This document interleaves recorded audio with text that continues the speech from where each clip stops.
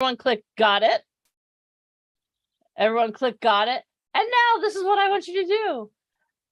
What we're going to do here on Zoom, hold on, I have to now switch to speaker view so they can see, so they're not like, who's that talking head? All right, guys. So everyone here, live on Zoom, everyone say, hi, Facebook, hi, YouTube, hi, interwebs. Why are you not here on the call with us? If you want to be here live with us, instead of watching us where you can't interact, where we can't see you and you, well, you can see us, but we can't see you. This is what I want you to do. Text the word talent, TALENT, to 26786, and you will get the Zoom link emailed to you immediately, okay? Now that we got that out of the way, everyone, first of all, what I want you to do is give yourselves a huge round of applause for being here on a Saturday morning. Woo! Go like this. Give the person to your left a high five. Give the person to your right a high five.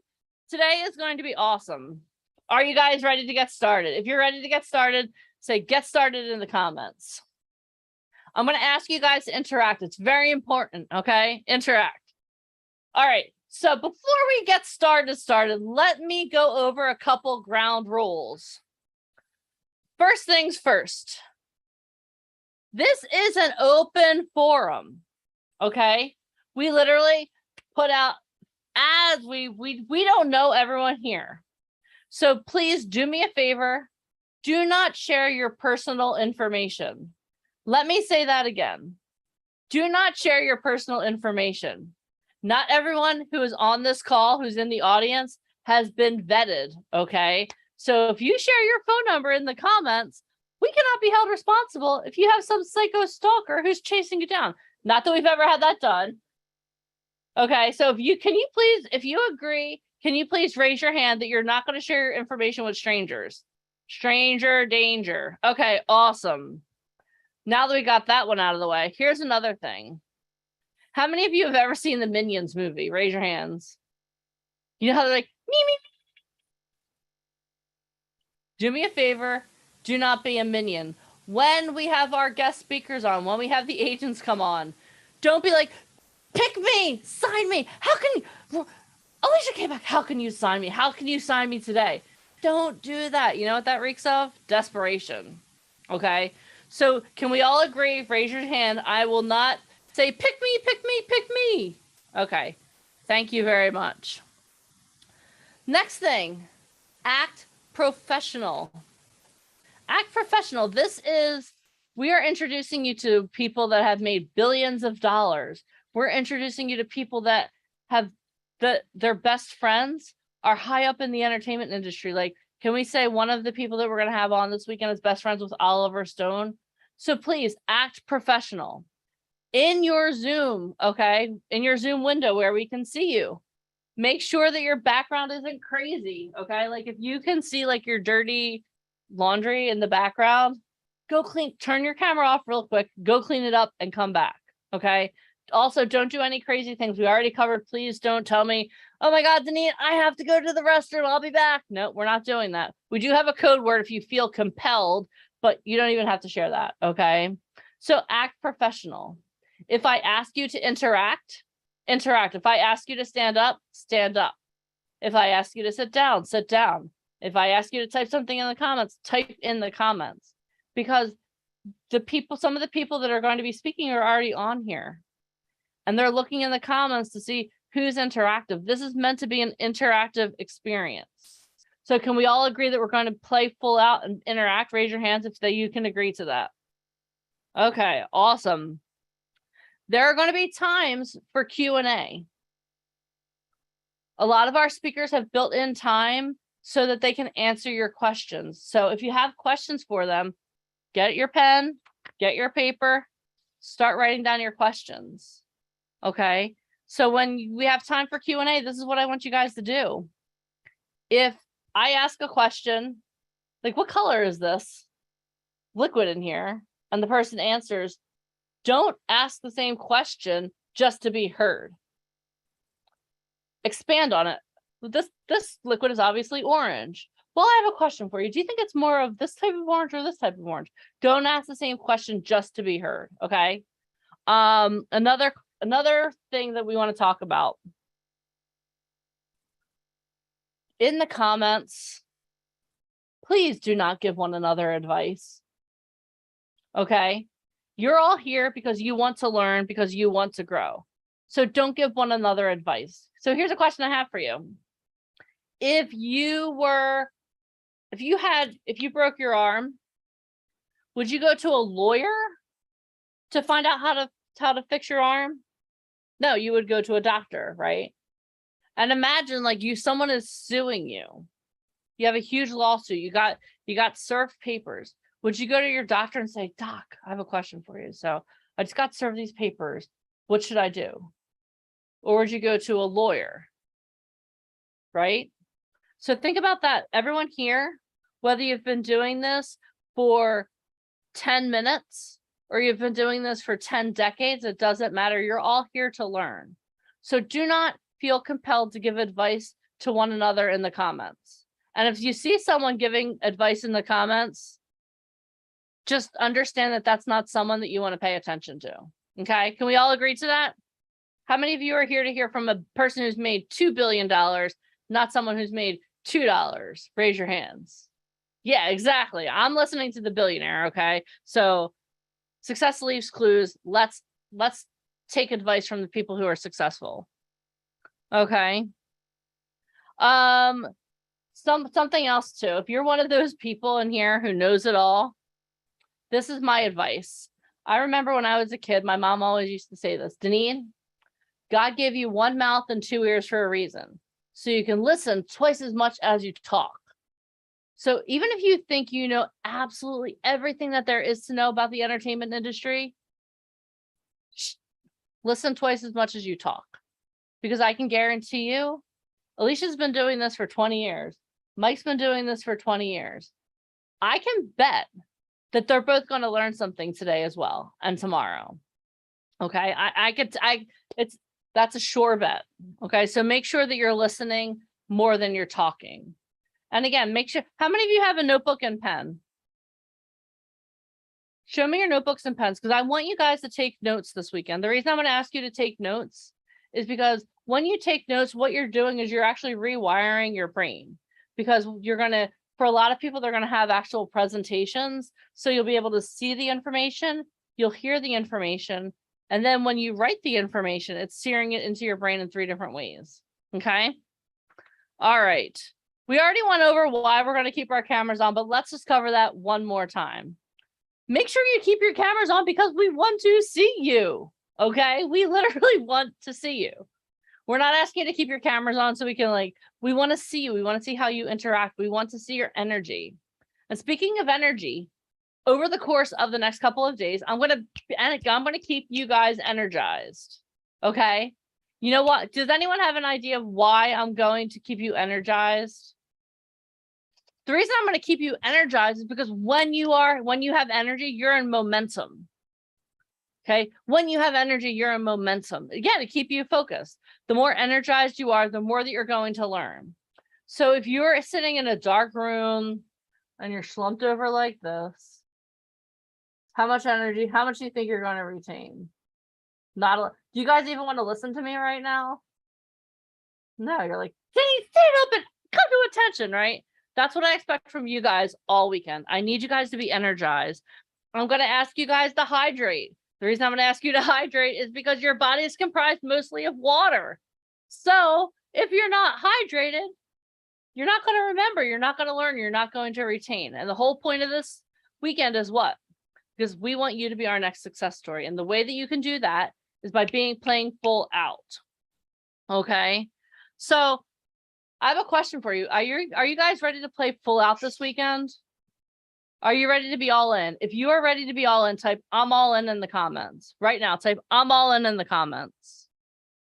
I'm all in. Awesome. Look at all these people. You're all in. I love it. Awesome. Very good. So over the course of my life, I've learned that everyone needs a coach. How many of you understand that you need a coach or a mentor to do anything in life? Raise your hands. Because we can't do this alone. So I'm going to ask you guys a couple questions. I want this to be super interactive. So here's a question I have for you. if you are a model, and I want you to type this in the comments, who do you need in your life? Like, who do you need in your life to be a successful model? Type it in the comments. Other models who've made it. An agent, model agency, mentor, agent. An awesome coach, yeah. Mentor, experienced models. Oh, Mike Trash needs me. Thanks, Mike. Agent, mentor, photographer. Okay, here we go. Thank you. We're getting onto something here. If you're a model, in order for you to be a model and actually model to be a model, you need clients, right? How many of you understand that? You need a client. In order for you to be a model, you need a client, right? You need someone who actually wants to book you to represent their product, whether it's Gucci, Prada, Target. You need a client who is interested in you. And I love that. Oh, here we go. You also need a photographer, right? Because can you be a model if there are no photos taken of you? No, right? You need someone to be able to take photos of you.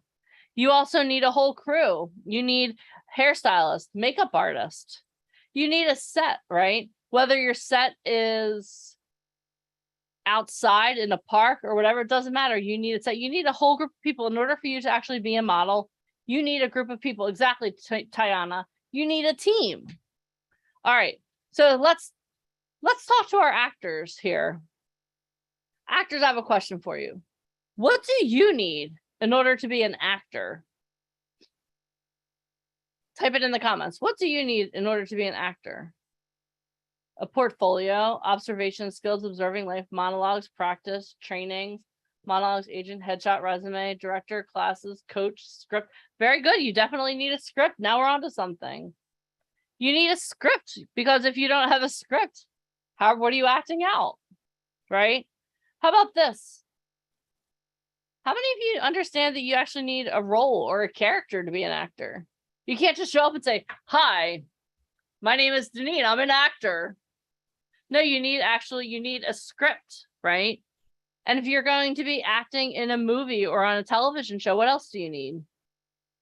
You need a production company, right? You need someone to actually do the production so they can organize everything, so that they can facilitate everything for you, right? You need a studio. If you're shooting a TV show, you need a studio.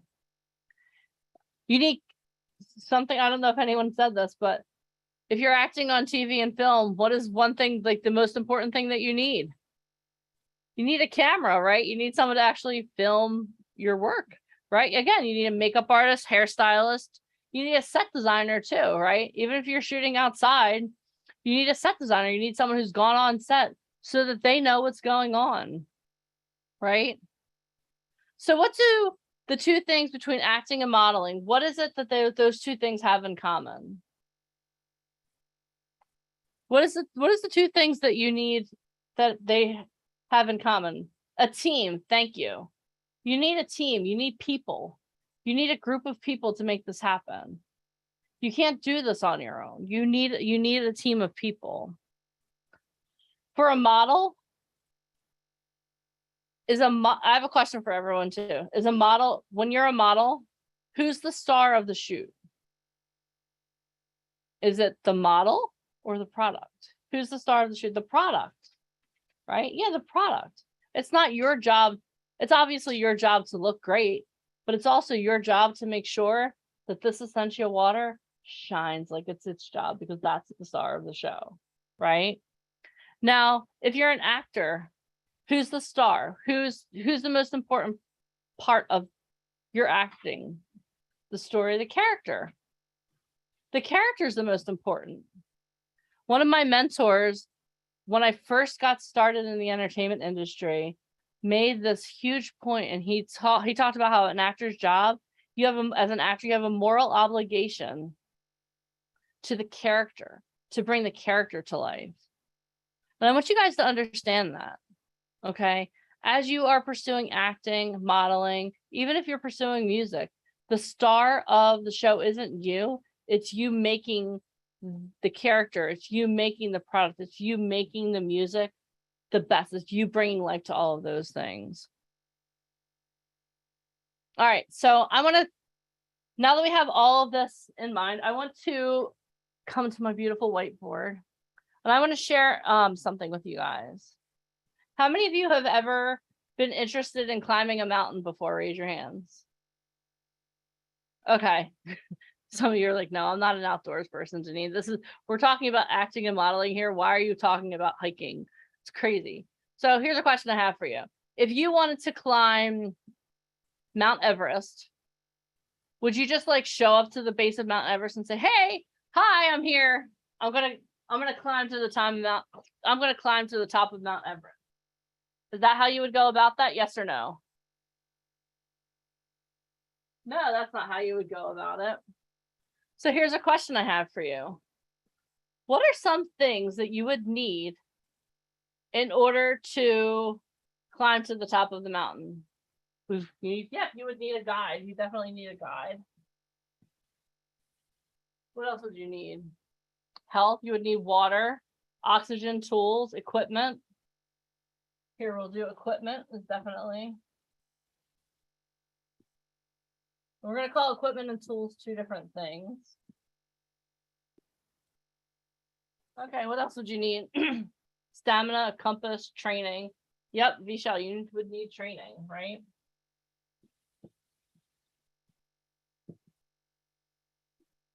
Awesome. All right.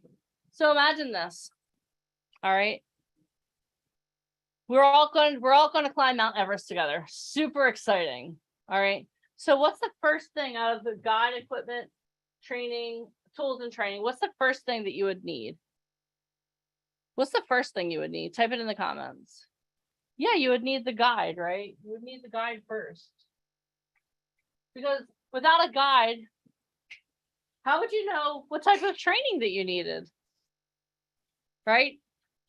How would you know what type of tools you would need or what type of equipment you would need, right? So the first thing that you would need is a guide. Okay, so the first thing I want you guys to understand, no matter what journey you're going on in life, you need a guide. Now, here's a question for you.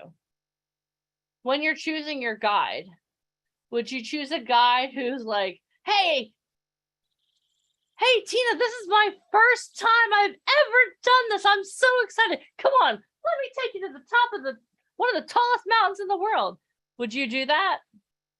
No, you want a guide with, oh, thank you, Nathaniel Powell, hi. You want a guide with experience, right? You want a guide who's done this before. You don't want just, hey, this is my first day on the job. It's kind of like if you're going into heart surgery. Do you want like, hey, you know what? I'm so excited. Congratulations. You're my first patient I've ever been allowed to operate on. No, you want someone who has experience, right? All right. So the first thing you need is a guide. So what do you think the next thing the guide is going to give you? Do you think they're going to get you equipment, tools, or training next? They're going to give you training, right? Exactly. You're going to get the training next. No, why would you need training before you get the tools and equipment? Do you think it's easy to climb to the top of Mount Everest? No, it's not. It's not easy. That's why you need the training. I saw someone say you need endurance training, right? Because as you climb to the top of the mountain, does the oxygen get thicker or thinner as you get up to the top? Does the air get thicker or thinner? It gets thinner, right? Yeah, exactly. So you know what you're going to be doing. You need the training. You need to be able to, first of all, endure the trek. This is where you guys are starting, right? You have to be able to start training to even get to the base of the mountain, right? Then what's the next thing you're going to need, right? You have a guide. The guide's going to get you the training so that you can start navigating how to get to the top of the mountain. But what's the next thing? Yeah, the next thing you're going to need is your equipment. And here's the difference between equipment and tools. Okay, the equipment is the way I see the equipment, it's like you need the right ropes, you need the right shoes, you need to make sure you have enough oxygen, right? Because you're going to need an oxygen tank to get to the top. Right, you have to make sure that you have all of the right. You have to make sure you have all of the right equipment, right? And again, would an experienced guide be able to help you do that? Or, hey, this is my first time. I did this once before, and hey, I pretty much lived. I mean, they had to take me to the hospital, but no, you want someone who's experienced to make sure that you get all the right training and equipment. And then the last thing you're going to get is the tools, right? You're going to make sure you have enough water. You're going to make sure you have enough food. Make sure you have the right socks. Make sure you have all the right things to get you there. Because this is the thing I want you guys to understand. Okay, when you're climbing to the top of the mountain, or if you are breaking into the entertainment industry, it's pretty much all the same. Okay, there's not one direct path that'll lead you to the top. How many of you know that you can't just hop on the mountain and just start walking all the way through? Okay, we've arrived. No, there are different checkpoints along the way, right? There are going to be different places where you're going to stop on the way, because you can't climb Mount Everest in a day, right? And would you go up with a big group of people, or would you have small teams that would go up? Would you go up like all at once en masse, or would you go in small groups? Right, you would go in small groups, right? Yeah, you would go in small groups. And here's the benefit of going in small groups. Okay, the people that go before you, they're blazing the trail for you, right? The people that are going before you are blazing the trail for you. And as you're going, it's actually not as cut and dry. You're going to be going up like this. Right? You're going to zigzag across the mountain, because you can't just climb the mountain straight. You have to follow the right path. And you know what the thing is about going up the path too? The reason you're going to go in small groups is because if everyone tried to go together at once, you'd have an avalanche. You would have a terrible tragedy. But not only that, you need people to go before you to show you how to do it, how they've gone. Does that make sense? And how many of you know that there's a right time and a wrong time to climb a mountain also? You have to go in the right season. You're not going to try to do this in the dead of winter. You won't make it to the base camp of the mountain. So you also have to know exactly when the right time is. When is the right season for you to climb the mountain? And how many of you know that not everyone makes it to the top of the mountain? Right? If you don't have the right guide, the right training, the right equipment and tools, there are people who don't make it all the way to the top of the mountain. A lot of people actually don't make it to the top of the mountain. And I'm not saying this, you probably like thought she was going to be inspirational. This was so exciting when she started. And now, but I want you guys to understand that the journey that we're taking this weekend, today is foundation day. Today we're going to be laying out the foundation for you. And right now, let's see, we have a bunch of people on here that are all excited, right? But not everyone's going to make it to the end of tomorrow. And I'm not saying that because I'm like, ah, ha, ha, I told you so. I'm saying because this is a journey. We're on a journey. Okay. My goal is to take you to the top of the mountain over the course of the weekend. We have amazing guides, people that have done what you want to do over the course of this weekend that are coming on. People that it's mind-blowing. Honestly, my mind is blown by the speakers that we have this weekend. Yeah, it's a sprint. It's a marathon. It's not a sprint. This isn't meant to be a sprint. Okay. But this is something I want you guys to understand too. When we were going through all of these things, so many of you, the first thing that you put when we were talking about, okay, what do you need as a model? What do you need as an actor? Agent, agent, agent, agent, agent. I have news for you. The agent is the very last thing that you should be worrying about right now. I'm going to say that again. That's going to blow some people's minds. An agent is the very last thing that you should be worrying about right now. Okay? Because what you need to do is you need to get yourself to the point where you have the guide, you have the training, you have the equipment, and have the tools so that you could become the person that an agent or manager wants to work with. And that's what we're going to do over the course of this weekend. Our goal is to help you become the person that an agent or manager wants to work with.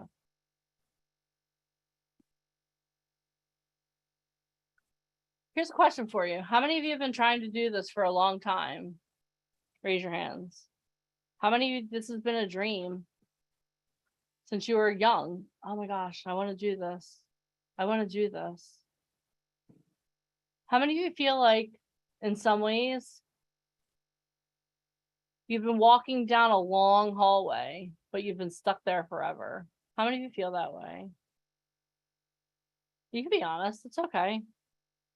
Like if you've been doing this for a long time and you just keep doing the same thing over and over again, the definition of insanity is doing the same thing over and over again and expecting different results. So this weekend is about you doing something different and getting different results. Okay, we want you guys to be trained. We want, how many of you know, and I'm going to say this again and again and again, I want each and every one of you at the top of the mountain. I want to be celebrating with you guys. But this is going to be a situation. This is going to be, again, this is a marathon. This isn't a sprint. You can't sprint to the top of the mountain. So the question I have for you guys is for those of you that are here right now, how many of you are willing to do what it takes this weekend to get to the top of the mountain? I'm going to ask you guys again. Sometimes when I ask you questions, even if I'm quiet, I want you guys to freak out. How many of you are willing to do what it takes to get to the top of the mountain? How many of you are willing to turn off all of the distractions right now? I'm about to introduce our first guest speaker. How many of you are willing to turn off your distractions right now? Put your phones on vibrate, put your phones on mute, throw your phone across the room. I don't care what you do with your phone. Okay. I want you guys all in this weekend. So before I introduce our first guest speaker, this is what you're going to do. I want you to stand up to your feet right now. Unless you're driving, like Alicia. Alicia, do not stand to your feet right now, Alicia McNair. You stay seated. Okay, but everyone else, if you're not driving, everyone stand to your feet right now. All right. And I want you to like punch in the air and say, I'm all in. Ready? And when you're doing this, you're not promising this to me, to my speakers. You're promising this to yourself. Ready? Ready? I'm all in. Ready? I'm all in. I'm all in. Right? Make an action. Make a power move that shows you that you're all in. Ready? 1, 2, 3. Make a move. I'm all in. Are you guys all in? Are you ready? Okay. Are you guys ready? Yes or yes? Yes or yes? Are you ready for this weekend? All right. So now I'm going to introduce our first guest speaker. And this is the rule too. I forgot to tell you guys. When I introduce one of our guest speakers, someone that we personally invited to come speak to you, what you're going to do is you're going to celebrate them as if you won the lottery. You won the $1 billion of Mega Millions, okay? Because that is what you're getting. So I'm going to introduce our speaker, and then you're going to celebrate like your team just won the Super Bowl. Are you ready? Okay. So I'm so excited to introduce our first guest speaker. He hails from New Orleans, Louisiana. He served 6 years in the U.S. Marine Corps. He served in law enforcement, corrections, and homeland security. He has shared the stage with greats such as Bill Walsh, Lisa Nichols, and Lee Steinberg. And he has worked with over 70 athletes, coaches, and owners of the NFL, NBA, and MLB. Can everyone please join me in welcoming to the stage the one and only Joseph James.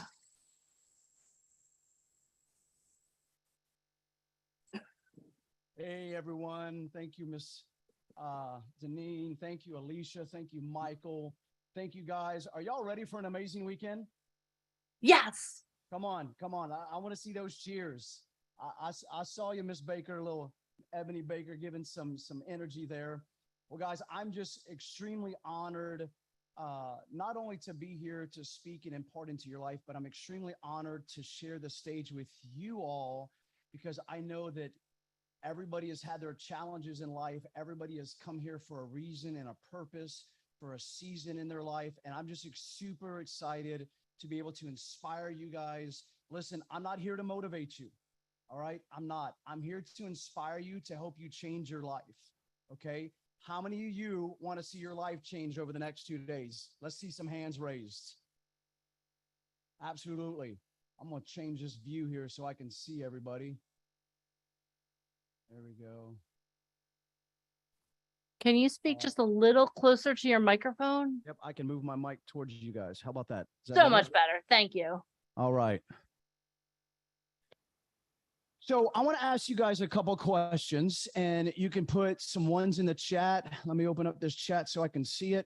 And I want to know from you guys, how many has faced some sort of challenge in their life from as early as you can remember to this point right now? Let's see some ones in the chat. If that's you, you've faced some challenges, you've faced some hiccups. I want to see some responses here. Yeah, awesome. Awesome. How many of you continue to tell that story of why you're not why you feel like you're not where you need to be at? Let's be honest. This is all about integrity. This is all about transparency. This is all about being vulnerable today. Yeah. Well, I want to tell you, is it okay with you guys that I tell you a little bit about my story? Good, good, good, good. I love y'all playing out. Thank y'all so much. Well, I'll give you a little bit about my background. I am a seven-figure dog training owner. I own a business training pet dogs. I train them all around the United States. I have clients that fly their dogs into me, whether it's from owners of the NFL or in the NFL, Major League Baseball. I've worked with billionaires, millionaires, and people that can barely scrape 2 pennies together. But what I've done is I've taken that mindset and taken the challenges and adversities I've had to grow not only a dog training business in the midst of everybody attacking me and everybody saying that I couldn't do it, but I also took all my life skills and I started coaching on leadership. And I travel the world right now, not only as a dog trainer, but also a coach. So that's my second business. And I'm getting ready to open up and help somebody open up a massage therapy business. So on top of all that, I have 3 children, a soon to be 4th adopted daughter, or be my stepchild soon. So I have some stuff going on in life. Can y'all agree to that? Okay. But how many of you all have some stuff going on too? Okay. Let me tell you this right now. Don't let stuff or the mindset behind the stuff get in your way. Okay. The reason why a lot of us are not here is not where we want to be is because we're allowing our story to hold us back like glue. And I'm going to tell you a very intimate story with you guys right now. Back in 2016, I'll even back up before then. I was born and raised in a very abusive family. My dad was very abusive, both physically and verbally. Okay. Mentally, I dealt with rejection, always trying to seek approval, something I was never getting. And that became an identity for me. Okay. I stopped doing the things that I was called to do in life. I know without a doubt, if I asked the question, how many of you feel like you're called to be in this industry? Most of you would raise your hands. You feel that deep calling. But I was moving away from my calling. Can you not hear me? Someone says they can't hear me. Can you guys hear me? Thumbs up. Okay. All right. Okay, great. Just want to make sure. I was allowing that to dictate my life. I didn't get into sales because I didn't want to ask people for money because I was afraid of the word no, because no led to rejection, the same feeling I had from my father, the same feeling I had from even approaching a woman anywhere, didn't matter, of like, hey, I'd like to get to know you. I was so afraid of that because I didn't want to hear the word no. But I knew no could not run my life, but yet it was happening. Fast forward many years later, I decided that I had to change my life. I had to start digging deep and I had to start using what I had in life. And instead of telling the story of, I hate no, and my dad did this and my dad did that, and all those things that were true to my story, I realized that I was the actual author of my own story. How many of you feel that you're the author of your own story? Let's put a 1. Raise your hand, put a 1 in the chat, a yes. Awesome. We are the author of our own story. But guess what? How many of you love, and this might be a stupid question, how many of you love watching movies? How many of you love acting? How many of you see an actor or a model or an actress and be like, man, that's what I want to do? Let's see some hands. But what is it about what they're doing? If you think about watching a movie, who does everybody love the most? Is it the hero or the villain? Let's see some responses in the chat. The hero. Okay. Everybody depends. You're right. The villain for some people. Absolutely. The villain still has a major role. Do they not? We all have villains in our life. But at the end of the day, most of us all want to be what? Our own hero. Okay. And I had to learn how to start being my own hero. I had to stop looking for love everywhere else. I had to stop looking for approval. I had to stop worrying about whether I was being rejected or not rejected, because I had to find it within myself that I wasn't rejecting me, that I loved me, that I was happy where I was at. Now, I'm going to ask you a very serious question. How many of you have $10 million in your bank account right now? If you got $10 million in your bank account, let's see a 1. If not, let's see a 2. Nope, not me, not me, not me. Guess what? Yes, you all do too. Because you know where it has to start off first? It starts off here. Before I was ever in a place to bless people financially and to where I'm at in my business, I walked around saying I have millions and millions and millions of dollars in my bank account. Now, logistically, it wasn't true. But for it to be true, what did I have to start doing? I had to manifest it. I had to change my mindset. Okay. Now, I told you about how I grew up, but let me fast forward a little bit. My mom died when I was 26 years of age, when I really wished it was my dad. I hated him. I hated him for the way that he treated me. Okay. I hated for the lifestyle that I was living and where I was not going anywhere. But fast forward 14 years, my father died, my best friend, only to be preceded by my wife passing away 22 days later, all in the same month. Now, I don't know about you guys, but that can hit anybody hard. All of a sudden, I'm now a father of 3 children. And even though my oldest at the time was 2 years old or 10 years old, I had a 1-year-old. I had a baby. And I was like, oh my goodness, what am I going to do? How do I go about doing things? And all of a sudden I'm like, I love to travel. So I started going to all these events and, I'm finding my sister to watch my kids and I'm doing all these things to try to find myself. How many of you have ever kind of gone on a search to find themselves? Okay. There's nothing wrong with that. But let me tell you something. Let me save you some time and money. Everything you're looking for in life is already inside of you. You just have to let it out. Yes, soul searching, 100%.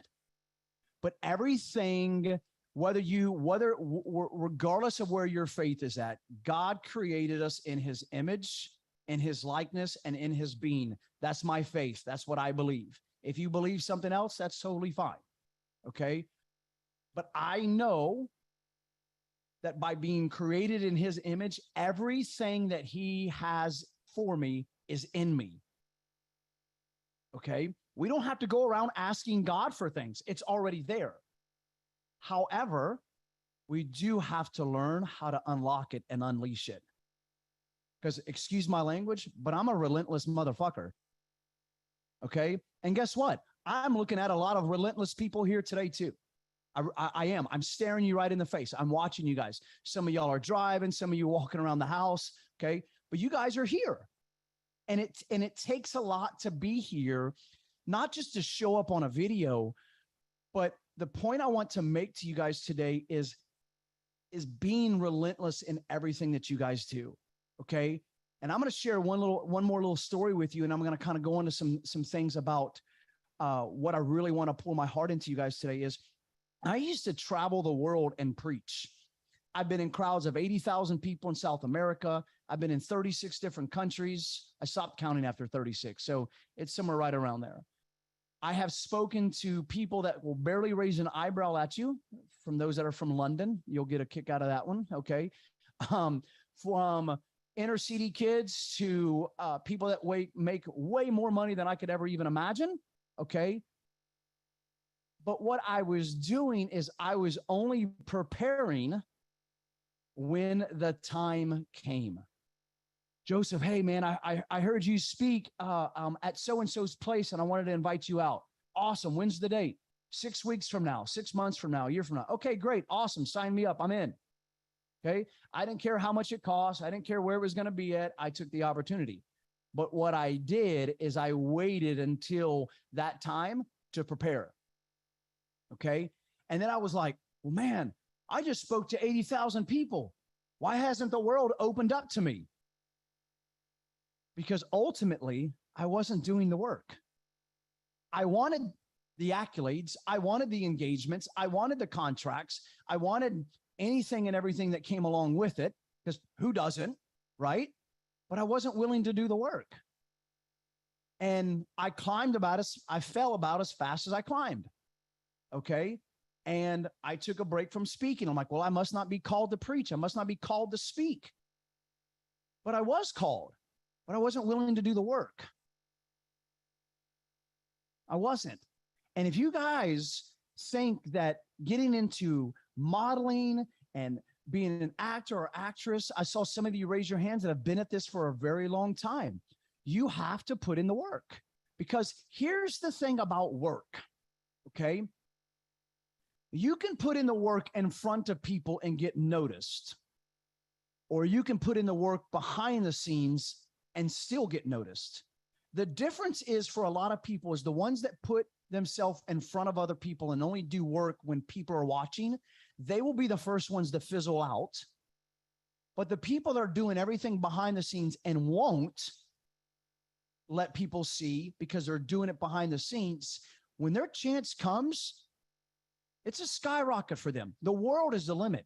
How many of you know who Tyler Perry is? Raise your hands. How many of you know his actual story?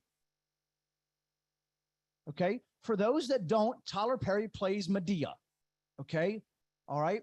Medea does a lot of role skits. If you listen to the story of Tyler Perry, okay, Tyler Perry had a crawl space. He's from New Orleans. He had a crawl space underneath his house. And when his mom and dad were arguing and fighting, he would go underneath, and that was his safe place. And he would write.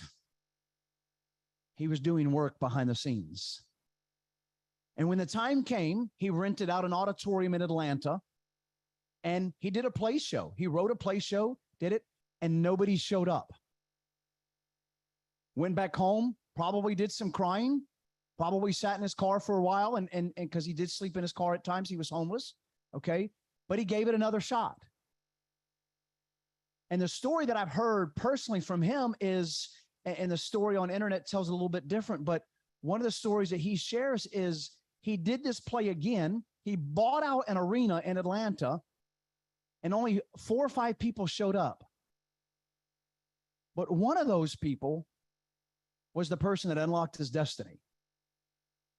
The thing is he actually unlocked it himself by doing the work, by showing up when nobody else would, by standing in front of people and practicing and rehearsing, whether it's in makeup, whether it's in acting, whether it's in stunt work, whatever the case is, not just jumping on and saying, well, hey, I'm here. I know how to do everything. This is my opportunity. One person, you're right. One person, Jocelyn, one person can change everything. See, I didn't become a 7-figure earner overnight. I had to work at it. But I got in front of a video every single day, and I did a video, and I did another video, and I did another video, and I spoke, and I spoke, and I spoke, and I spoke. Bill Walsh, a mentor of both myself and Michael and Alicia and Deneen, he'll say this: until you've spoken 100 times, don't bitch about it. Okay? Don't complain about where you're not if you're not willing to do the work. All right? Now, I want to talk to you guys about something very important. Okay? when we overcome, the reason why we go through challenges in life is simple so that we can touch and empathize with other people. I don't know what it's like to go through a divorce because I've never been through one. I don't know what it's like to lose a child because I've never lost one. But I sure know what it's like to live in an abusive relationship. Okay? Physically, mentally, spiritually, emotionally, psychologically, verbally, you name it. Okay? I thank God that there was no sexual abuse involved. I can take that story and be telling everybody, because let me tell you this, when you lose your father and your wife all in the same 22 days in the same month, okay, that is plenty enough reason to not get out of bed. Could y'all agree? It's plenty enough reason not to go to work anymore. It's plenty enough reason to say, you know what? I'm hanging up the skates. I'm retiring. Plenty enough reason. But for who? For you? Because that's all it is enough reason. Because even though we will sit there and tell us there's nobody else out there that's going through what I'm going through, okay, there is somebody that's going through it. Something just happened here. There we go. Okay. We still live? We're still good? Okay, good. All right. My screen blinked out for a second. Somebody else is going through exactly what you're going through. Now, it was easy for me to say, man, nobody has lost their dad and their wife or parent and their spouse all in the same month until I met a guy that did. Out of 7.2 billion people in the world, you're not the only one with your story. I promise you. Don't use your story as a way to get you stuck. Use your story as a way to launch you into your destiny. I travel the world telling this story right here, coaching people that have struggled in areas of limiting beliefs. I still have limiting beliefs at times, and then I sit myself down and I talk myself in the mirror. One of the worst limiting beliefs I had, I didn't feel like after my wife passed away and I wanted to move on, I didn't feel like I was handsome enough. And a friend of mine told me, she's like, Joseph, you're handsome. I'm like, really? She's like, yeah. She's like, if we weren't so far away, I'd date you. I got a good chuckle out of that. Okay. Well, I'm like, well, hurry up and move, you know? But I sat there in the mirror and I would tell myself, I'm handsome. I'm good looking. And it went from handsome. I had to believe that first to then I'm the sexiest man alive. GQ just hasn't contacted me yet. And that's okay. It's their loss. It's not mine. But it wasn't for an ego. It wasn't for me to prove anything to anybody. It was for me to prove to myself that I was worth it, that I had what it takes. Because listen, everybody here on this screen has what it takes to get whatever that you want in life. It's just whether or not you're going to do it. We all have overcome challenges. We all have overcome adversity. But the reason we go through life's pain and life's hell is because we can't touch what we can't feel. So guys, well, remember when you're out there and you're acting and you're doing things and you're trying to model, when you're out there do it from a place of pain, but not hurt.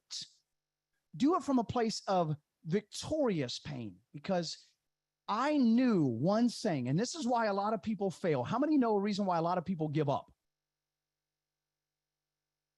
If that's you, raise your hand. If y'all want to know why people give up so easy, raise your hand. Their why is not, it's not self-doubt. It's not the mindset. It's their why. Their why is not big enough. I want you to ask yourself this question. If you got time to chat it, that's fine to put in the chat. Why are you doing what you're doing? What's the purpose of it? Is it to prove other people wrong? Is it to do something because somebody says you couldn't do it? Is it a lifelong dream that you've always had for a child? It's your passion? Okay, I'm going to address that. I don't agree. The why never worked for me because your why wasn't big enough. It's that simple. Your why's not big enough, because the reason why people falter and fail in life, the reason why it happens that way because of their why is because I can sit there and say, you know what? hey, I'm coming into town. I haven't seen you in 6 months. Let's get together. And you're like, man, I got this Zoom call I really got to be on. And it's all about modeling and actressing and actors and stunt and this can really help me launch my career. I know, but we haven't seen each other in 6 months and I really want to see you. Okay, you know what? I'll catch the next one. If your why was big enough, you would have said, no, I'm sorry. You're going to have to wait another 6 months because this is important to me. When it's raining outside and you don't want to get up, when your child is acting a fool in the background, if you run out of money, it doesn't matter. My why for me has to do with the fact that when my wife died, I understood that the reason why she had cancer is so I can reach and touch other people in my life. That's my why. So when I'm up at 2 a.m. in the morning and I'm dog tired and I'm trying to figure out my 4 W's, my who, my what, my way, my why for my business, I'm like, man, I'm so tired. I got to get up in 3 hours. My why overtakes me. When I'm in the gym and I've got one more set and I don't want to do it anymore, my why overtakes me. When I'm driving a long distance, when Michael calls me and says, Joseph, I need you to be on this. And I'm like, dude, I got so much other stuff to do. What's it about? I'm like, you know what, Michael, I don't care. I'm serving you, man, because that's my why. And I put everything else aside. Okay. Who knows the gentleman, Gary V or Gary Vaynerchuk? Okay. If you don't know, you need to know. Gary V, just the letter V as in Victor. Okay. You don't even have to worry about pronouncing his name. You can Google Gary V. But this is something that he said to me when I was about to start my dog training business. Okay. I had worked for another franchise and I was leaving them. They fired me through a text message. This is exactly what their words were. You're fired. See you in court. Okay. They went on social media and bashed me, said I had no integrity, said I was stealing from the company, took pictures of them stealing my business cards out of veterinarian offices. They were doing anything and everything. If you called their company to ask about dog training, all they did is bash me. And I had no idea what to do. I didn't have a why at that moment. Okay. And I heard Gary V say this. He says, if you guys, and this is pertaining to y'all, how many of you have a regular full-time job and you're trying to get into the world of acting and modeling and you're trying to overtake that with your full-time job? Okay. Lots of hands raised. Absolutely. This is what he said. He says, if you've got a career, a 9-to-5 job, and I'm just using those hours, he says, but you want your passion of modeling and acting and these things to be your career. So your passion, okay. He says, you work your job from 9 to 5, you come home, you eat dinner, you spend an hour or two with the family. And then he says from 8 p.m. to 3 a.m. in the morning, you work that passion until that passion becomes your career. And it hit me like a ton of bricks. I says, that's how I'm going to beat this other company. And I did. For a year straight, I got up at 6:30 in the morning, got my kids ready for school, took my kids to school while my wife was getting dressed at the time. Okay. And I trained, I did my job throughout the day. All right. She picked kids up. She made dinner. I was still working my job. I'd eat dinner with the family, spend an hour with the kids. They went to bed at 9 o'clock. From 9 o'clock to 3 a.m. every day for almost a whole entire year, I worked my passion of training dogs until it became a full-time business for me. That became my why in my dog training business. When it comes to my speaking is different. My speaking why is different. Okay. Listen, I'm here to encourage you. If you don't have your why, you need to spend time creating one. And here's the thing. The why is not, I need to make more money. That's a reason. But when you've got $100,000, when you strike a deal and you get 7 figures, that why will diminish. Okay. Your why needs to be the thing that when everybody wants you to go out, when you don't want to do one more repetition, when you don't want to do one more rehearsal, when you've been on your feet for 8 straight hours, when you've been on a Zoom and listening to me talk for the last 20 minutes, you're like, oh my God, he won't shut up. Okay. All right. Your why has to overpower that. Your why is going to be different for everybody. My why has to do with my children and losing my wife. Your why may have something to do with something totally different, and that's okay. But when the why is powerful enough, it keeps you going when nobody else is. When somebody says, you know what, you just don't have the face for modeling. You just don't have the body for it. You're horrible and you're slow and you can't run as a stuntman, or you just plain suck. Okay. You come back and says, you know what? My why says something different, and I'm going to keep going. My why is that internal feeling of it doesn't matter the challenges, the adversity, the hell or high water. Okay. I want you all to think of everybody knows who Denzel Washington is, right? We can all agree to that one. Okay. If you don't, you need to go watch some movies, all of them, all 200 plus of them. Okay. All right. It's very easy. Now, I want you guys to imagine yourself in a hotel hallway. And I'm going to close with this because I got just a few minutes. Okay. Imagine yourself in a long hallway of a hotel. You look down, you step out of your room, and you see nothing but doors.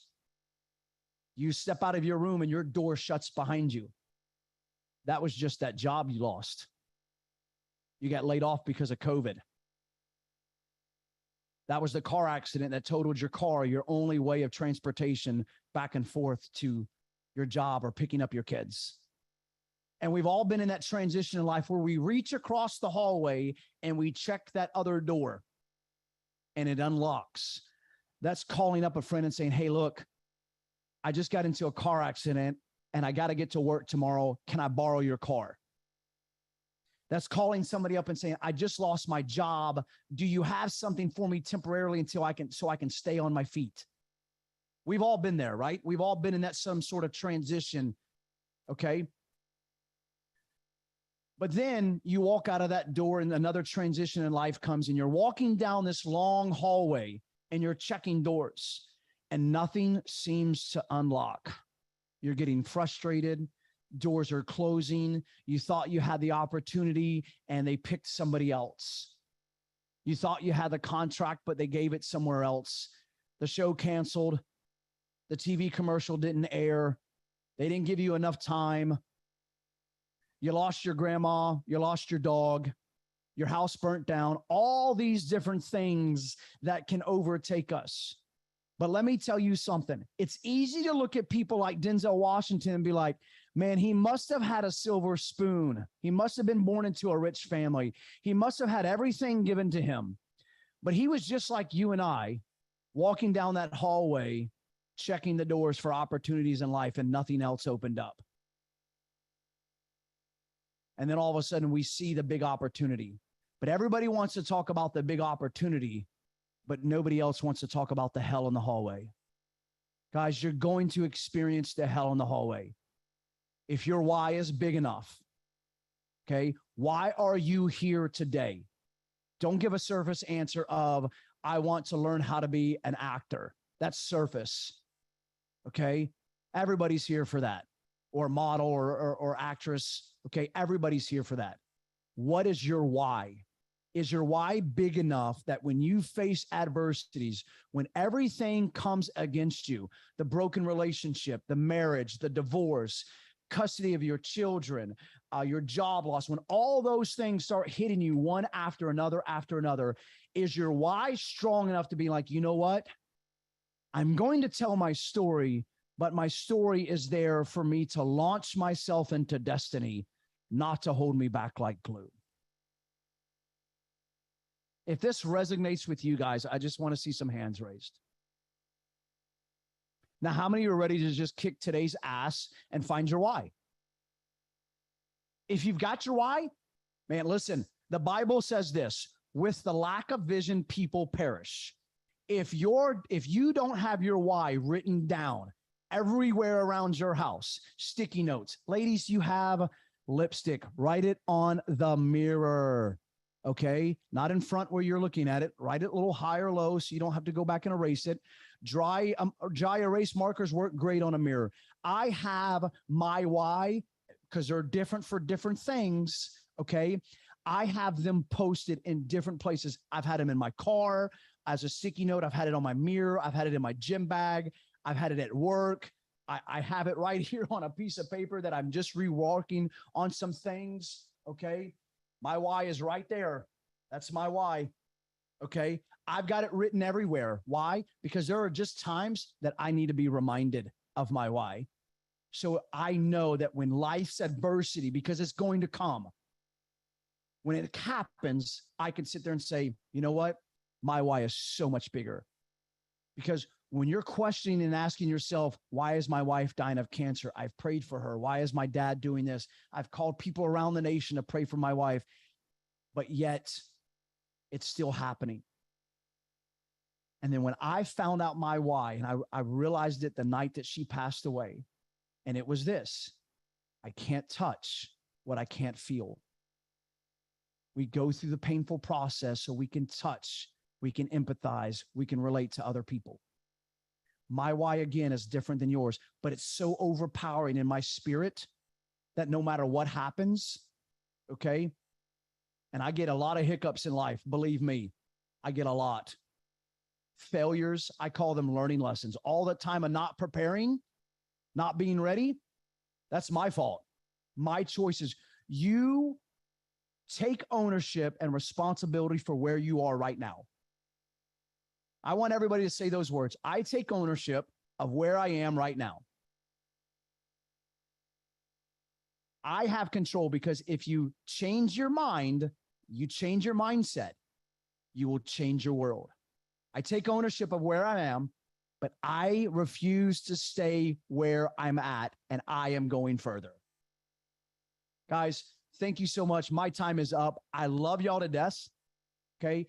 I believe in every single one of you. And I want to tell you this: I am proud of every single one of you for where you're at right now and where you're going, because you are all going places. I love y'all. Thank you so much. Oh my gosh. That was amazing. Like, from the bottom of my heart. You have no idea. You spoke into my listening in a way that you'll find out one day. But thank you so much. Guys, on a scale of 1 to 10, how amazing was that? Like, how many of you know your why? Like, how many of you know that in order for you to get to the top of this mountain that we talked about this morning, it can't be, oh, I just want to be an actor. You have to have some chutzpah. You have to have a reason to get up there. And that is why I thank you. Thank you so much. It was amazing. Awesome. All right, guys. How many of you are ready to really, okay. How many of you are ready to really take this journey and move it on to the next level? Like, how many of you are ready to raise yourselves up? The thing I love so much, Joseph, is what you said, is that, like, you take responsibility for where you are. Like, you can't change the circumstances going on around you, but when you get to the point where you are able to see what's going on and understand that it's not only for your good, but it's for someone else's good, that's when everything changes. So thank you again so much. Awesome. All right, guys. So this is what we're going to do. That was amazing. We have our next guest speaker in queue here. But first, I want you guys to stand up to your feet really quickly. Just stand up to your feet. Stand up. And I just want you to move around. Like, just move yourself around a little bit. I want you to keep in momentum. The reason I want you guys to move around, that was amazing, but you need to keep energized. All right? Because that's the way you're going to seal in what you just heard. All right.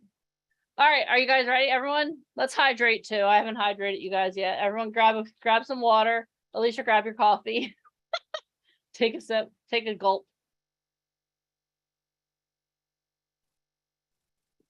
Awesome. All right, here we go, guys.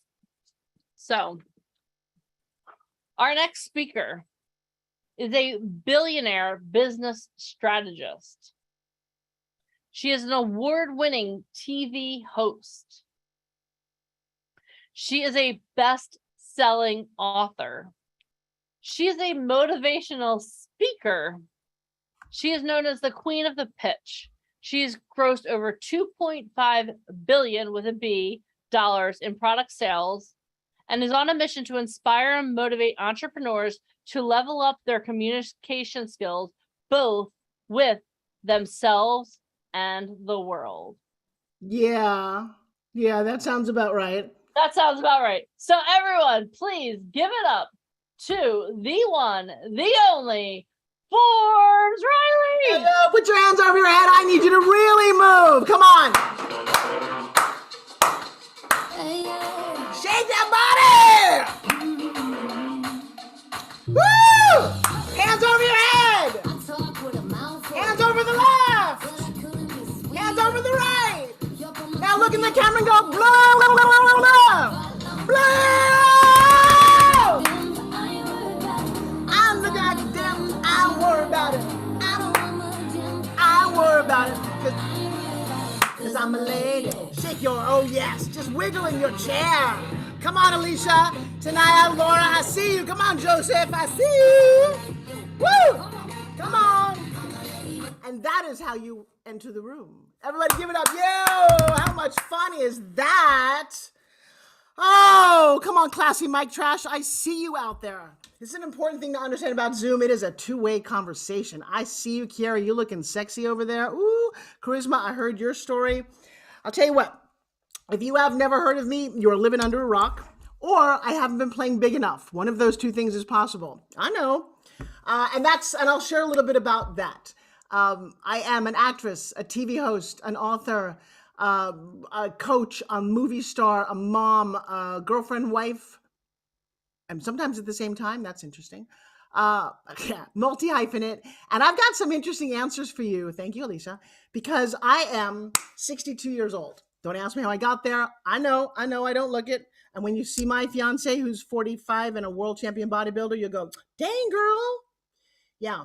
I am not leaving this life looking old, and I'm going to keep going as long as I can and serve as an inspiration for you, because my role model, and a name that many of you may not know, is a guy named Jack LaLanne. Jack helped create the notion of fitness back in the early 40s, built health clubs, was laughed at, and married a beautiful woman for 50 years. He and I did a juicer infomercial together. We grossed $1 billion in sales.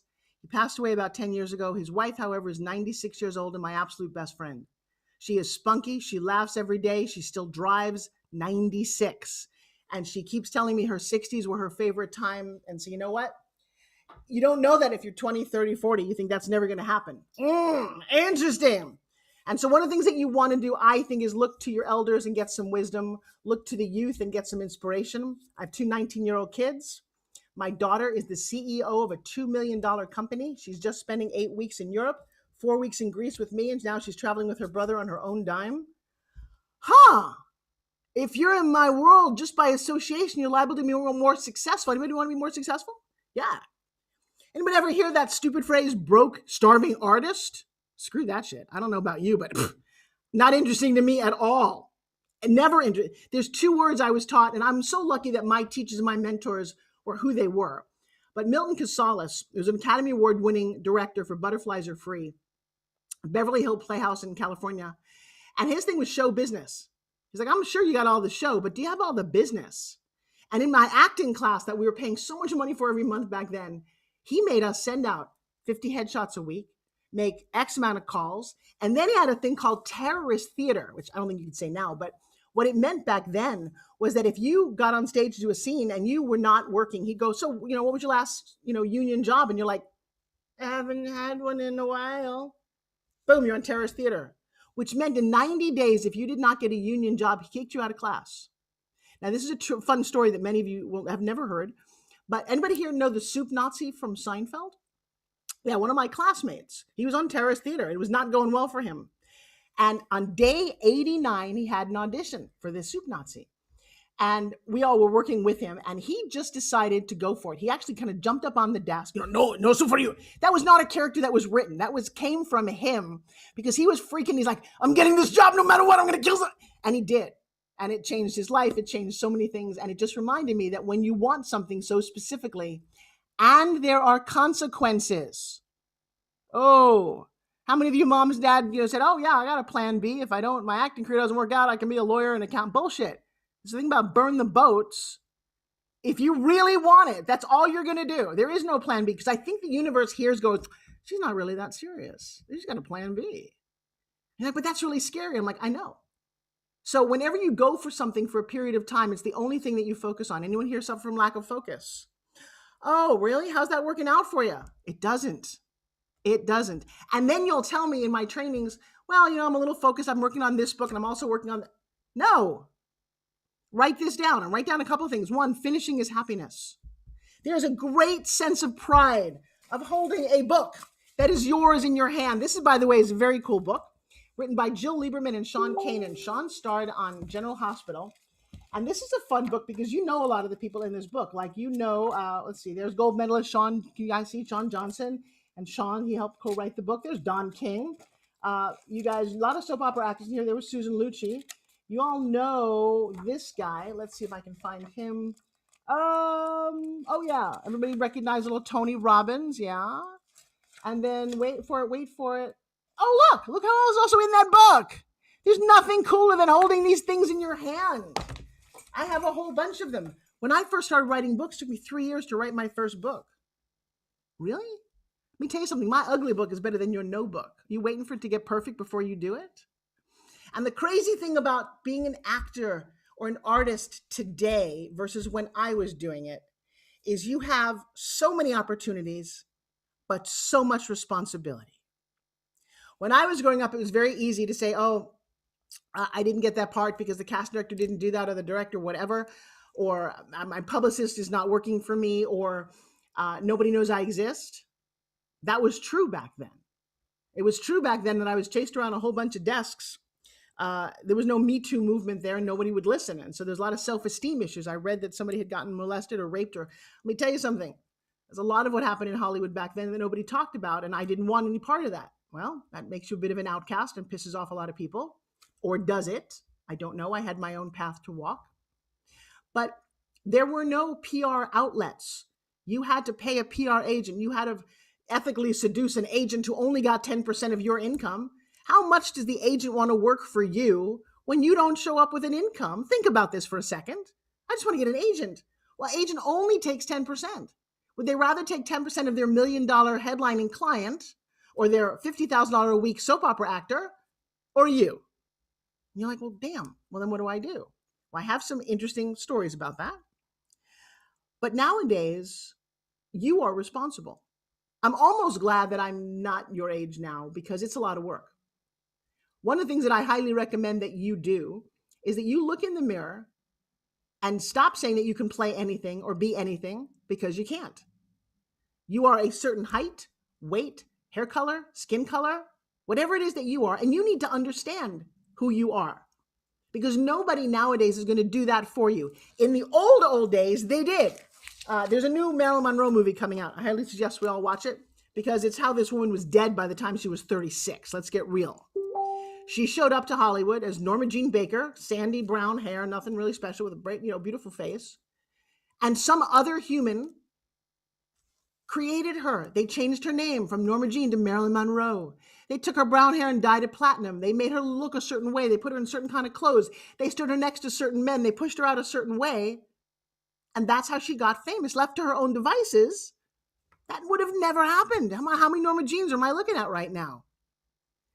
But it was also a tragically horrible thing to do to a person. Watch the Judy Garland movie. Judy, you should watch these. History is important. It repeats itself. What was her name? Her last name was like Gump or something weird. Whatever it was a terrible name. And they polished her into this Judy Garland character. She was also an alcoholic and gone in her early 40s, because it really messes with you. That's not who they really were. They made you be. There's a whole bunch more. Not Cary Grant, Rock Hudson. His name's not really Rock, and he's gay in a time when gay was not allowed. So they made him date women, and pictures of him and Doris Day. There was no gay back then. When they found out that he was gay after that, they crucified him. Ellen, she lost her TV series because she decided to come out. You guys are at a very interesting point right now. But my advice to you is to figure out who you are and begin to market that. and make it work for you. You can write your own scripts now. You don't need to wait. That was the other problem then. You couldn't make your own movie. You couldn't make your own YouTube short. You could make a TikTok, but now you can. And I will tell you, it's easier to get known, or it's harder if you don't have those, if you're waiting for someone else to steer and guide your career. Is this resonating with any of you guys? Because I know a lot of people are going to talk like this. So I have a couple of fun little things. All right, so let's start with, I love freaking YouTube. Oh my God. I had half-inch videotapes forever for my career, and those things deteriorate over time. And then all of a sudden this YouTube thing happened, and I had thousands of hours of television, and I had two interns like putting it up for like 6 months. So now I can share some of this. Anyone want to see like one of my first demo tapes, like really dating myself? Check this out. This is so funny. Right.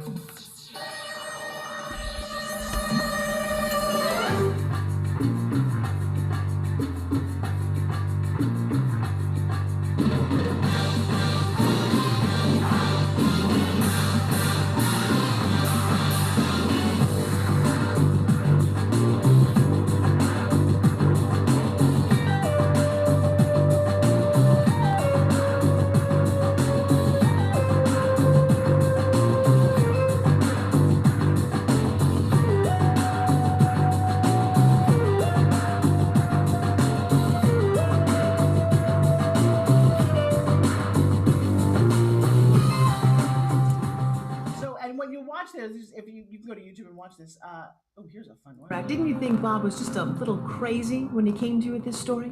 Absolutely not. I'd heard it too many times before. And we've seen it in countless movies and television programs. Dr. Spear. So that is me a long time ago. I have lots of those. And then if you look at a little bit more recent, you go, wait a second, okay, because I don't do demo tapes anymore, but this one's kind of cool.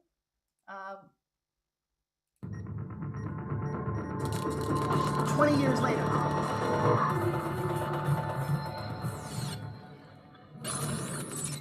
Previously, I'm 24. To tell you what relationship, if any, the outbreak at the Chandler Plaza Hotel has with the airport closures. Was the Chandler Plaza the reason the alert level was raised? The president will deal with that in his statement.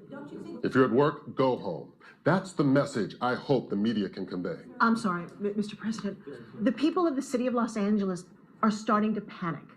And information is not flowing from this office. We've had major outbreaks, we've had quarantines, and now a hint of biological terror. Carol, please. No, Jerry, no. The president has got to be more forthcoming.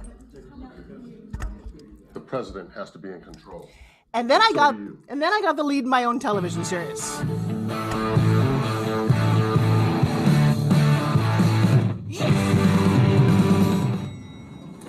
Good morning, Miss Sion. Coffee, messages. Everybody's raving about the swimsuit show last night. I mean, the phones have not stopped ringing all morning. When I need someone to blow sunshine up my skirt, I will specifically ask you, Lexi. Sorry. Nikki, that thing you did with your hair, I loved it. But if you ever improvise on my runway again, so help me. You'll be modeling maternity frocks in Honduras. Understood? I actually liked her hair. I'm sorry, who speaks? This is Michelle Miller, my friend. She's the one that designed this dress. Really? Who do you work for? Well, her confidentiality agreement prohibits her from disclosing. I assume you have a portfolio. Yes, she does. I've never seen Nikki do this little ventriloquist thing. It's very cute. You seem to... You guys like Chicago Fire? The lead on that played my son. This is Taylor Kinney, who was engaged to Lady Gaga. Forget that I control all your money until you're 45 years old. So unless you produce something as an artiste, I need you here with me. So, want to hear a really tragic story about that television series? By the way, did you guys like me in that show? Did I play kind of a good bitch? Yeah? All right, so here's a crazy story that you'll never hear. I get cast the lead in that. We shoot the pilot. It clears the entire country for Fox TV. They love it.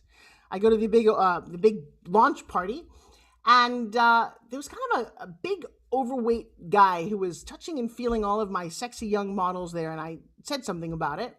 And a couple of days later, I get a call from the president of Fox, Peter Cook, and he says, you know, Forbes, we really love you. You're great, but we're going to replace you with Bo Derek.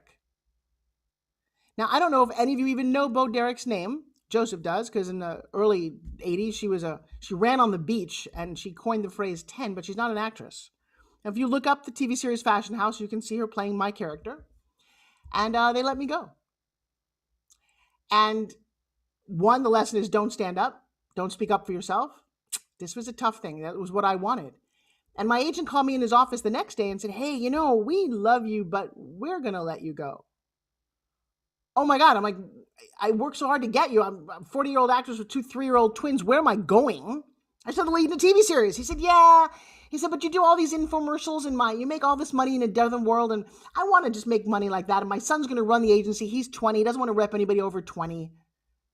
And then he said, you know, you should really consider branding yourself. If you still want to act, make enough money and buy your own movie. And I think I said every fuck you word under my breath. Didn't say it out loud, but really I wanted to smack the shit out of him. And I left. And then I had a moment of clarity. And as you go through your life, you'll have these, if you're lucky. And the moment hit me that said, I don't know how I heard it. It said, God speaks to you through other people. Listen. What? I was like, what?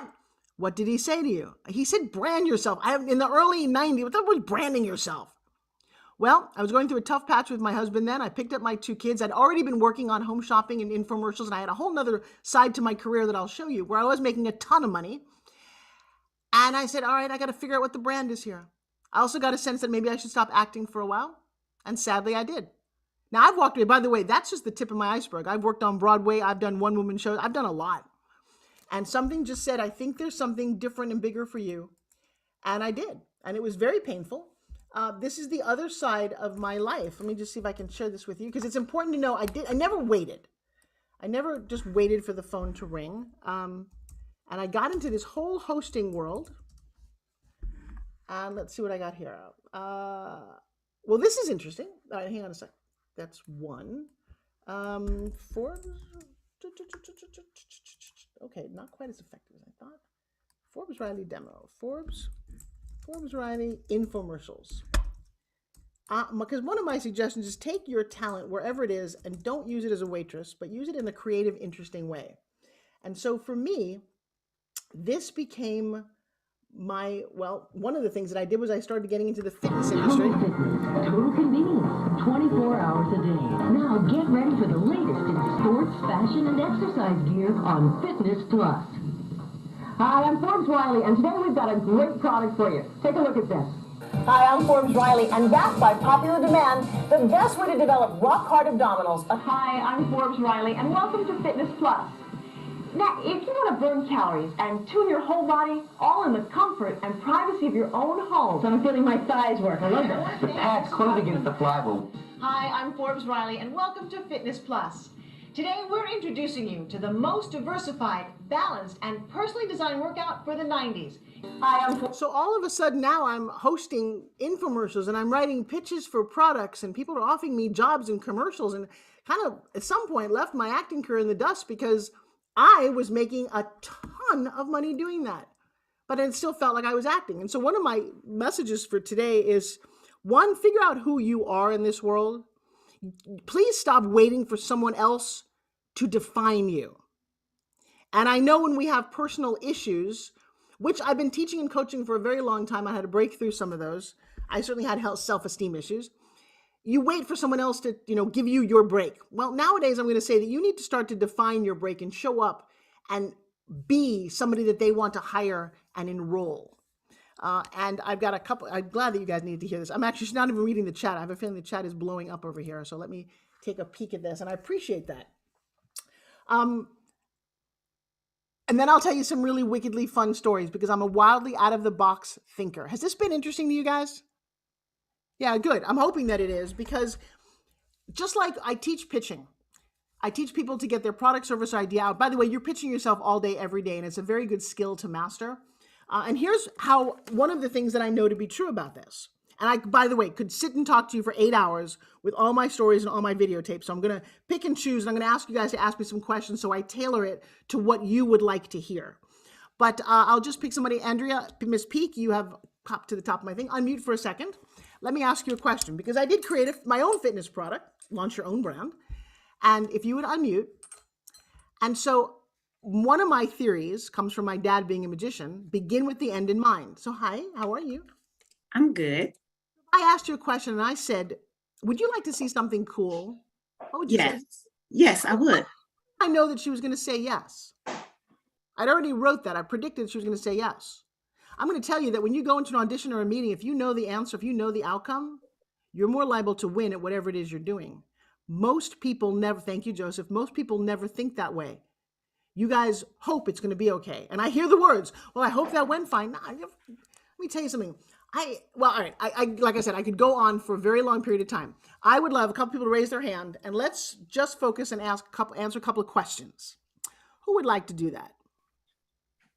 All right, you have a button on you. So, Ebony, I'm going to have you go first. There's a little button on your screen down there that says share hands. So, Miss Ebony, pop up here and say hi. Yes, your unmute button's on the bottom left. Make sure you unmuted everybody. I'm going to unmute them as you call them. Hi, Forbes. Okay. Hi. Okay, I think I'm unmuted now. Hello. Hi there. So what is the question you have? So my question would be, when you created your first episodes, or you were in your first episodes, where did it take you from there? Oh, baby girl, I have a long history. I'm going to give you a fun little insight into ask that question. So one of the things that I did was I was a New York City dancer. I wanted to work on Broadway. And one of the things, and I got the lead in my very first feature film. So just to be really clear, I left college, much to the upsetness of my parents who thought I was going to be a lawyer. And I said, I want to act after. Now this is an interesting story, because what happened was I was still trying to figure out who I was. And in high school, I auditioned for we used to do 6 plays and musicals a year. I can't sing. I could dance, but I couldn't sing, which means you don't get to play the leads. And so I would audition, and I would always get the chorus or townsperson number 3. I never even had a name, right? Pretty upsetting when you go to look at the call board and you're always at the very bottom. I go off to college. I'm going to be a lawyer. And I did a little bit of acting in college, but not a big deal. Senior year, I had this idea that I just should audition. It was Shakespeare's As You Like It. Biggest role that he wrote for a woman, Rosalind. And I auditioned. I go to the call board and I'm expecting to see my name, townsperson, My name's not there. And I remember having a moment very clearly where I thought, shit, really? I think I'm more, God, all right, fine. Then I looked at the top to see what lucky actress got to play the lead role. I look at the top and, oh, holy shit. There was my name, Rosalind. Now I'm like, I think they made a mistake. So I went to he was the acting teacher, David Richmond, and I said, can I ask you a question? Thinking, number one, I don't even know if I could do 2.5 hours of Shakespeare. And so I said, why did you cast me? How no self-esteem did I have? And he sat me down. He said, are you kidding me? He said, you're my ideal Rosalind. He said, you've got moxie. You've got a voice and a personality and a this and a that and a blah, blah. And he read all of these attributes that only I thought that I had inside of me. Now, to back up a little bit, a part of me that you don't know is that when I grew up, I was very ugly. I had a broken nose. This is kind of an interesting part of the story. I didn't know if I was going to share all this with you guys. But a lot of our self-esteem issues are formulated when we're very young. Somebody bullying us, a teacher told me we're not enough, a brother, sister, mother, father, being touched in the wrong places. All those things contribute to the fabric of who you really believe that you are. And you can say that you're wonderful, but if you don't really believe it, or you're bulimic in the back room, or you're whatever it is, it starts to peek its ugly head out somewhere, okay?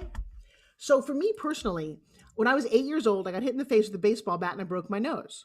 And my parents didn't understand how to fix it, so it just kept growing. We had no money real then. My dad was a machinist. And I'm going to pull up a quick little picture here to tell this story, because I love the visuals. I think anybody can talk, but a picture really is worth 1,000 words. So can you guys see, let me just make sure you're seeing this. You can see that screen with my dad and me? Yes? Mm-hmm. Okay, so that is my beautiful dad. He was a mechanic, he was an inventor, but most creatively, he was a magician. And I still do magic tricks all the time. I love magic tricks. And I started out kind of cute, but I had a very interesting, weird thing in my mouth. My palate was growing weird.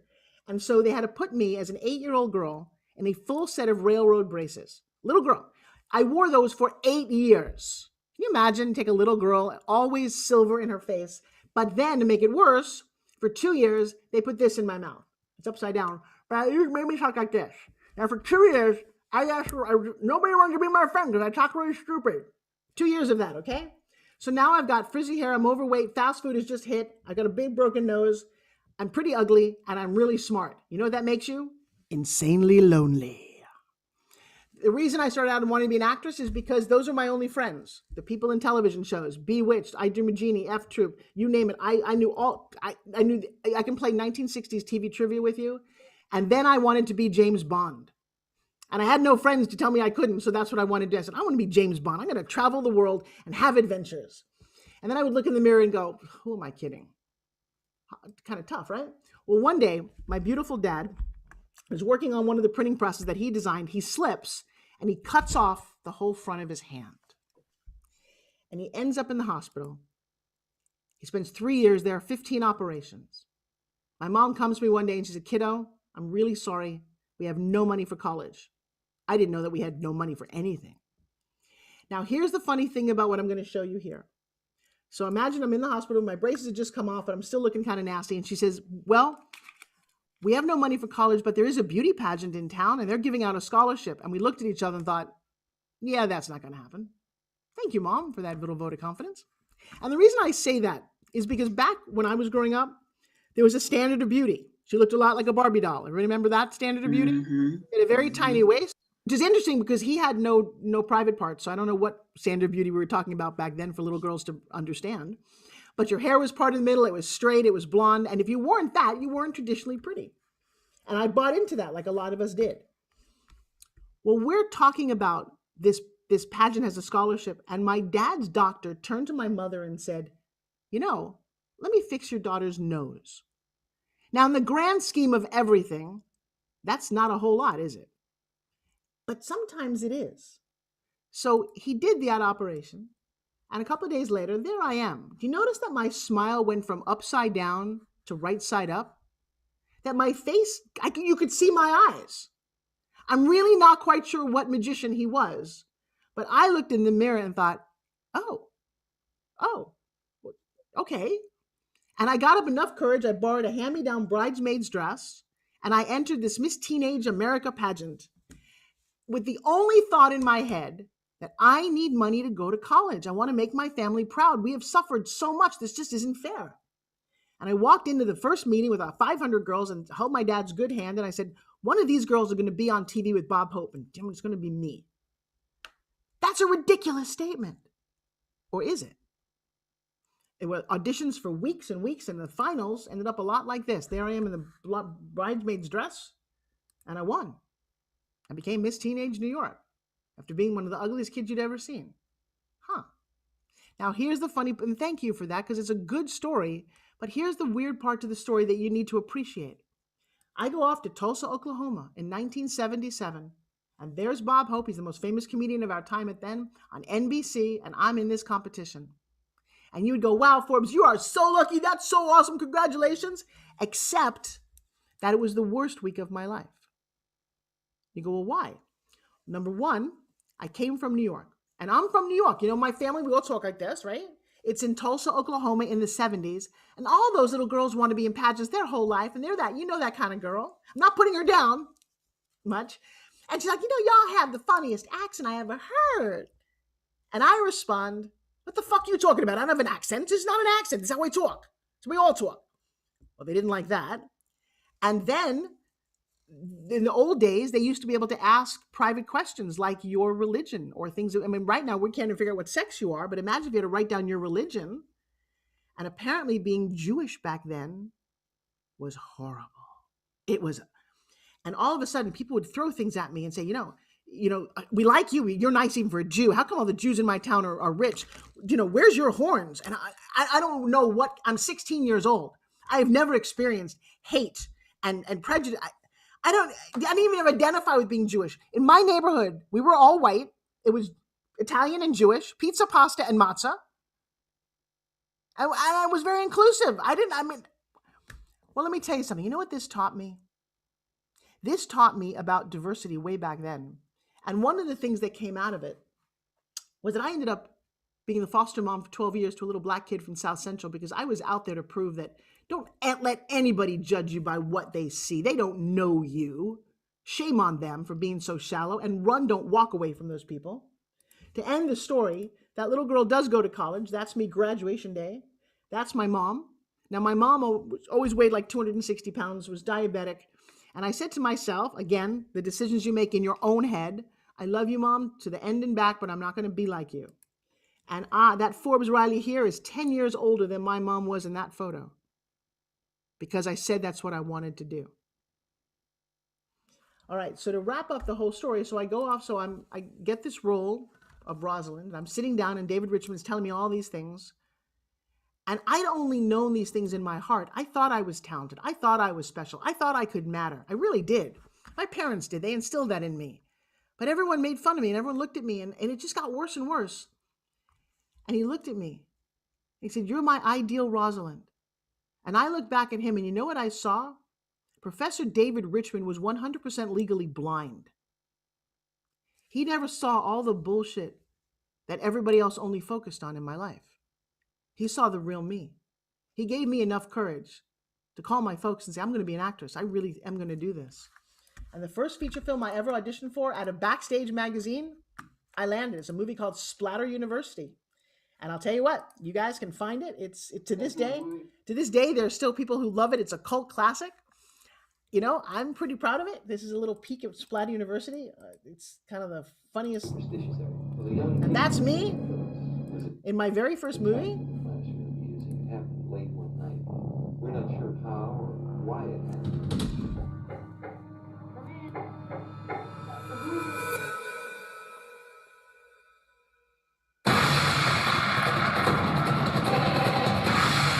Anyway, and then I landed the lead in my second movie, and then I couldn't get arrested.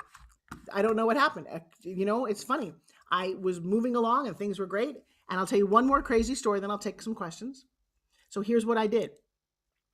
Because I didn't have a whole lot of friends, and I have a very small family, I never really looked to other people for approval. I just kind of did what I wanted to do. And after David Richman said what he said to me, so imagine this, I'm in New York City and I couldn't get an agent. Agents would invite me to lunch, only the lunch wasn't in the restaurant downstairs, it was in the hotel room upstairs. I went to one or two of those and realized I was very naive. I'm like, what is going on here? And again, agents, like I started out, they only get 10% of what you're doing. And as a new actor, they want something in return because they're not going to get any money or whatever it is they wanted back then. This is only my experience. And I said, this isn't good enough. Now, I never told these stories until just recently because I didn't want anyone to think less of me. But I got a piece of stationery. It was stationery back in those days. And I wrote CMA, Creative Management for Artists. And I got a woman named Lindsay Maxwell. She's British. And I hired Lindsay to be my manager. And Lindsay would call casting directors and book things. And she would tell people how amazing Forbes Riley was, how talented she was, and blah, blah, blah, blah, blah. And Forbes Riley booked commercials and movies and soap operas. And you know the crazy thing? I was Lindsay Maxwell. I was my own manager. I did that for 3 years until I got weirdly uncomfortable. Yeah. This is in the days of faxes and answering machines. And my accent got me everywhere. Oh my God, there's nothing more wonderful than having someone else tell you how wonderful you are. So take from that story what you will, but I have a career because I just wouldn't stop. I didn't let the system beat me down, and I've always been innovative to try and figure things out. When everyone else goes left, go right, just because. So number one, before I take some questions, I want to thank Mr. Fokum and everyone involved in today's presentation, because number one, getting you guys in the room is exciting. I don't know how many forums there are to really show you and teach you to, here's what I call it, maximize, minimize, and monetize. Myself and the people involved in this company are going to help maximize your time, your energy, and your resources so you don't spend useless money in other places. You can do that. People are happy to take your money and not give you anything. To minimize the struggle along the way, and then hopefully to monetize it, because this is a career. Unless it's a hobby, you need to be very specific. I know. And with that, you want to get skilled and trained and learn things.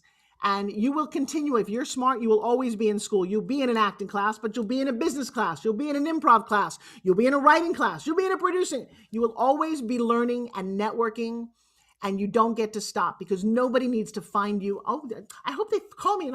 No, there's no hoping in this business. That's not how it works. And I wish that you are all successful. When I was in school, I've been in lots of different acting classes. A lot of my friends are very famous now. Kind of fun to pick up the phone and talk to other famous people. Because we all paid our dues at the same time. So you got to learn to earn. That's probably one of my biggest messages here. And hopefully I, gave you some nuggets. I have lots and lots of nuggets, but I would like to start with Miss Zandra. Would you unmute and say hi? Hello. Hello. What's your biggest takeaway so far? I want to say that listening to you inspires me a lot because I just left Long Island, New York, because I just dropped my daughter off at Stony Brook, and I was trying to, and I know that's where you're from. So I was just like, that alone, tells me a lot. I mean, that's where my daughter goes to school, but I'm from a native of New Jersey, and anybody that's from that area, I kind of relate to a lot because it's almost like we're kind of similar in mindset. And I don't know how else to explain it, but what I'm taking away from what you're saying is that you have to kind of be your own advocate. Basically, you give yourself the courage to keep going no matter what, and everything you're saying is like confirmation, like basically just telling me that I got to keep going, even if I'm not sure, and all the hiccups in my life and all of that stuff.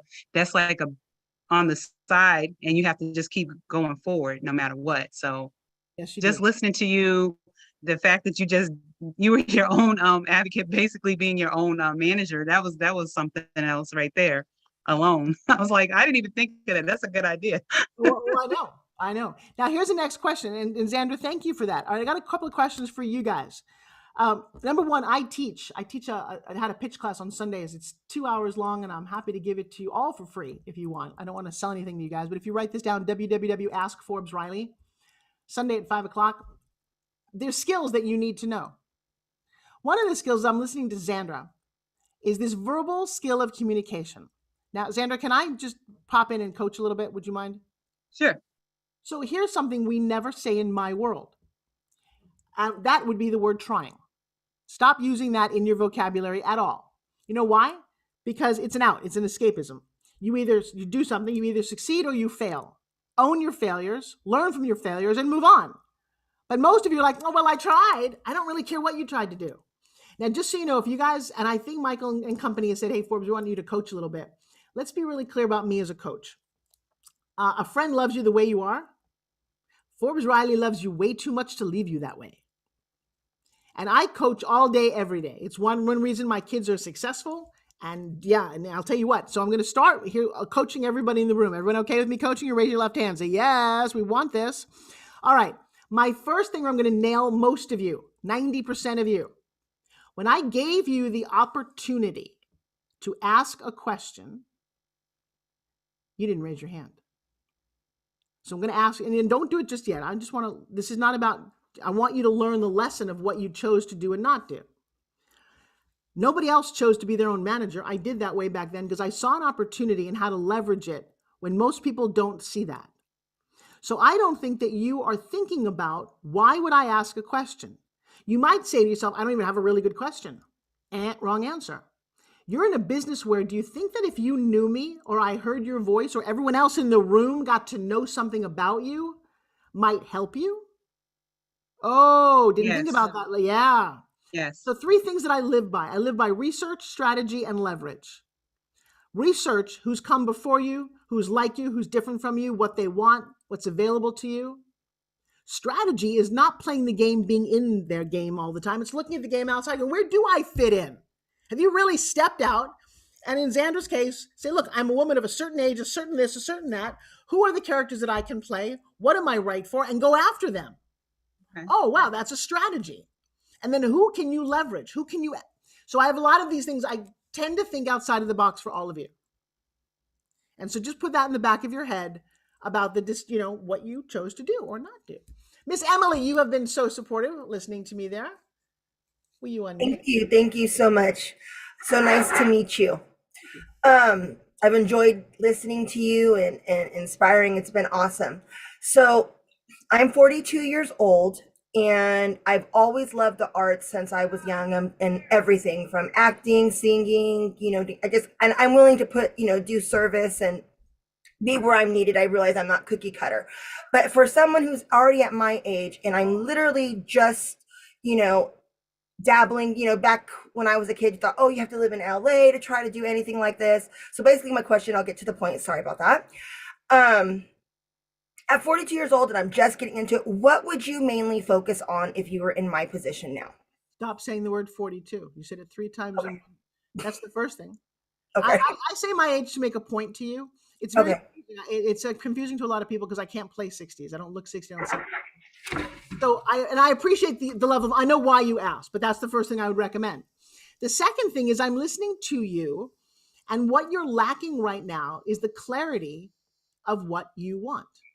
Okay. Now, and I only say this because I'm no longer 42. At 42, I was giving birth to my babies. At 34, I was sitting in the office of Entertainment Tonight, and I hosted 2 national talk shows on television. Did have a national radio show. I also helped start the X Games. I want to talk about somebody that literally found opportunity. I just found a little video there. I'm going to share this with you. And now I own my own television studio. I wouldn't wait. Yeah. Notice the difference in clarity. So what you're saying to me is, and I might do this workshop with Michael, because I'm not faulting any of you for the way you're talking to me. It's how I used to talk. Mm-hmm. Because in 34, some producer said, you're too old. Right. After 2 years, I believed him. What an idiot. Right. What an idiot. For most of my career, I was on Broadway with Christopher Reeve, and they sent me to Overeaters Anonymous. I was about 15 pounds overweight. I was on a soap opera with Meg Ryan and Julianne Moore. They look like this, and I look like this. Well, there's nothing wrong with a mouse unless your mouse is standing next to a pen. Right.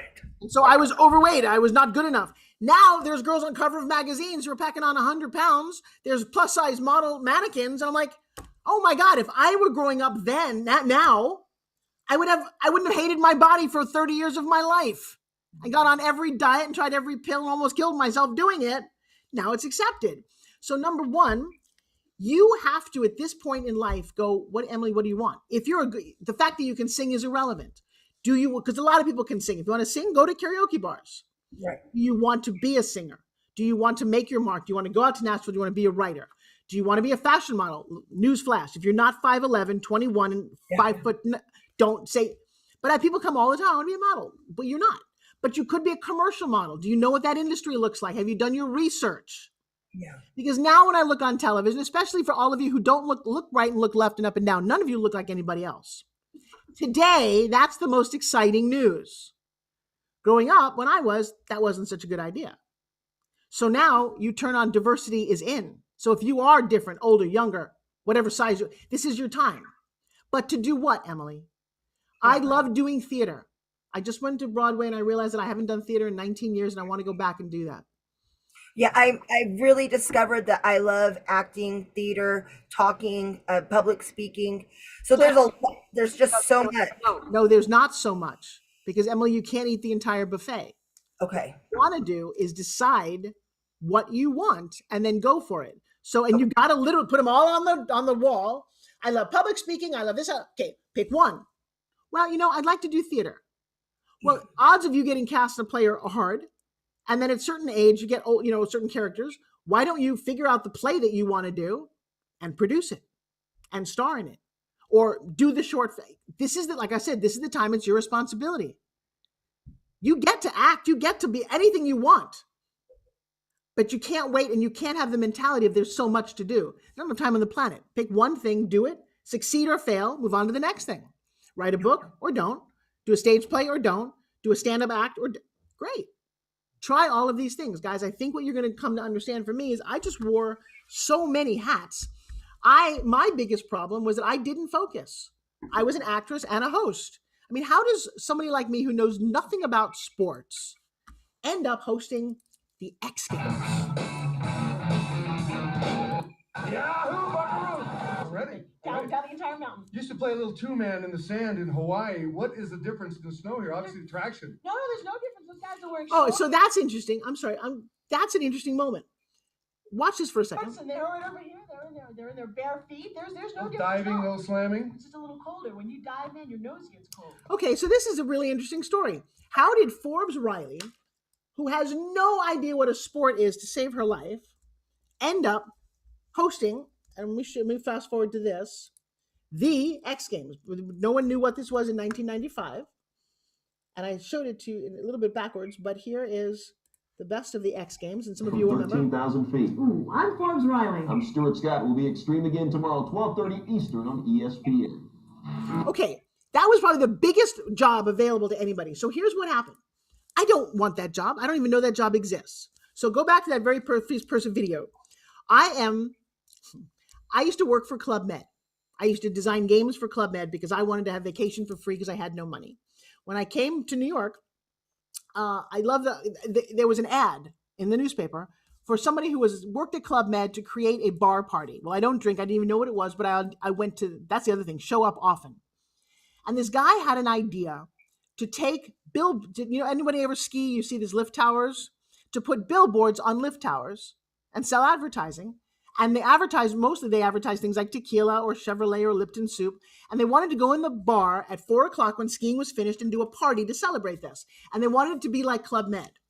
So I went. Now, a couple of things important to know here. The company was called Ski View, and it said on the ad, must know how to ski. I never skied in my life. We couldn't afford it. I was a dancer. We didn't ski. But everything else in the ad seemed to be calling to me. And so I show up. Now, I know, just like the yes, I know the first thing they're going to ask me, do you ski? And I said yes. And under my breath, because I don't want to lie, just not yet. Okay? It was a total freaking lie. I'd never been on a slope. I said yes, because I said if I said no, not going to happen. Now, I'm not saying I advocate lying, but watch what happened. They fell in love with me. I booked the job. The job was 5 weeks out. I went to the only Club Med in America. It was at a ski resort. And I figured out how to ski. And in 2 weeks of ski lessons and completely sore and every muscle in my body hurt, I could ski a small blue. And so when the job happened, and the job was to go for 10 weeks to every ski resort and do these parties. And they wanted you to ski with clients. I did it. Now, I'm doing this in between my acting career. And now at some point, a couple of years into this, I realize I'm doing these big events in the middle of freaking nowhere. Well, one day, ESPN2 with Russ Francis, who you saw from the Patriots, comes and says, hey, we want to make a little special. You guys do this 3-on-3 co-ed snow volleyball game. We want to just highlight you. Now, at the production meeting, I'm raising my hand going, great, I can be on this. They're like, no, you can't. You can't hold the microphone with the little ESPN flag. You don't work for you. Russ is going to do it all. You just tell him what you're doing. Well, let me tell you something, Emily. I was very specific that my butt was going to be on television. And I said to myself, there's no one else to talk to, I have 50 foot of Bose speakers. I host this event live. I'm not going to just hand this stuff over to some guy I don't know. I want this. Yeah. And so he comes to me that night. So tell me all about this. I said, I'll tell you when I'm out there. That what you just saw, we walked out on camera live. He had no idea what to say. He had to rely on me. And all day we became friends. The microphone went back and forth. I made him look good. The show was great. And they at some point didn't care I was holding the microphone. Yeah, that was so much fun. A year later, I'm sitting in my apartment in LA. I'm getting ready to get married. Phone rings. Hello, this is a lawyer for ESPN. We'd like to offer you the co-host position for the X Games. It's 2 weeks for $75,000. Are you interested? I'm like, who's this? And I'm like, get out of here. I thought it was a joke. He said, do you not want it? I said, so now here's what happens. I get on the phone with one of the executive producers. I'm like, I'm sorry, I don't know anything about sports. I mean, I don't know, why are you calling me? He said, well, we saw a piece of videotape of you 2 years ago, and you were brilliant. You're exactly what we're looking for. We were looking for something to put you on for the network. And I'm like, okay. Now get this. It was not even an agent involved in this. The next week, a binder of 300 athletes and 15 sports that I've never heard of, like street luge, sky surfing, BMX bike, all show up at my desk. And I'm like, holy shit. When they find out that I can't do this, they're going to fire me. And so I learned all the sports. I learned a bunch of the athletes. I show up on the set, which is a unbelievable, thing in Providence, Rhode Island. Now, here's the crazy thing about this. And it's just, I think it makes for a fun bit of a story. It was live. Yeah. And luckily I had an amazing producer who also believed in me. And I'm going to show you something. The very first live thing that I ever did for a major network, making a ridiculous amount of money, believing that when they find out they're going to fire me. So this is what it looked like. This was the very first X Games ever.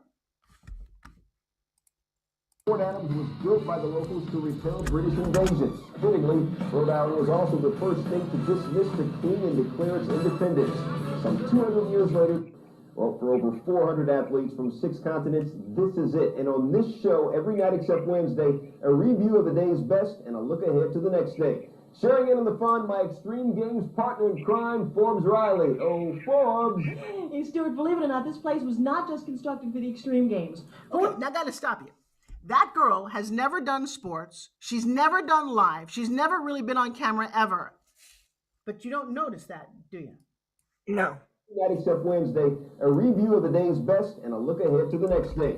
Sharing in on the fun, my Extreme Games partner in crime, Forbes Riley. Oh, Forbes. Hey, Stuart, believe it or not, this place was not just constructed for the Extreme Games. Fort Adams has a history as old as our nation. Now, a little later in our show, we're going to take a tour of this historic landmark. We'll see the cannons, the ghosts of soldiers past, and a maze of secret tunnels that lie beneath this structure. Now, they're totally off limit, but we've got some exclusive footage. Fact, there's never been an actual battle fought here at the fort until now. A battle of strength, wills, technology, and endurance, otherwise known as the 1995 Extreme Games. Are you ready for this? Whoa! Oh my God. Now here's the thing y'all need to remember. That was live, so I never saw it. Okay? Literally, underneath the cameras like this, I wrote that. I'm freaking out. And so I do this job. They hire me for the next year. I still think they're going to fire me. I never saw any of this. I had all the videotape, but the videotapes were these 3/4-inch tapes I could never watch. It wasn't until YouTube came about that I had somebody professionally download that piece of videotape about 20 years after it happened, that I also, just like you did, looked at it for the first time and I thought, shit, she's really good. No wonder they didn't fire her. Yeah. I can't even express to you. I wish I had known that I was as good as I was back then, but here's what you need to know, Emily. I was good. I had been trained. I had skills. And I just didn't believe enough in me. But when the push came to shove, I could do the job. Got it. So that's a really important thing for you all to know, that when you get that opportunity, you don't get to blow it. That means you're going to put a lot of hours in before you get that opportunity. You don't just get an audition going, oh God, I hope I get the lead in a movie. Are you kidding me? Go work as an extra on a movie. Understand what it means to hit your mark, that it takes all day to light a 30-second scene. Watch professionals do it over and over again. Because I was already professional at that point. I just didn't quite get it, and I was doing sports. But ultimately, it didn't matter. I'd been an actress. I'd already worked on Broadway. I was working on soap operas. I kind of got it. Yeah. So stop playing small and be specific. Thank you. Right. You're so welcome. Miss Christina, pop in here if you would. Oh my God. Okay. So I'm very clear on what I want to do. It's funny because Rachel Green in Friends, she literally is my story with the whole dad thing, except for I always worked for my dad. And I'm 40 now. And I'm like, okay, well, what would Rachel Green's story be if she, it's like a way to like relive that. Where would she be now at 40, basically? So I am a producer. I was one of the first people to produce a reality show in New York. It was called The Lights. It ended up being, MTV's The City, but I had Endemol's card. I won like the Digital Hollywood Summit, and I ended up like turning down the opportunity to work with the producer of Endemol, like the top guy. You guys know who Endemol is? They're the ones who invented like Survivor, like the first reality show. So my question is, I'm in this position where I don't have like a lot of the experience, but one thing about reality TV that I hated so much, because I edited, I directed, I did the whole thing, was that I would never do reality again because I was editing 40 minutes down to like 1 minute. Okay. And I knew I just want to do script. That's when I fell in love with scripted TV and scripted movies. Right. So my question is like, when I walk into these rooms, like I know myself, I know I'm powerful. I know if I want something, I'm going to get it, No, actually I don't. My second thing that I teach in my training, stop saying the phrase, When you're all listening to Christina, and I want you to get very clear, like I said, I'm a pretty specific coach. I want you to look at the room. When she was talking, did you guys get a little lost in what she was saying? Raise your hand if you did. I hear that a lot. Well, okay, then that's the first thing that you need. So you're not as specific as you think you are. I need to learn how to talk and tell a story. Well, or just up your level of communication. And guys, that is what I teach and Ask Forbes Riley, because communication is everything. You stop talking and you start communicating, your life will change. My question to you is, you told us all of this, but it didn't make sense to us. Right. If you're that specific, why would you turn down Endemol? Why would you not like what you're doing so much? And so you told this rather disjointed story that didn't really have a point. And here's what you get to do. Whenever you get the opportunity to talk, begin with the end in mind. What did you want from us as an audience to know about you? And in particular, you've got Forbes Riley with all these credits and all this positioning now. What did you want her to know? And I'm going to tell you, when you formulate these things in your head, you will not overtalk and you don't leave people all confused. And so I've listened to you and I'm sitting here thinking, does she want to be a real producer? Why would reality not work? There were so many questions that it raised that were left confusing. So your job now is to narrow down what is it that you really want to be doing and leave the rest of the story out there. We don't want to hear that you turned down Endemol. It makes you look like, why would you do that? And that opens a whole other can of worms. Forbes, here's what I'm up to. Here's what I want. Can you help me? That's an interesting Yeah, way. I turned it down to focus on dance. My question is just, it's always the same question to everybody. When we walk into that room, is it okay to almost interview the agent? Because I know what I want, and if they're not looking for me, then should I not go with them, or can they help me anyway? That is such a big question. My question would be, don't walk into the room until you're really, really ready. And I don't walk into agents' rooms that I don't want to be in business with. I already know who they are. Okay. And you don't sound like you're walking in for an agent. Again, it's an interesting conversation. And I wish you a whole lot of luck, because I want you to find clarity, because you sound talented. If you can edit 40 minutes down into 1 minute, that's a skill. And don't negate write this down. Don't negate what comes easy to you. Just because you think it's easy, it's not for the rest of the world. This is what I do with pitches. It's easy to me. I didn't think it was even a business. I got to tell you, I charge insane amount of money to teach CEOs how to do 2 minutes of media time, because they're not doing it well. So how do I produce something, and how do I get in the door to become Rachel Green at 40? That's my pitch. First of all, I don't even know who Rachel Green is. Oh, from Friends. Where would Rachel Green be at 40 years old? Jennifer Aniston's doing really well. I would not want the life of a fictional. No, the character Rachel Green. Christina, you're mixing metaphors. I thought Rachel was a loser who ended up with Ross, who's a jerk. So, I would rather be with Brad Pitt. So I'm not sure what that show is about. And so your references are not helping you as much as, can you guys all hear this? Can you give her some support here? That the references, if you want to model somebody, model freaking Oprah. Don't model a fictional character on a TV show that's 20 years old. Okay. And by the way, one of the things that I encourage you guys is to be around people, because that question is such a big question. So stick around. By the way, if any of my nuggets help you, come on Sunday, because you'll hear somebody who, what I do and what I love doing is I do this with people's careers, but also products, services, ideas, scripts. How do you get them out and get them made fast? Write this down. A confused mind doesn't buy. A confused mind doesn't buy into your ideas, and you're left going, well, she was cute. Was Rachel Green on Friends? Don't raise more questions than you need. That's my specificity for you, my girl. And just give her a big round of applause, because I love when people come up and are willing to, and please don't let me be too hard, but also know that if you think I'm too hard, you're in the wrong business. I loved you. Thank you so much. Thank you. And I love when Joseph said he loved on everybody. I love all of you guys too. I love artists. I love actors. But sometimes I feel freaking sad for all of you, because some of you want dreams that are just like, oh, can I just align your dream with reality? Because I want you to win.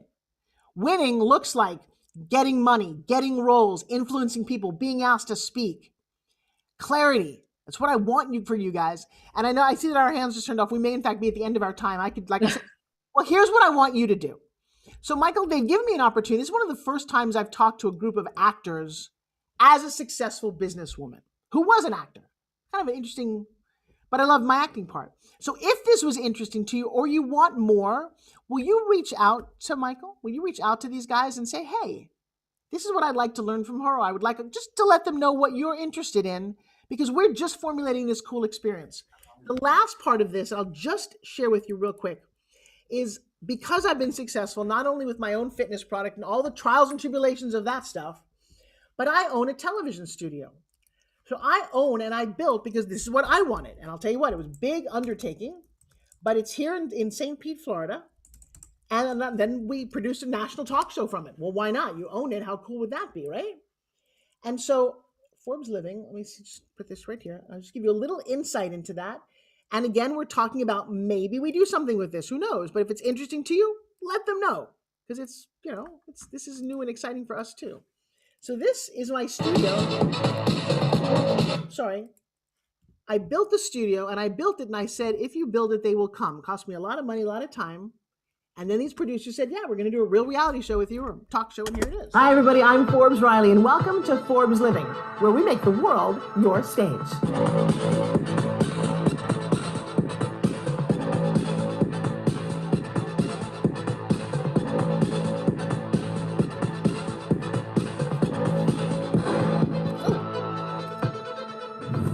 From being in movies and commercials to hosting television shows, my career, well, it's allowed me to see the world and to talk to real people about their hopes, their dreams. And what I wanted to do here was to create a show that allowed me to give them an opportunity to change their lives. And that's what this is all about.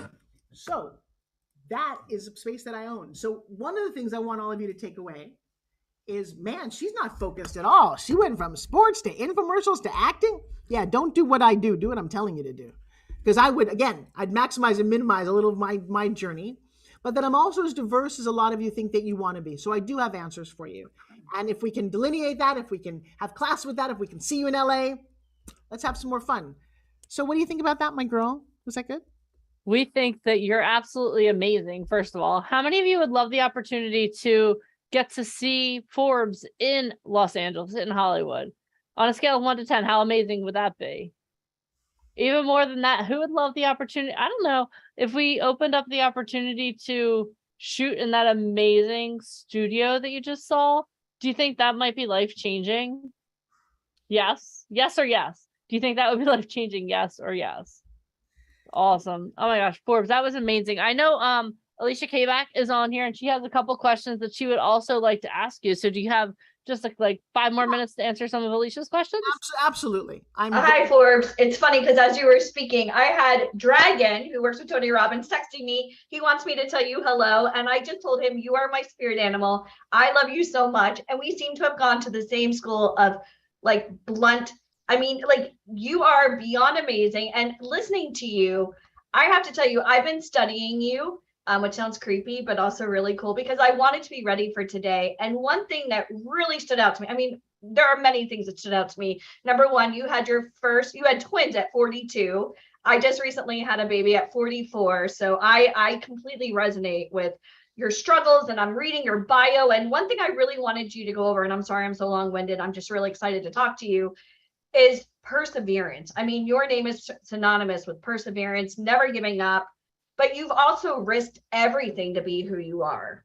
And there's so many people on here at Forbes. It's sometimes very difficult as a business owner to help people when sometimes they don't want to help themselves. They have their hand out looking for a handout.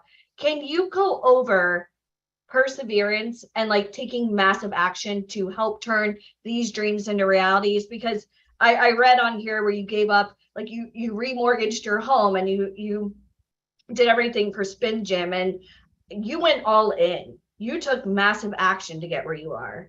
And your story is beyond amazing. And I'm so humbled and honored to have you here. Can you go over a little bit about to really get a clear picture that this didn't happen overnight and that you put in so much work to be who you are? Not only work, but also money, financially. Perseverance is my middle name. I'm just going to show you something that just kind of showed up. You guys, this is I just got given an honorary doctorate. Now my name is Dr. Forbes Riley, and I don't care whether you like the president or not, but I have a presidential seal and a medal from him for a Lifetime Achievement Award that just literally, as part of a huge ceremony, you're like, damn girl, you're a doctor now? Yeah. I am definitely, I should probably write a book just called Perseverance. Here's the thing. I had somebody believe in me. That started out being my parents, but it professionally was David Richmond. Just light a fire under me. And then every time I got hired, I had a little bit more spark, but there was a lot of negativity. There was a lot of, when you're an actor, you suffer insane rejection So when I'm listening to the way some of you talk about it, I could do anything. Nobody cares what you think you could do. And I don't mean that in a bad way. What are you doing? What contribution are you making? The last person that I would look for right now is an agent to represent you, because unless you're crystal clear and have all of those videotapes and things to show, what are they representing? Align yourself with people who are moving forward. And it's clarity. And I have to express to you, it is writing your thoughts down. Do you have an ebook? You know, I have a training that my daughter and I do called GSD. You know what that stands for? Get shit done. And we do this with business owners because they also don't seem to have clarity. And my daughter said this to me. She's now 19 years old. She's like, Mom, I watch all you entrepreneurs and you're all just off doing a whole bunch of things in shiny object syndrome and you're doing this and you're doing that. How come you don't focus and just get it done? Like, well, number one, a lot of us don't have systems.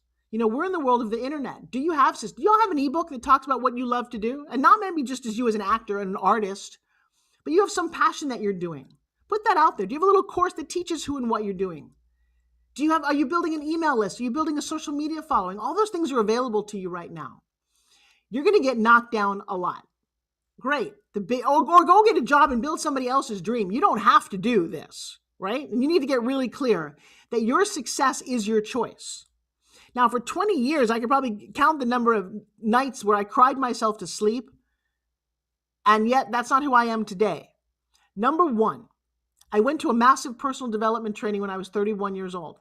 Changed everything. Do personal development. I don't care who you go to. You can go to me, you can go to Tony, you can go, it doesn't matter. Not therapy. Go for a weekend or a seminar or a training where they have you, beat a pillow and scream and yell about the person who molested you or your mom or your dad. Go do that. Clean out the closet of your past, because for many of us, it's what's holding us back. And when you can, and I think the reason, then I started teaching my own version of that I am this clear because I've done breakthroughs after breakthrough after breakdowns. Yeah, I've done a lot of those. And you start to let go of society's version of you, who they thought of you in high school. By the way, if you peaked in high school, you peaked too soon, just so you know. So if you're not part of the cool kids, that's okay. Be part of us misfits. Anybody here a misfit? You all are. Yeah.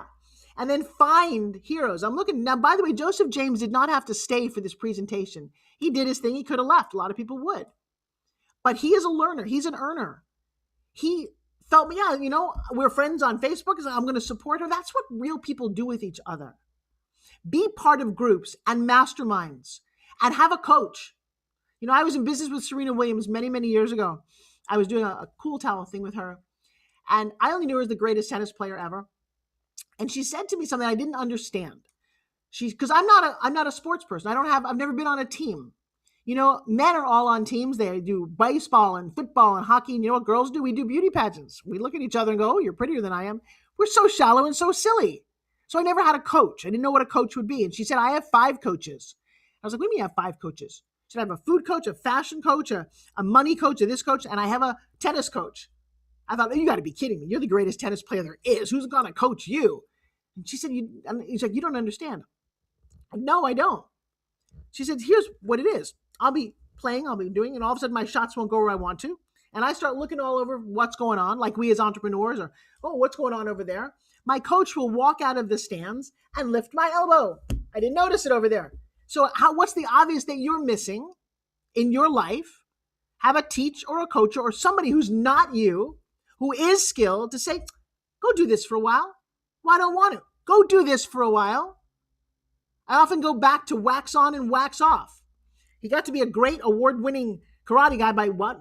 Because you can't always see what you need to be better. It's not obvious to any of us. I have a coach, and at my level, I pay my coach a lot of money because I can't see it either. We are all the coffee in our own cup.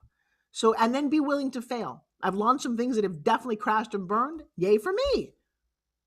So stop looking at the little tip of the iceberg, but clearly, maybe it's just a takeaway from here. You guys take this out. This is one of the greatest things ever invented. It's called paper, and this is a pen.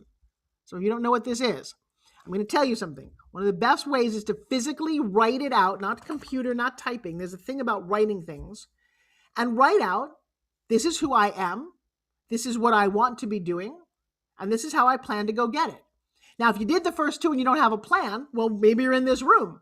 My plan is to start here and meet some people who've gone down the road, to sign up for some trainings, to be there in LA, to coach with people who know more than you. And does it cost you to invest? Absolutely. Free advice is what was worth what you paid for it.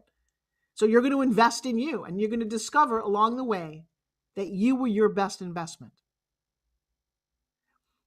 Alicia, amen. I love that so much. You get rewarded in public for kicking ass in private, and I thank you so much for being here. I've heard nothing but amazing things about you, and I'm so excited to meet you live. Thank you. Oh, you're welcome. Alicia, where do you live? I currently live in Orlando, but I grew up in Boca. Well, I'm over here in Tampa. I know. Michael just told me that. You're hop, skip, and a jump. I can't wait to see you. I look forward to that. So if you have questions that I didn't have time for, funnel it through here. But I'm also on social media. A gift that I'll give you, and I only give this to people that I speak to, but I have an inner circle on Facebook. It's called Forbes Riley's Millionaire Maker Inner Circle. It started 2 years ago. It had 0 members, but I wanted a group. I wanted to build like-minded people who I trust, who are there for you. We have almost 6,000 members. They've all been through some sort of my training. And if you say hi, you will get a response. My team is we care about people. And maybe one of the things that's different is that I'm a woman. I'm a mother. Y'all had one of those. Whether you know her or not, you did. And it's just a little different when you hear it coming from a woman who's nurturing. Not a lot of wars are started by women. Not putting guys down, but I'm just telling you. So just look at who you're, when I first got into the world of business, it's very cutthroat. It's mad, dog eat dog. I don't do business that way. People say it's not personal. Bullshit. It's very personal. Blood, sweat, and tears go into your business, go into your career, go into who you are. And I think the reason I'm here is because I found people to love on me, to push me forward. And then when I couldn't find anyone, you know what I did then? I went and loved on them. And the more people that I have helped, the more people have helped me. Even if you have no resources, you can't donate any money at all. You know what you do have, and you have a lot of it? Go donate your time. Go to a shelter where people are hungry, or kids can't get schooling, or they've had just go give something to somebody else and watch what happens. The worst thing you talk about is perseverance, is that you get in your own head. Oh, it's hard. Life is bullshit. Go help somebody else, because if you're on this computer right now or on a phone, you are better off than 98% of this population. There's nobody bombing your shopping mall near you or pushing you to do things. This is a very amazing place that you're in. Reach out, step into the world, and play a bigger game. That's my 2 cents. Forbes, that was beautiful. Thank you so much. Very, very welcome. I can speak from personal experience. Like the best times in my life that I've gotten so much is when I've gone out and I've donated my time to people that couldn't give anything back. So thank you so much for being here. Thank you so much for your inspiration. And thank you so much for telling people to take notes, because I tell them that every time. And now you've heard it from someone else also. But thank you so much for everything that you share with us. And we can't wait to see you very soon. Yes. Thank you guys so very much. Have a very blessed weekend. And I appreciate all your love and support and just your notes. It means a whole lot to me. So mwah, go out, make it a great life. Okay. Do me proud. Bye, everybody. Oh my God. I love it. Thank you so much. Thank you, Forbes. Awesome. That was so good. Thank you, Forbes. Oh my gosh. I'm like crying over here, and I never get emotional. She was so amazing. Yeah, she's phenomenal. Absolutely phenomenal. All right, guys. On a scale of 1 to 10, how much has your life changed already? On a scale. Thank you. If anyone says 10, I'm going to come after you.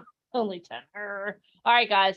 All right, so let's get ready for our next guest speaker. Are you guys ready? We've introduced you to some guides.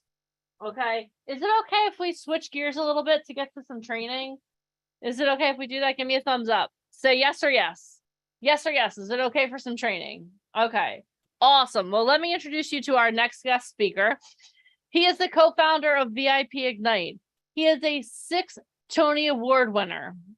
He is the founder of Truth Management, the fastest growing talent management firm in the United States. He has helped free over 3,500 women and children from sex trafficking worldwide in partnership with Operation Underground Railroad. Will everyone please give a resounding round of applause for the one and only Mr. Michael Falcon. Hey guys, can everybody hear me? Yes? All right, good. How amazing was that? That was really incredible. You guys have no idea.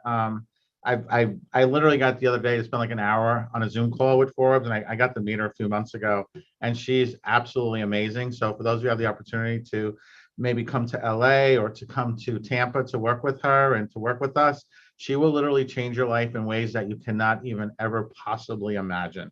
She is so well connected, she is so well spoken, and she is purely from the heart.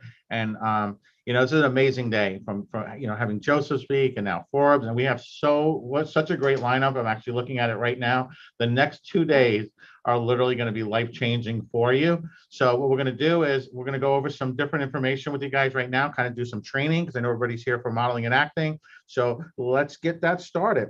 All right, let me pull up my screen here. All right. So I'm going to do something a little bit different right now. So I know we've gotten to, and everyone can see my screen. Should have the little VIP logo on it. Yes. Good. Okay, great. So, I know a lot of people when, we've been doing these challenges and boot camps and workshops, and we've been doing this now for close to 2 decades. And I think, I think Joseph and Forbes really touched upon the point of the hard work that it takes to get to where you need to be.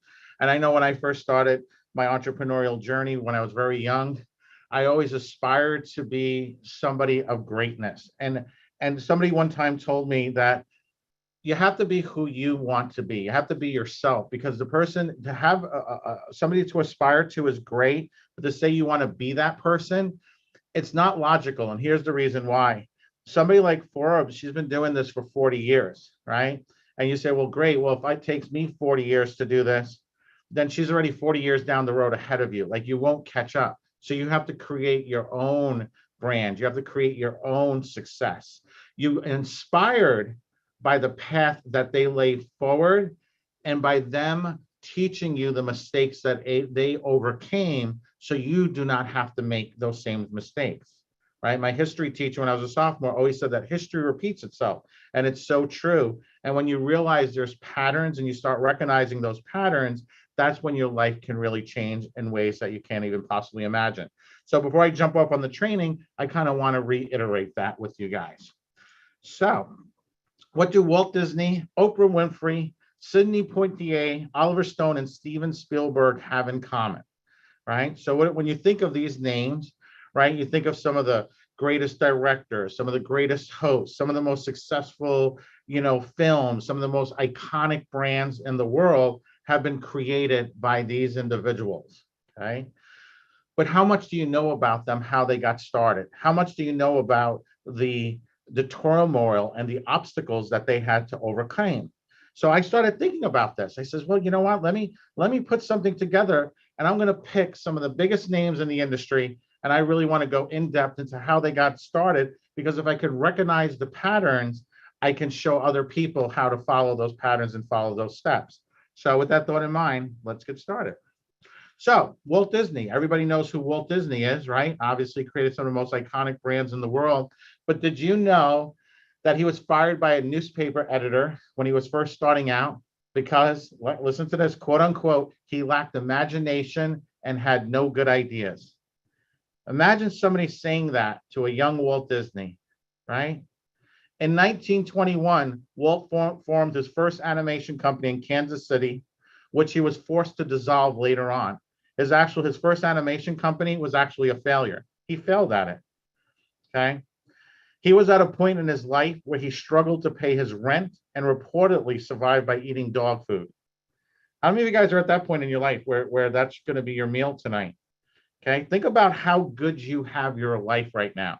You have a home, you have a cell phone. You were just on the call with a woman who was responsible for over $2.5 billion in sales as a host, who's had an amazing career and is still growing her brand, still growing her career at such great levels, right? Think about have grace and gratitude for all the blessings that you have in your life. In 1927, he first tried to get MGM Studios to distribute Mickey Mouse, but was told the idea would never work, okay? Think about that for a moment, okay? Because he would overcome these things. He would not allow others to dictate the life that he would lead, because that would turn around to him becoming a pivotal figure in the animation industry, the most awarded individual in the history of the Academy Awards. You guys know that? He has won the most Academy Awards than any other individual in the history of the Academy Awards. He revolutionized the amusement park business by building Disneyland, and the Walt Disney Company is one of the world's leading producers and providers of entertainment and information around the world. Everyone knows these brands. Everyone knows these iconic brands, this iconic company, okay? But he had to overcome those obstacles to be able to become that person. He had to go on that hero's journey. And I believe Joseph and both Forbes touched upon that you had to learn the pain to have the appreciation to be able to transform into the person you want to be. So I have some good news for you guys. If some of you guys have been going through some hard times, some of you guys have been struggling with this, maybe going down the wrong path, well, great. That means you're on the journey. And you being here today is the answer to being able to find the answers that you're looking for, to be able to find the people that you can surround yourself with, the people who can take your career to the next level. Okay, Oprah Winfrey, one of the most famous people in the world, one of my most, definitely an icon of mine. But did you know at the age of 22, she was fired from her job as a television reporter because they felt she was quote unquote unfit for TV? She was terminated as a co-author of the 6 o'clock weekday news on Baltimore WJZ TV after the show received low ratings and demoted to morning TV. Okay, now I want you to think about this. Think about a young Oprah Winfrey, how hard she had to work. She had to go get headshots. She had to go to school. She had to train to do this. She had to compete against all these other individuals vying for this spot, right? Vying for this spot to become a reporter. It's just no different than modeling or acting. And then she landed it and she felt like, wow, this is my moment. My moment's arrived. I'm only 22. Here I am. And then boom, she was fired. Okay, told she was unfit for TV. Her show, the ratings, bombed. But here's the blessings. During this time in her life, she would meet Gayle King, who would become her producer and editor of O, the Oprah magazine. And it's a really important point because this would be a 25-year relationship. The seeds of who she would become were planted at the lowest point in her life. The relationships that she made, the people she started surrounding herself with. Okay, so I want you to think about that. Who are you surrounding yourself with? Who are the people in your life that you know can create the brand, to create the career that you want, to be able to give you that lifestyle, to be able to have people respect you, people admire you. Imagine with this, being in the right moment and having the career that you dream of, what that would mean not only for yourself, but for your friends, your family, how much that could transform your life when you follow a proven path of success. Okay, here's where Oprah is now. A year after hosting the morning TV show, it was renamed the Oprah Winfrey Show and became the highest rated television program of its kind in history. She went from the lowest ratings to the highest, right? But this was a lifetime of effort, of building relationships. She received outstanding numerous awards, including Broadcast of the Year, Outstanding Host, Outstanding Talk Service Program. Her O magazine became the most successful startup in the history of the industry. She became the first African-American woman on Forbes' list of billionaires, okay? Named one of the 100 most influential people of the 20th century by Time magazine. Awarded with the Presidential Medal of Freedom in 2013. Guys just got to see a presidential award just now from Forbes Riley. How amazing was that? How amazing was that to be able to see that today? She's also a best-selling author, philanthropist, successful acting career, film producer, etc. Okay. So I guys want you to realize that where you're at, this is a part of the journey, but it's a matter of you stepping up to the plate, wanting to go all in, wanting to change your life, wanting to surround yourself with the people who can snap their fingers and change your life in 30 seconds or less. I've made it my mission to only surround myself with the best people in the world. And when I decided to do that, that's when my life changed in ways I can't even possibly imagine. Sidney Poitier, one of the most amazing actors, right? But did you know his backstory? Okay. He grew up poor in the Bahamas. right? He was showing signs of becoming a delinquent. He initially washed dishes to make ends meet. Okay, one of his very first auditions he ever went on, he was told by the casting director in his very first audition, why don't you stop wasting people's time and go out and become a dishwasher or something? He never received any formal education and was taught to read by a waiter who coached him after working hours. Okay. Who is he now? Where did his life go to become? Poitier went on to win an Oscar for Lilies of the Field in 1964 and 1967. Super successful. Guess who's coming to dinner? Okay. He was presented with the Academy Honorary Award in 2002. He was appointed to the ambassador of the Bahamas to Japan. He also served as the ambassador of the Bahamas to UNESCO. Started his life as a dishwasher. He couldn't even read. People told him to quit, to give up, but he pushed through, right? He went all in. He overcame his obstacles. He survived. He made it happen, okay? I can tell you one thing.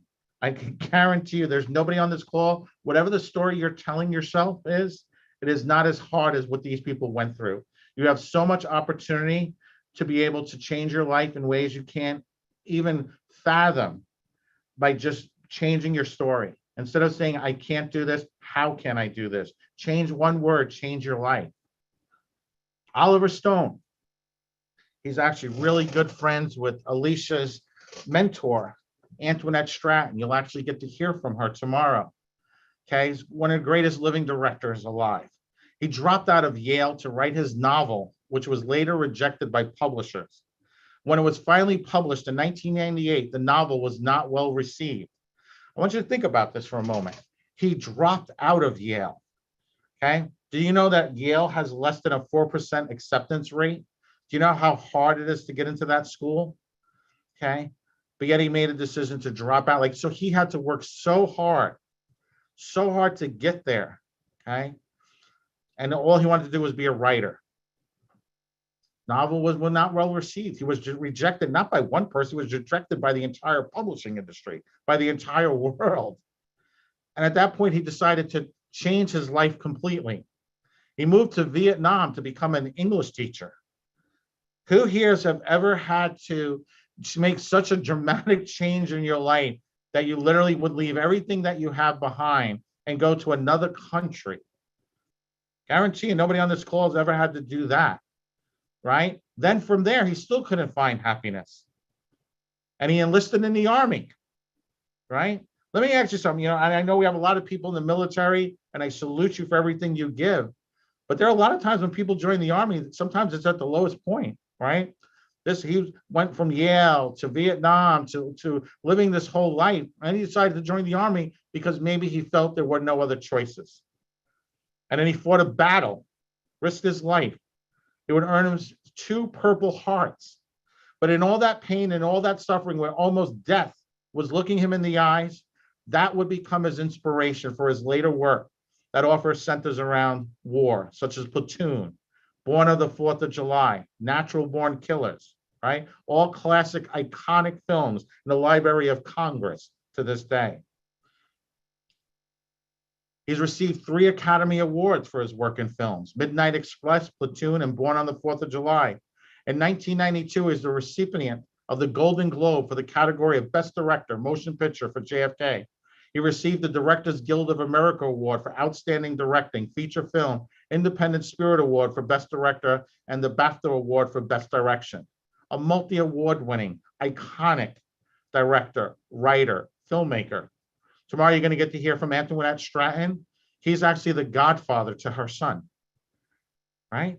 You ever heard that saying, right? How you're only 5 people away from greatness? Tomorrow you're going to be 1 person away from greatness. How amazing is that? Okay. Steven Spielberg, one of my most famous, everybody knows Raiders of the Lost Ark and E.T., Indiana Jones, Jurassic Park. Okay. Did you know he was rejected from the University of Southern California of Theater, Film, and Television 3 times? Not once, he was rejected 3 times. He eventually attended school at another location only to drop out to become a director before finishing. But he would go back. 35 years after starting his degree, Spielberg returned to the school in 2002 to finally complete his work and earn his BA. And he did that as a thank you for his parents who always believed in him and would invest in his education. Okay. Obviously, his accolades, I could probably go on for 3 pages. The famous filmmaker was honored with the Irvin G. Thalberg Memorial Award from the Academy of Motion Pictures of Sciences in 1986 for his work on Schindler's List, which you've never seen that, you should see. You guys should take time. You know, people, Ali and everyone says, you know, you are praised for what you do in public, for what you do in private. You're praised in public for what you do in private. You guys should be watching Academy Award winning movies, studying them frame by frame, listening to the dialogue. 1994, University of Southern California awarded Spielberg with an honorary degree. He won the Best Director Academy Award for the war movie, Saving Private Ryan. Phenomenal movie. I've seen that movie 10 times. Spielberg received the Directors Guild of American Lifetime Achievement Award in 2004. The veteran director Spielberg was inducted into the Science Fiction Hall of Fame. In 2015, he was awarded the Presidential Medal of Freedom from President Barack Obama. Okay. He was rejected from film school 3 times. There are no excuses. There's going out and becoming the person that you're destined to become. Okay. Tomorrow, you guys are going to have to learn a little bit about what we call the VIP Ignite Inner Circle. Okay. And I just want to kind of talk to you guys about this just for a minute before I continue the training. This is not for everybody. Okay. This is probably not for 99% of you guys that are on this call, just to let you know. But we're going to give the opportunity to probably 1 or 2 people to become a part of the VIP Ignite Inner Circle tomorrow. Okay. This is our highest level membership. The talent that we work with, this is a 2-year program. This will give you the opportunity to attend all our summits, our events, our masterminds, networking platforms. You'll get multiple look photo shoots. You'll have access to the VIP Talent Academy, coaching calls, membership, and our private Inner Circle membership page. Our Inner Circle are the talent that are our highest level success stories. These are the people who you see, you know, when we're promoting. I know there are some people that are on call today for Inner Circle that were on this morning. They actually had to jump off the call because they were going to be on set. You get the opportunity to go backstage at events. You get the opportunity to meet with some of the most amazing people in the world, from Fashion Week to Broadway shows, working at the highest possible caliber level, one-on-one. This is what Inner Circle is all about. But you have to be accepted into the program. There's an investment into the program, okay? The investment in the program for 2 years is $30,000, okay? But it will change your life. And like I said, for most of you, that number is a number that's unreachable, right? But the hardest part is you have to be accepted. So this entire weekend, we're watching what you're doing. We're watching what you're writing. We're watching the comments. We're seeing people who answer questions, people who have their cameras on, people who are ready to take their life to the next level. Because in this new world, there will be those who adapt and train to get ahead and those who get left behind. And we created our Inner Circle so that no one is left behind.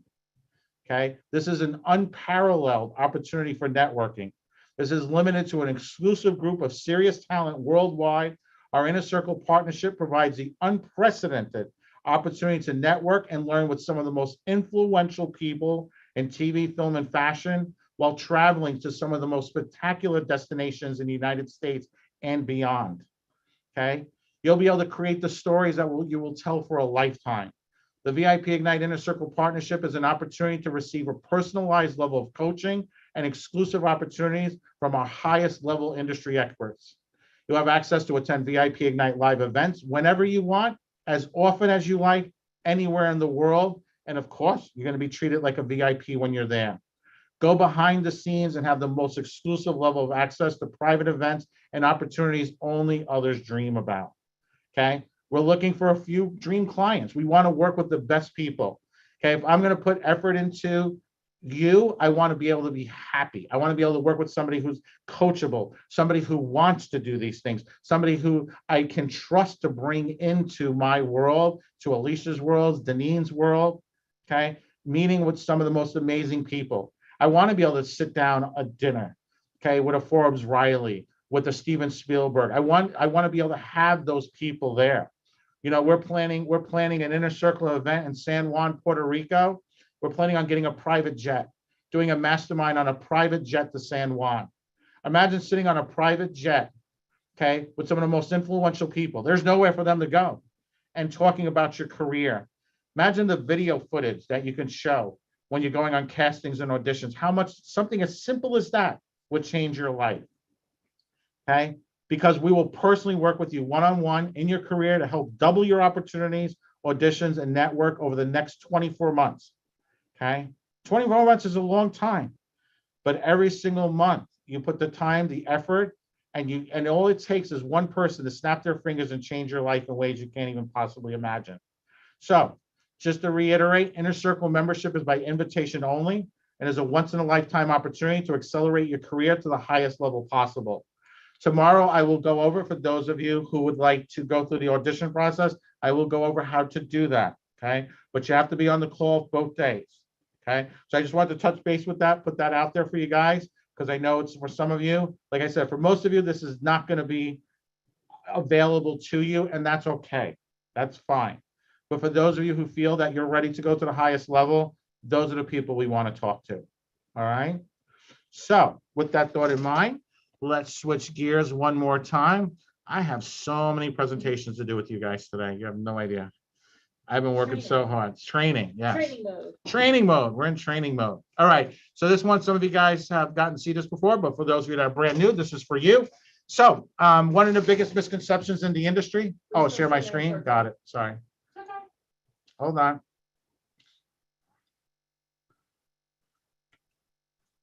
Oh, here we go. Perfect. Good.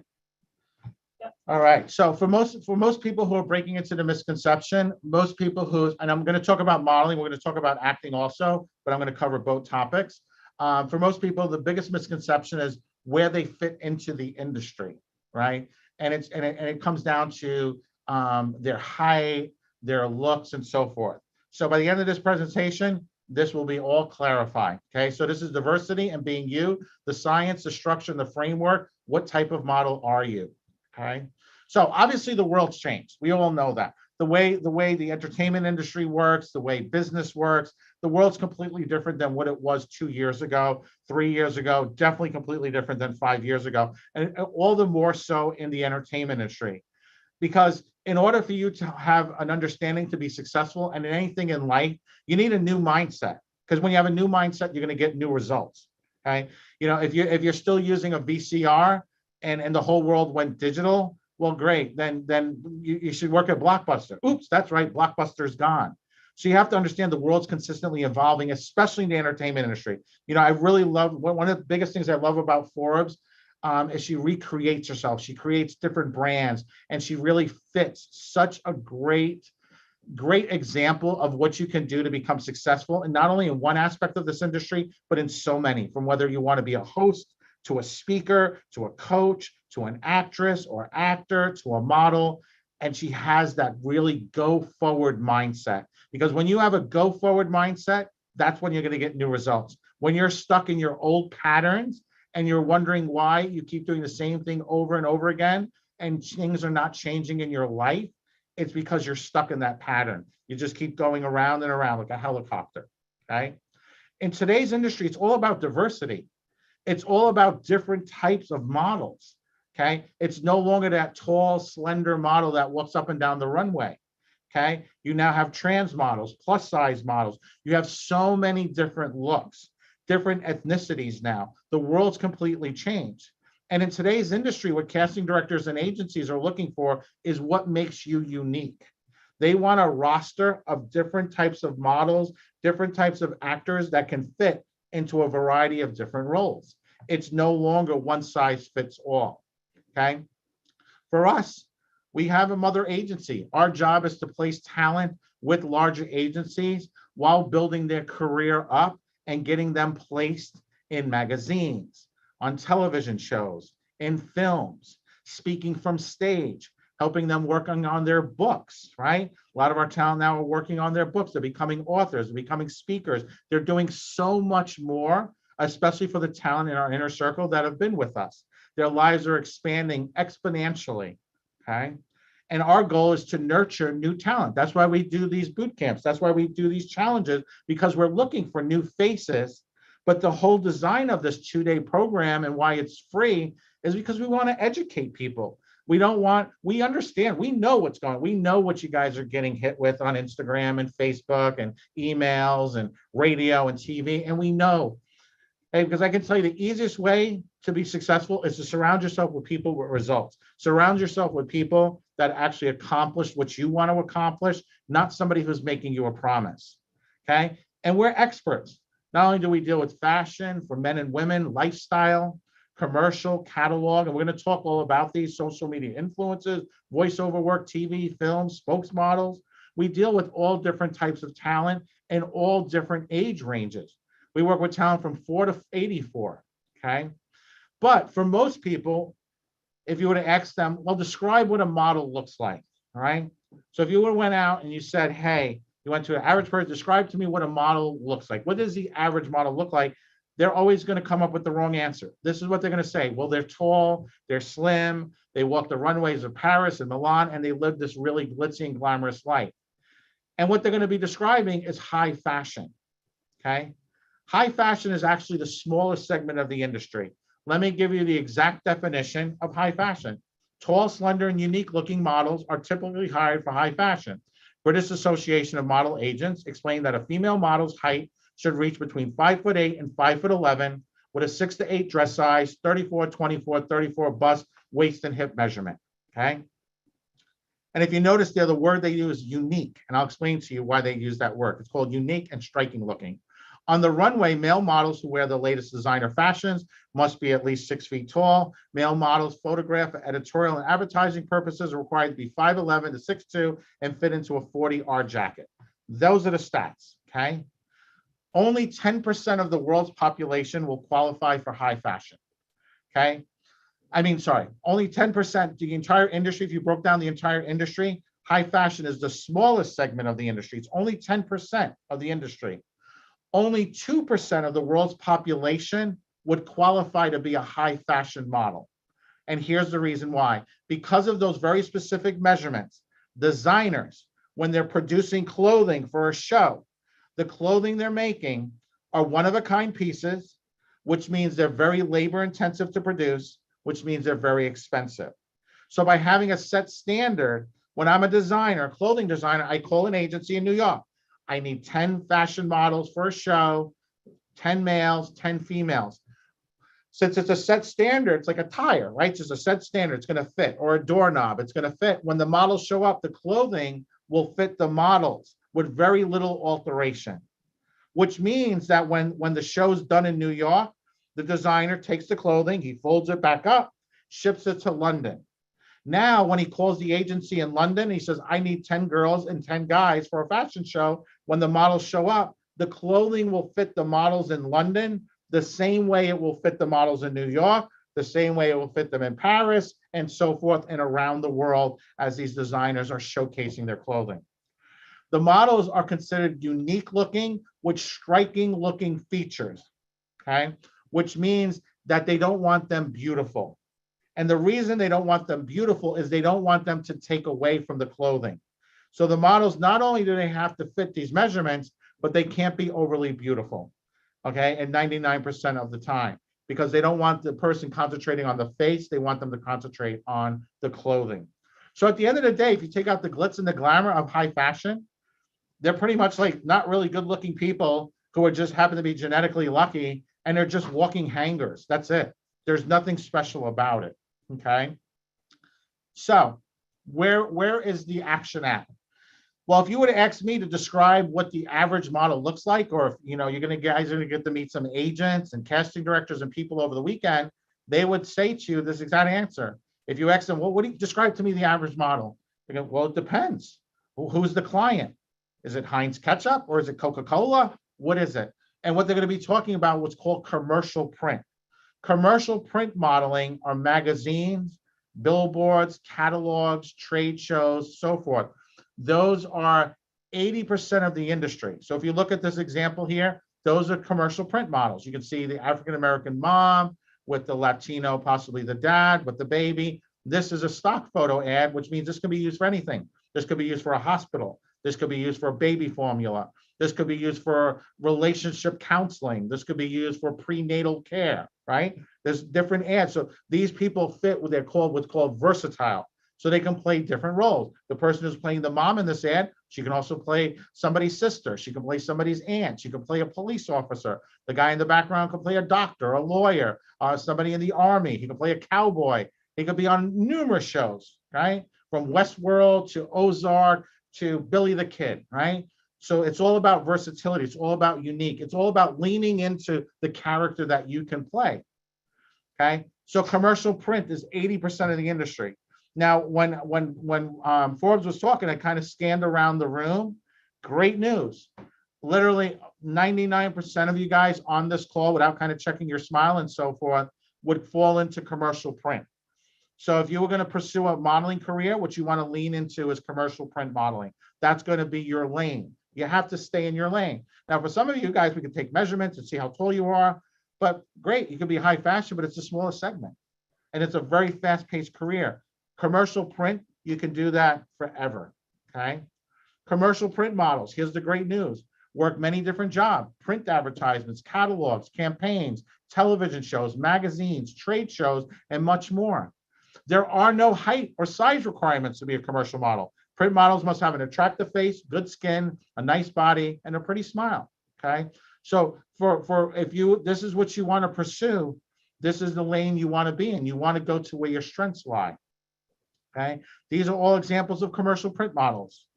Okay, you can see different ethnicities, different looks, and so forth, right? Kids are commercial print. Kids will always fall into commercial print. You can see the different types of ads now. They have the two dads, the mom and the dad. They have the two moms, two dads, mixed couples, mixed ethnicities. So the industry's really changed because now it's all about being unique. It's about acceptance from all different types of looks, all different types of beliefs, all different types of backgrounds. 10 years ago, the industry wasn't this way, okay? But at the end of the day, it's a business. It's called the entertainment industry, entertainment business for a reason. And it's all about the shifting dynamics of the United States and international, worldwide, to be able to appeal for people to purchase products. That's what this is. You're a model, your goal, you talked about that this morning with the example of the water bottle, your goal is to promote the product. Okay, you can see some of our examples for Truth Management. Here's Christine, amazing, okay, amazing talent. She can play a wide variety of roles. Her background, she's a fitness instructor, okay, she's a coach, she's a speaker, she's an entrepreneur, but yet she's also leveraging all of that to build her modeling and acting career, okay. Here's a great example, right? Your property manager, grumpy cow, relax, nice ones do exist, okay? That's a commercial print model, right? That's not an old lady with a shotgun. That's a paid professional model in a print campaign. Here's another great one for AARP. African-American woman, older, middle age, playing a great role. They had the gray in there, right? Because the gray represents retirement, represents somebody in the twilight. Take out that gray, she can still play a mom. She can play a soldier. She can play a lawyer. She can play the president of the United States. She can play a wide variety of roles. Okay, it's all about versatility. It's all about leaning into your different types of characters that you can play. And if you're not sure about the characters that you can play, we can talk to you about that. We do that exercise with all of our talent. Are you more LA? Are you more New York? What type of roles you can play? You can do a little hack. You can go out. Don't ask your friends or family what kind of character you can play because they're always going to give you a wrong answer. They're going to make fun of you. But next time, maybe you're at CVS, you're at the drugstore, you're at the supermarket. Just say to the person that you're paying, complete stranger. So, I have a crazy question. I'm actually working on my modeling portfolio and my acting resume. What type of character do you see me playing? Let a total stranger who doesn't know you tell you, and your mind will be blown. You'll be like, wow, I never saw myself doing that, right? They tell you, if you keep getting the same answer over and over again, playing a crackhead, well, maybe you should take a shower and kind of work on your hair and teeth, but you'll start learning things. Again, commercial print, the mom, the dad, the child, right? Sid's one of our greatest talents. She is absolutely amazing. I just got to spend some time with her in Atlanta. She actually went through stunt coordination certification, level 1 and 2. She's trained as a professional stunt woman. She can handle firearms safely on set, professional model, building her acting career. Okay, amazing. Okay, she can play a wide variety of roles, a wide variety of characters. She's got a great smile, a great attitude. She just recently retired. This is now becoming her full-time career.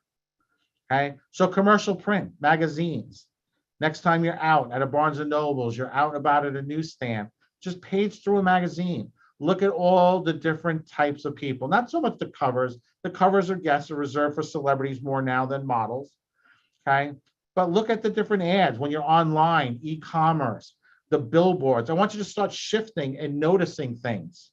Okay, Times Square, billboards, all commercial print. Okay, we've been doing this for close to 2 decades. We've won 38 awards, 6 Tonys.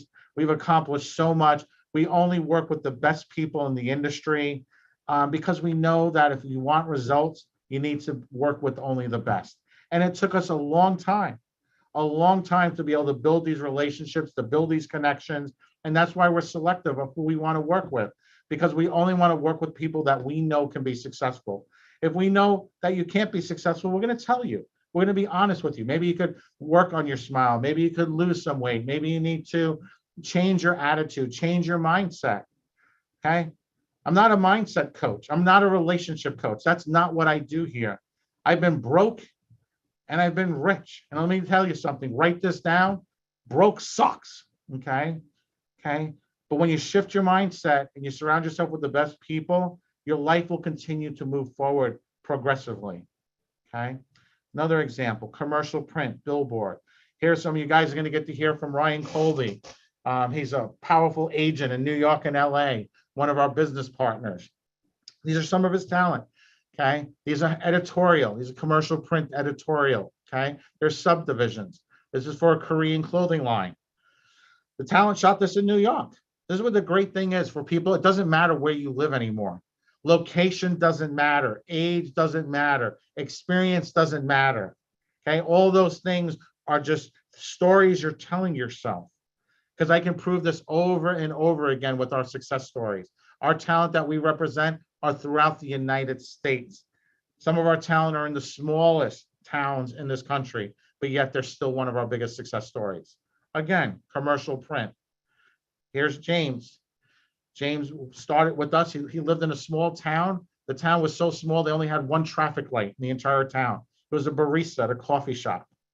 Came to New York. He got to hang out with some of the cast members from America's Next Top Model. He got to meet with some of the agents. He walked New York Fashion Week. He did modeling in New York. He now lives in LA. He's now transitioned into acting. Okay. But this was somebody, when we first met him, he couldn't even dress properly. Like he was so awkward and shy, but you wouldn't see it in these pictures, right? He shines with confidence. He's got a great look, the high cheekbones, the freckles, and so forth. So he can do editorial, he can do commercial print, TV and film, very versatile. Okay. Mike Trash, he's one of our Inner Circle members. Okay. Multi-award-winning film writer, director, actor, model, formerly with the WWE. He hosts one of the top podcasts, okay, worldwide. He has a worldwide podcast, okay? But yet he makes time to come to our events, to work with talent, to motivate them. Okay, while building his career, he's about giving back. He actually was the person I was talking about this morning. He was on the call earlier, and he had to jump off because he's on an audition right now. Okay, he actually has 3 more auditions lined up this week. Okay, because he leans into his character, he leans into who he is. He follows the process. He chose to surround himself. And at the point when we first worked with him, honestly, he thought about suicide. He thought his life was at an end. Okay. And it turned out his life was only just beginning. Okay. Fitness models. For some of you may be really in great shape. So now they have fitness models. Fitness models are going to be a little bit bigger. They're going to fit a different style clothing and have a different look. Right. For actors, here's 2 different actors, right? You guys should recognize both of them. You should know them from the insurance ad, The Voice, right? Okay. 2 different ages, 2 different types, but yet both working. Age doesn't matter. Geico ad, there's the mom, the dad, the child, right? Commercial print. I should all recognize Flo from Progressive, right? One of the most famous spokesmodels probably in the world today. But how many of you really even know who she is? You're pursuing a career in acting and modeling. Do you even know who the person is? Okay. Would you recognize if she was walking past you on a street without her hair and her little outfit, her insurance outfit, and her character? She plays a character. Okay. Flo is an imaginary character. She doesn't exist, but the actress does. Or how about this kid? Right? He's considered the world's greatest actor. He's been in over 300 films. He actually spoke at one of our events in LA recently before COVID. He starred in a Super Bowl ad for GoDaddy with Bar Raphael. Okay. He's been on tons of nighttime talk shows, does a ton of things. But yet he's probably the kid that you made fun of. Probably, or maybe if you didn't make fun of him yourself personally, because I think most people are nice, probably knew somebody like that. But he leaned into his character, he leaned into playing that geeky character. Right? And because of that, because he leaned into who he was, he's been in over 300 films. He's been in multiple films that have won Academy Awards. Okay, but for most of you, probably never noticed him till now. Okay, it's mindset. At the end of the day, I can teach you the tactics, I can teach you the strategies, but you have to have the mindset to be coachable. You have to have the mindset to listen and to be able to do things and follow a proven path of success. Because if you can, I can open up doors for you unlimited. Okay, let's talk about Flo again. Right, her name's Stephanie. This is I couldn't even pull her entire resume because it went on forever. But look at all the things she's done besides that. Her earlier on in her career, she wanted to be a comedian. She actually went to Second Stage in Chicago. She studied there. She wanted to be a stand-up comic. She wanted to do comedy roles. But you can see she's done a ton of serious stuff. She's probably been in a lot of shows you recognize: Mad Men, Cavemen, The Goldbergs, right? Two Broke Girls, a lot of great shows. One day her agent said, "Hey, I have a role for you. It's for an insurance commercial. Do you want to do it?" She could have said no. I don't know. I don't want to do that. I want to be the star, right? Well, guess what? She said yes. She leaned into who she is, okay? She now makes over $1 million a year playing that role. Okay, her new contract is actually $3 million. This is actually outdated. Her new contract is $3 million a year, all because she said yes to one opportunity. Okay. Again, the world's changed. You got to lean into who you are. You got to surround yourself with the best people. Promotional modeling. For a lot of you guys, you can do promotional modeling. Promotional modeling is like boat shows, trade shows, car shows. You can make anywhere from $15 to $80 per hour working on weekends. Okay. Fitness modeling. Why not work? There's so many brands now. So many they're not major international brands, but with e-commerce, there's so many supplements, clothing lines. You know, we book so many smaller brands. They pay well. You get placed in magazines, you get placed in e-commerce. There's so much you can do. Okay, but it's leaning into who you are. Plus size. Plus size is a multi-billion-dollar business called Curves, right? Hottest market to be in. So much opportunity for curve models. They can also do fashion. They can do fashion. They can do TV. They can do film. Kids will always work, right? But the most important part for a kid to be successful is their parents. For those of you who may have children that you want to get involved in the industry, do you have a Coogan account set up? Do you know what a Coogan account is? Okay, because if you don't, you need to talk to us. There's a process, okay? And unless you're working with legitimate people in the industry, you're not going to find these answers on Google or YouTube because legitimate people aren't on there. They're not out there giving this information away. They're actually booking people. A Coogan account, just so you know, is a trust fund for a child. In order for your child to book work, you have to have a Coogan account set up, a trust fund, because when the child gets paid for their day labor, right? Say they made $3,500, they were on an episode of a show. The kids on Stranger Things, they're at $350,000 per episode. Ryan just booked one of our talent for Grey's Anatomy, 10 episodes, $65,000 an episode. Okay, $650,000. Okay, new character on the show, playing a small character, not a major character, small character. But if you're a child, you have to have a Coogan account. You have to have a trust fund set up. They can't make the check out to you, the mom or dad. The check has to be made out to the child's trust fund. That money has to be accounted for. So when that child turns 18, that child has to know where that money was spent. Was the money spent on his career? A lot of people don't realize this, but and I'm not a certified public accountant, I'm not giving you tax advice, but when you invest in your education as a model and actor, whether it's workshops, whether it's events, training, vocal lessons, that's all tax deductible. You can literally do this stuff for free if you have a good accountant. We actually know a great accountant, okay, that I can refer you to. But it's just to prevent a parent from spending that money that belongs to the child. When the child turns 18, then that money's spent. Dad decided to go out and buy new golf clubs and a boat and all this other stuff, and then the child turns 18 and that money's not there. And it happens. That's why these laws are in place. So you have to understand and be educated in how the industry works. Again, some great examples: commercial print models, magazines, billboards, catalogs. It's the year 2022. The world has changed, okay? It's all about mindset. It's all about becoming the person that an agent wants to work with. It's all about what makes you unique, okay? People who succeed, right? One of my mentors, I had the opportunity to travel around the world with Tony Robbins, okay? For some of you who may not know who he is, great businessman. He was worth over $12 billion. He's invested in over 150 different companies. He's not only just a speaker, but he's a really great friend. And I picked a couple of his favorite sayings, right? People who succeed at the highest level are not lucky.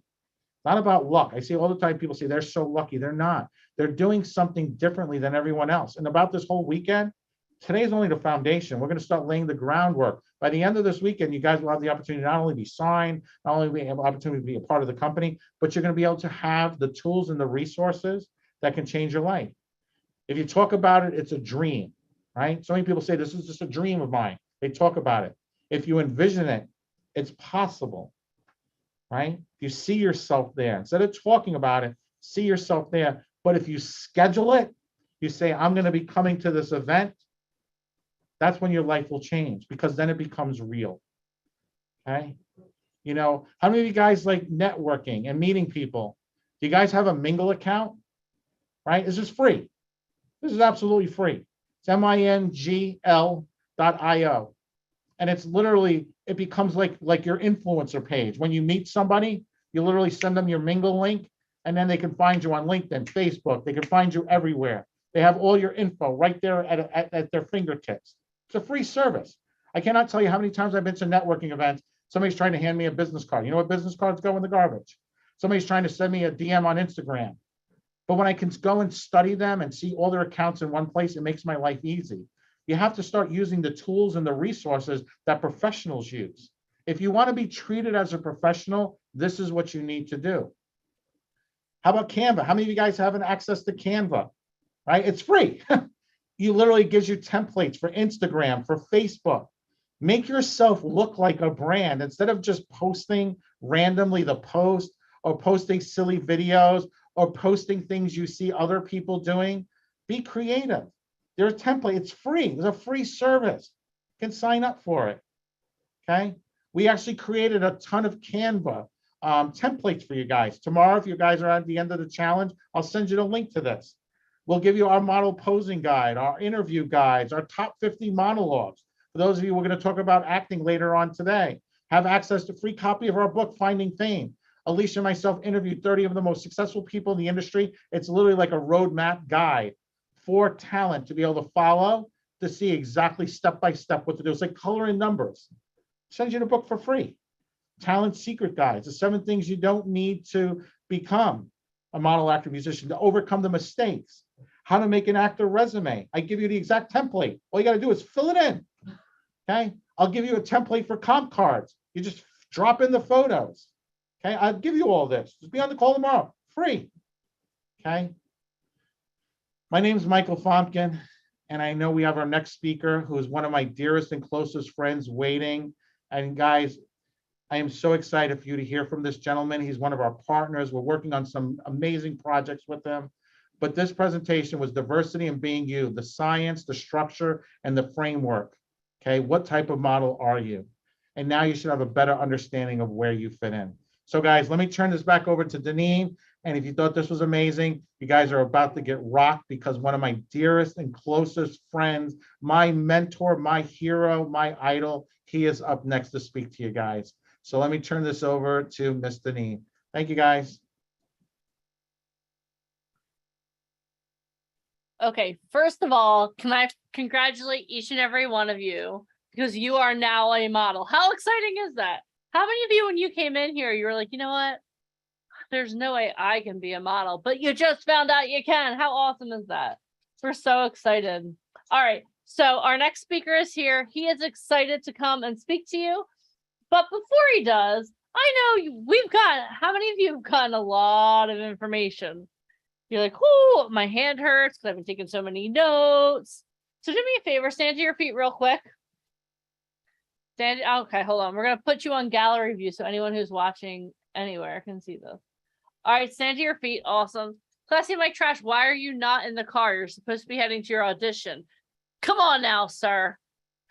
He's like, stop yelling at me, Deneen. You're embarrassing me. All right, everyone get up, stand, move around a little bit. Move around. Maybe like, I don't know. I'm trying not to hit my microphone because you'll all go deaf. I'm not trying to make a bunch of people deaf, but just get yourself moving a little bit. Gosh, doesn't that feel good to move?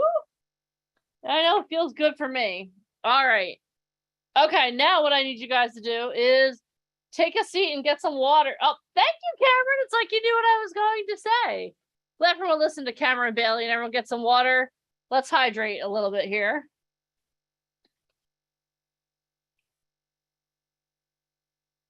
Oh, I don't know about you, but I feel amazing. All right, guys, are you ready for me to introduce our next speaker to you?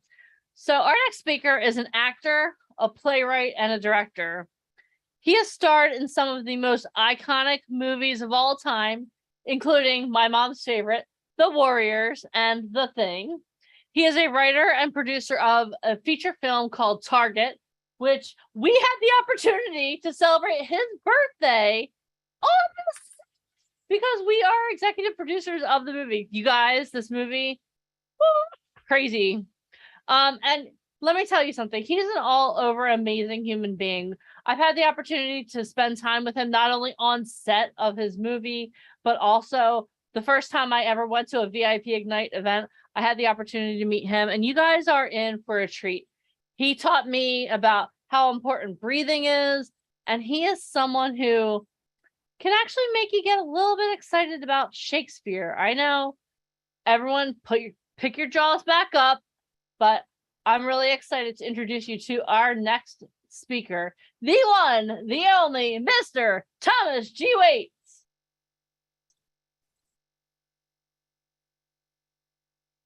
Okay, sir. All right, I know you're there. I can see you. Okay. I know he's here, so he'll be just one moment. How many of you have ever seen the movie The Warriors or The Thing? Oz on HBO. Oh my gosh. Yeah, he's a mute. Yes, we got to jam with him also when we were on set. Yeah, he's played all over the world. When we were on set in Lake Hopetacong, we had the opportunity actually to hear him play. It was pretty amazing. All right.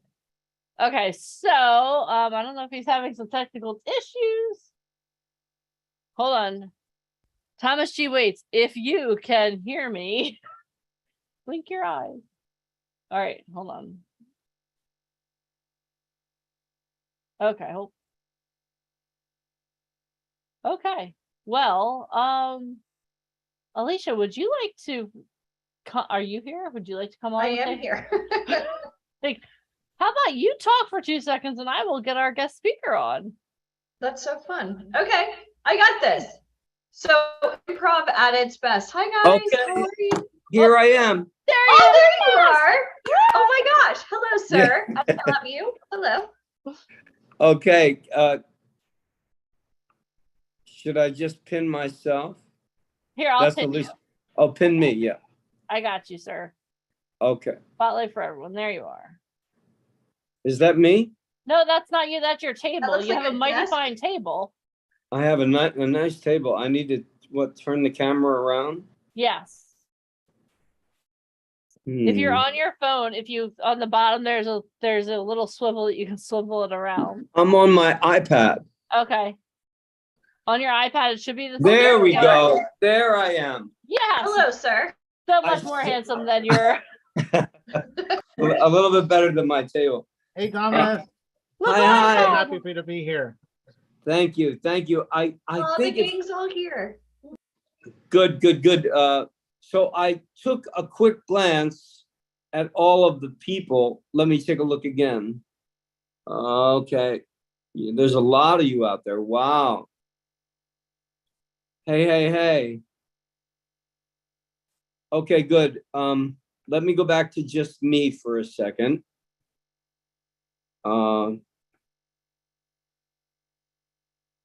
As you can see, I'm not a computer.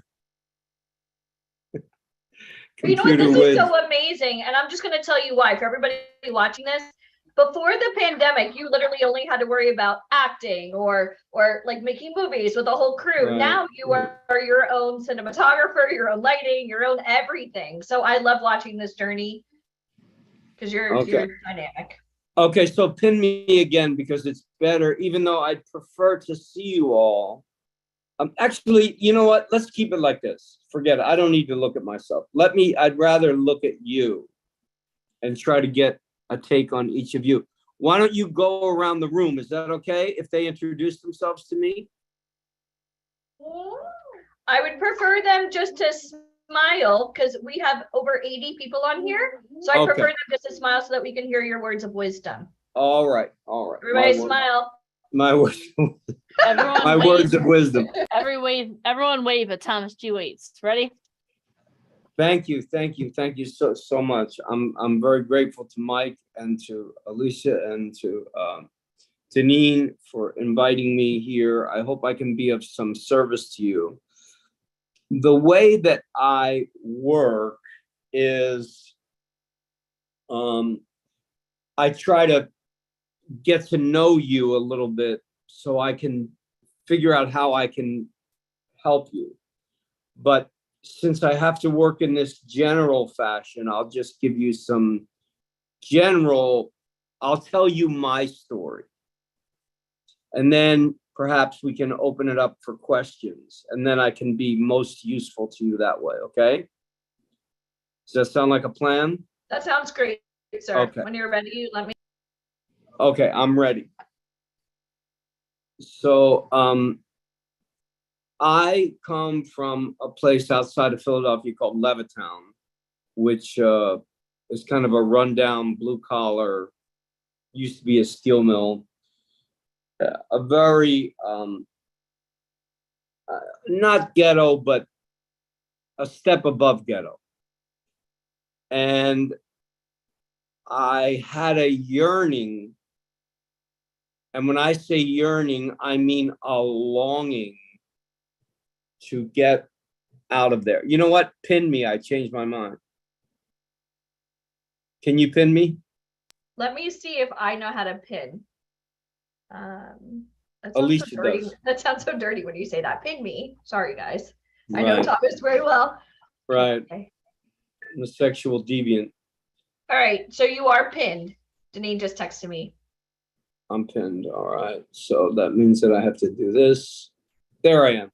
Okay. Okay, Yeah, this is more comfortable for me to tell my story. Okay. So I come from this place where, we didn't have very much, but I happened to have the good fortune of seeing the film Romeo and Juliet when I was about 15 or 16 years old. My sister took me. Franco Zeffirelli's Romeo and Juliet from 1967. And it changed me. Okay. I went from being a rather troubled child to all of a sudden finding this white light called Shakespeare. And I went to the library next day and I memorized the entire balcony scene, both characters. And to this day, I can still recite the entire scene. That's true. I subsequently went to Bucks County Community College for a year. And while I was there, I started getting the leads in all of the plays, And my teacher, very good teacher, came up to me and said, you know, I think you should audition for Juilliard. And I said, I thought that was a music school. And he said, no, they have an acting department now. It's, you know, 4 or 5 years up and running, and it's the best acting training in the country. So I took a train to New York and I auditioned, and I did Romeo's balcony speech, but soft with light through yonder window breaks. And I did Stanley from Streetcar Named Desire. And I got a full scholarship to Juilliard. And at 18 years old, I took the train to New York, and I was in a very serious training school where 9 o'clock in the morning you had dance class, 10 o'clock you had speech, 11 o'clock you had voice, 12 o'clock you had lunch, 2 o'clock you had a 3-hour acting class, 5 o'clock you had a dinner break, and then at 7 o'clock you started rehearsal. And you did that 5 nights a week, and you took academic courses simultaneously. This was like, it was like being in the Marines except for acting. And then I stayed there for 3 years, and I thought, well, I'm good enough to work, which was a bit arrogant, quite frankly, in retrospect. But anyway, I left and I started working. Within 3 months, I got my equity card. I did my first play at Center Stage in Baltimore, where I played Red Ryder in the play When You Coming Back, Red Ryder. You probably don't know any of this material. But when I came back, I heard Mike talking about networking and reaching out and getting to know people. When I was down there in Baltimore, Mandy Patinkin, who's a big, famous, you know, star, he was in the play before me, right? The play that was going up before me. And I said, Mandy, I need to get an agent. And he said, well, call mine. You know, I'll put in a word for you. So I got back from Baltimore sometime right after Christmas of 1976. And I called this guy, Jeff Hunter, his name was. He was a terrific agent, the best agent I ever had. And anyway, he finally, after I called the office every day, I mean, to the point where I was just a pain in the neck. But he said, okay, back in those days, you went into the office and did an audition. And if they liked you, then they sent you out on auditions. So I want you to pay careful attention to the time between when I returned from Baltimore to the time somewhere in late February, early March, about 3 months, where I got the chance to meet the agent. And I worked on those monologues like my life, and it depended upon it. I did them in the morning. I did them in the afternoon. I did them in the evening. I did them in the shower. I did them at parties. I did those monologues until they were coming out my ears. And then the day came and I went to his office, and he was very busy, sort of fussy, meticulous man. And he's like, okay, go ahead. You know, there wasn't much love conferred. But then once I started my work, then the magic happened. Then the power shifted from him to me by virtue of the fact that I had this skill set, this toolbox, if you will, of techniques that I was able to apply in the process of doing this work. And after I was finished, he opened his desk drawer and he took out a contract and he said, I'm going to make you the biggest star the world has ever seen.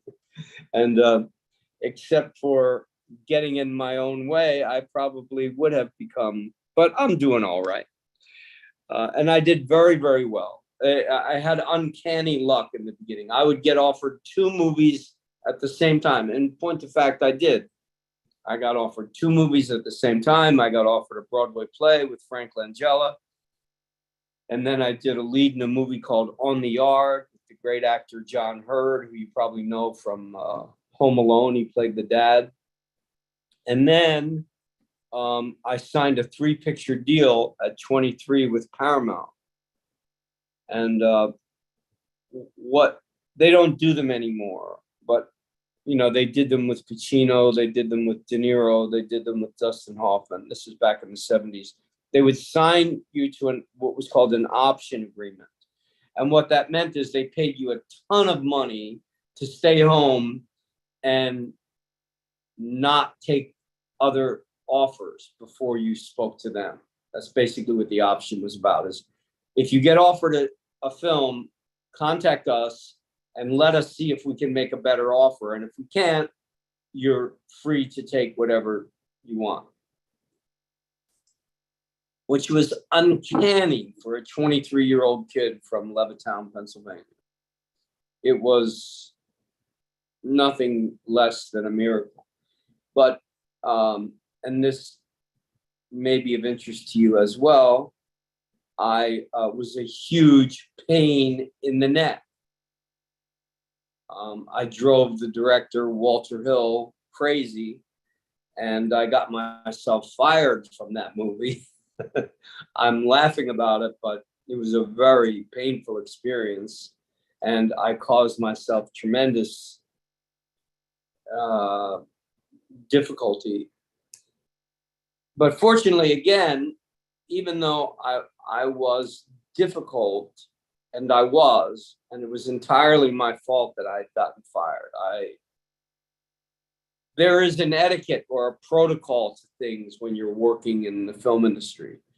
And part of that etiquette is, you leave the director alone unless you have a question that's absolutely imperative that he deal with an answer right there and then. Otherwise, you leave the poor guy alone, because let me tell you, directing is very stressful.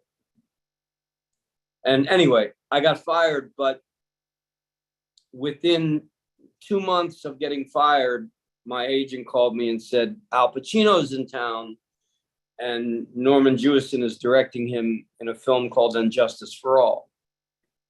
And they'd like to have you come in and read. So I said, am I going to get to read with Al? Am I going to get to do my audition with Al Pacino? Now, when I first saw The Godfather, I don't know how you guys felt, but I sort of became Al Pacino for about a week after seeing that film. I just thought he was, aside from Brando, the greatest actor I'd ever seen in my life. So he said, yeah, you're going to get to read with Al. So I went in, and again, I want to stress this because it's really important. I worked on that script day and night. I broke it down into beats. I underlined the verbs. I figured out what the character's objective was. I figured out what each individual action was. I read the script and read the script and read the script. So when I went in there, I was armed to the teeth with knowledge. And all of a sudden, like a dream came true. I got to act with one of my heroes, Al Pacino. And we were sitting across from each other, and we just started to cook. And we have very similar energy, let me put it that way. And he responded to my work, and I got offered the job, and they called my agent, and they said, listen, we heard this guy got fired. Is he trouble? And my agent, Jeff Hunter, may he rest in peace, he said, no, Tom took responsibility for the fact that he got fired. He put himself into therapy, which I did. I got the help that I needed. I mean, you have to get your own head together when you want to work in this business. You can't go putting your problems onto other people. You got to deal with them with your pastor or with your psychiatrist or with your priest or whoever. your friends. You can't bring your problems onto the set. And anyway, I had a great working experience with Mr. P. And after the movie was over, I went to his trailer to thank him. And I bought him a bottle of anisette because I heard that Italian people drink anisette. And he invited me into his trailer and he said, "Thank you very much. I don't drink anymore." And I was like, ding, like a light bulb went off in my head, because I am, and I don't mind sharing this publicly, because I find it helps a lot of people. I am a recovered alcoholic myself. And at the time I was drinking, a lot. I drank heavily for many, many years. And it's been almost, I'm going on my 20th year of sobriety. Drugs and alcohol. I mean, if you want to be an actor or a performer of any kind, drugs and alcohol, first of all, they ruin your face. And cameras are so sensitive. They pick up on every detail, so you've really got to take care of your face and your body and your health. And that's the most important thing, is to take care of your body. I had all this great training, and I was a wonderful actor, but I had alcoholism is a disease. And probably many of you, if you don't know of someone that is afflicted with it. And it took me a long time to do something about it, but I did. And luckily for me, then after I did Injustice for All, Al asked me to audition for a play called American Buffalo, which is a 3-character play. And I have a picture of it right here. You can see it. I don't know. I was 25 years old there. So it was me, Al, and the great actor Clifton James. Anyway, so there I was, 25 years old on Broadway with Al Pacino. I was getting a lot of attention as an actor. And we had lines around the block. I mean, I don't know if you know New York City, but this was on the old Circle in the Square on Bleecker Street. And the line went from Bleecker and Thompson all the way out to 6th Avenue, all the way up to West 3rd Street, all the way around and back down Thompson Street. I mean, like, it's a good square mile of people buying tickets. And that was before we even got reviewed. We had done the play together, the three of us, at the Long Wharf Theater in New Haven, but we really didn't get it together. And yeah, it's a long line, is right. And it was a big hit, and it was great, and I got a lot of attention. And then when I say the great before a person's name, I'm not exaggerating. I'm speaking from professional experience. The great John Carpenter and the great actor Kurt Russell. I think he's a great actor. He's also, I think he's retired now, but he was a great movie star that could act. They came to see American Buffalo, and they called my agent and said, would Tom come in and audition? And I auditioned and I got the part. And, my life has gone on a rather circuitous journey from there, because my alcoholism got in the way. It kind of stopped my progress around age 29. Not professionally so much as personally. It just caused me so much difficulty. My decision making, I left that great agent, Jeff Hunter, that signed me when I was a kid, when I was a baby. I mean, I jumped into his arms at age 21 when I got my first movie. And then at 29, like some sort of big shot, drinking martinis over lunch, I said, I'm going to leave you and I'm going to sign with William Morris, which was at the time the biggest agency in the industry. And then my career went through a series of very difficult, I got married, I bought a house, I had one child, then we had another child. I sought a less employable profession than acting, writing, and I think I found it. I went back to school in my 30s while I was doing a play on Broadway. I finished the play on Broadway called Search and Destroy with Griffin Dunn. And I packed up my wife and my then 5-year-old son, and we moved to the Midwest, and I got my master's degree in writing from the University of Iowa. Again, I've always been very fortunate. I got scholarships to these schools, not because I'm anything special. Please don't misinterpret that information. It is merely because I work harder than anyone else. I will not be outworked. There are people that are much more talented than me. There are people that now, much better looking than me. There are people that have a lot more going for them than I do. But I won't allow anyone to outwork me. That's my thing, is I have a very strong work ethic. I come from good people. I had a great dad that raised 7 children, worked 3 jobs. So he established a paradigm of what a man is supposed to be. A man, and I don't mean this in a pejorative sense, but a real man takes responsibility for his family and takes responsibility for his life.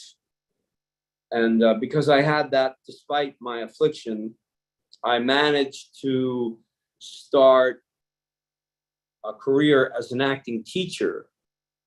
After American Buffalo, Vinnie Pastore, whom you may know from the B show The Sopranos, Vinnie was, this big Goomba from. He plays Big Pussy, which I don't even like saying that without blushing. Sorry. Right.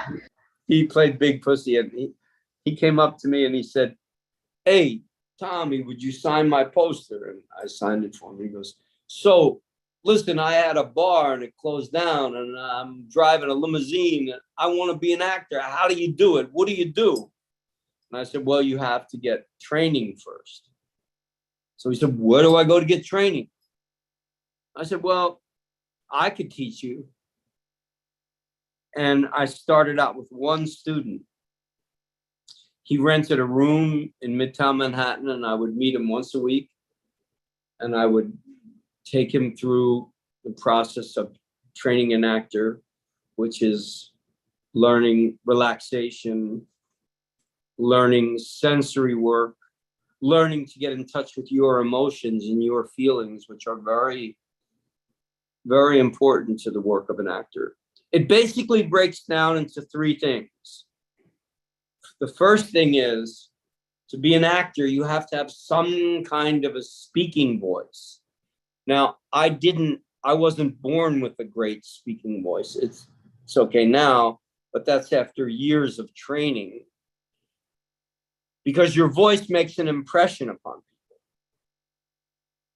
And if you make a positive impression upon people with your voice, they then perk up their ears and they're interested in seeing you.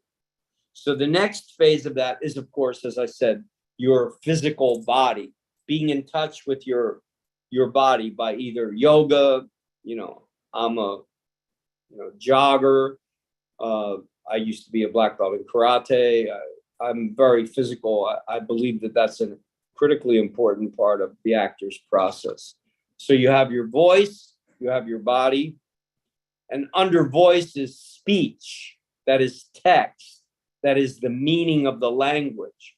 And then you have the physical body, the control, the ability to allow emotion to come through your body because you're relaxed. And then finally, and most importantly, emotional control. You learn through a series of exercises, which Stanislavski termed emotional recall or emotional memory. They're both the same thing. And what that means, I'll explain it briefly, is let's say you have to play a scene where you've lost someone very close to you. And you're required, according to the scene, to speak during this time of great sadness. You have to make the audience feel like you're a guy that's really sad because you've lost someone. The technique that you learn is to take a memory from your life. Well, this is one of the techniques. There are many. You take a memory from your life that caused you tremendous sadness, like perhaps you lost, a loved one, or perhaps, in my case, I often use the first time my wife left me due to my drinking. She had every right to leave, but that moment that I realized she was gone, you take your mind back to that memory and you select an object in that memory. You don't have to cry and you don't have to not cry. You just have to use your imagination and go to that place. And I go to our mailbox in Los Angeles where she left me the note, due to your substance abuse, I'm not coming back. I love you. I mean, even now, just thinking about it, I get moved because she was a great wife and she's a great person. But I go to that memory. And so then if I have dialogue where you're supposed to feel my sadness, I draw upon that memory. Also, contrary to that, you have to experience the joy of life. Life is a gift, and yours is to learn to receive it. There are many wonderful, joyous, beautiful things about life. Like, I have two incredible children whom I adore, and my baby girl is going to turn 29 on August 15th. And I sent her this bracelet. And she texted me and showed me her wearing the bracelet. And basically it says, I hope you, and this is what a big baby I am, I hope you believe in yourself as much as I believe in you. And even though I may not be here for your whole life, I will love you forever. And she put it on, and I mean, it's just a little $42.13 present. It isn't the amount of money. Forgive me for being so emotional, but that brings me great joy. They are tears of joy, unlike tears of sadness. But your job as an actor is, yes, to be able to control your emotions at will. 3 o'clock in the morning, okay, Tom, it's time for your close-up. And you have to get out of your trailer and you have to, in the freezing bitter cold. I remember doing a movie in Montreal and I waited all night to do this scene. And, the first shot is my close-up, and it's a very emotional scene. And 3 o'clock, I'm sound asleep and they're waking me up going, come on. You have to run into makeup. You have to get touched up. You have to run into hair. Then you have to run onto the set. It was outside. The crew was tired. I was tired. Everybody was tired, but none of that matters. You're a pro. You get up to the plate, you pick up the bat, and you wait for the pitch, and you hit it. And if you're trained and if you're skilled, then you hit the ball out of the park. And I have garnered the name One Take Tommy. I'm bragging forgive me. But that's because I prepare so that, I don't like to waste the crew's time. I mean, it's very expensive to shoot movies and television shows. And I like to be ready, and wherever the director wants me to be and however he wants me to play it, you learn to say yes, yes, yes, yes, yes, and what else can I do? Yes, and you listen to the other actor, you listen to your heart, and you find the truth of the scene. And so I probably acted in, I don't know, something like 30 movies. I stopped counting. And I don't know how many TV shows, but I'm really not, that isn't my personal focus these days. I've become a writer, director of film, and that's where all of my focus is. I still go up on auditions when they call me and ask me out of respect for how good the industry has been to me. If someone asks for me, I'll audition, but I don't really go looking for work the way I did, when I was raising my family. I was like a wolf at the door, I had to hunt down. I mean, you're self-employed, so anybody that knows what being self-employed is like knows you have to hustle. I'm self-employed now, but I have an acting studio in New York, TGW Studios. And, it's very successful. I have about 20, 25 students. I do very well, but it's not like going to college. They don't get credit. Either I teach well or they don't come back. It's very simple. And I much prefer that than being tucked away in a nice tenured position in a college where, I could become complacent. Complacency and apathy are the enemy of acting. Acting is about being courageous and daring. Acting is the meeting of a crisis and dealing with it. That's my personal definition. The meeting of a crisis and dealing with it. There are many definitions of acting by other acting teachers. That's mine. And I arrived at that conclusion based upon experience. I think Sanford Meisner said acting is being truthful in imaginary circumstances. He obviously has never done a movie in prison, because when you do prison movies and you have to work with real prisoners, there's nothing imaginary about it. These are real people. You're being truthful in real circumstances. So I broadened the definition to say acting is the meeting of a crisis and dealing with it. The character that you're playing is always in a crisis, right? Romeo, he's not even allowed to speak to Juliet's family. It would be like back before civil rights was passed, a black woman talking to a white man, or vice versa, or an Israeli and a Palestinian. These people that are mortal enemies, which is just so awful. I mean, don't even get me started. But the Republicans, even our own country is so divided. But Romeo is from the house of Montague, and Juliet is from the house of Capulet, and they're sworn enemies. So he's not even allowed to speak to her, let alone fall in love with her. And yet he does. And they both love each other with a love that conquers even death.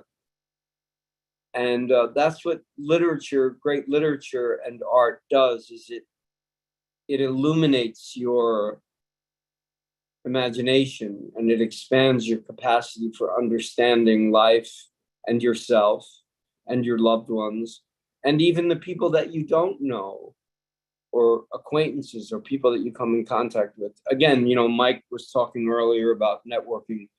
Do you know how many jobs I've gotten because friends have recommended me, or how many jobs I've gotten for people because I've recommended them? And just because, they might have been, they were good actors, or I wouldn't have recommended them. But I was just going to ask you that, because as you know, there are so many people that want to get into this industry, and they constantly ask for favors, Tom. And the problem is I would love to introduce you to real people in the industry. Are you ready? Takes one jackass to ruin that bridge that you built. And anytime we've ever worked together, I mean, my goodness, you bring your heart and soul to the project. Now, one thing I wanted to talk to you about very quickly is the movie that Mike and I invested in, Target, which we're very excited about. And Deneen, we all got to go on set with you. Seeing you behind the camera, literally, we were crying happy tears. Can you talk a little bit about the movie now that we've finished? Yeah, I can talk about it. We're in the And process. it's in post-production? Yeah, we're finished post-production. It's called Target. It's a post-pandemic sexual comedy.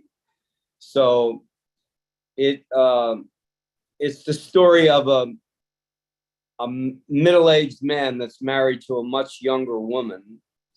And in the beginning, during the credits, you see all these happy photographs of them in wedding pictures, and this really happy, beautiful wedding song is playing.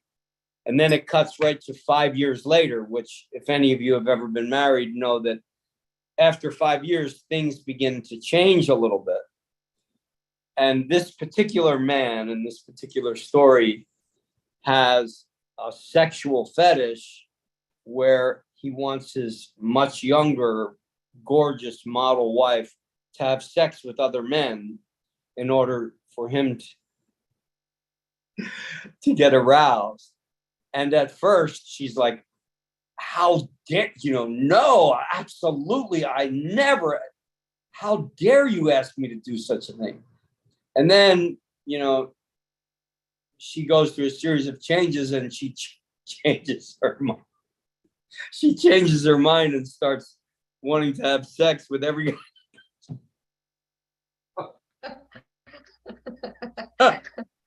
He was laughing like this. He's like, action! And it was so funny. We had to stop filming a couple of times because he was laughing so hard.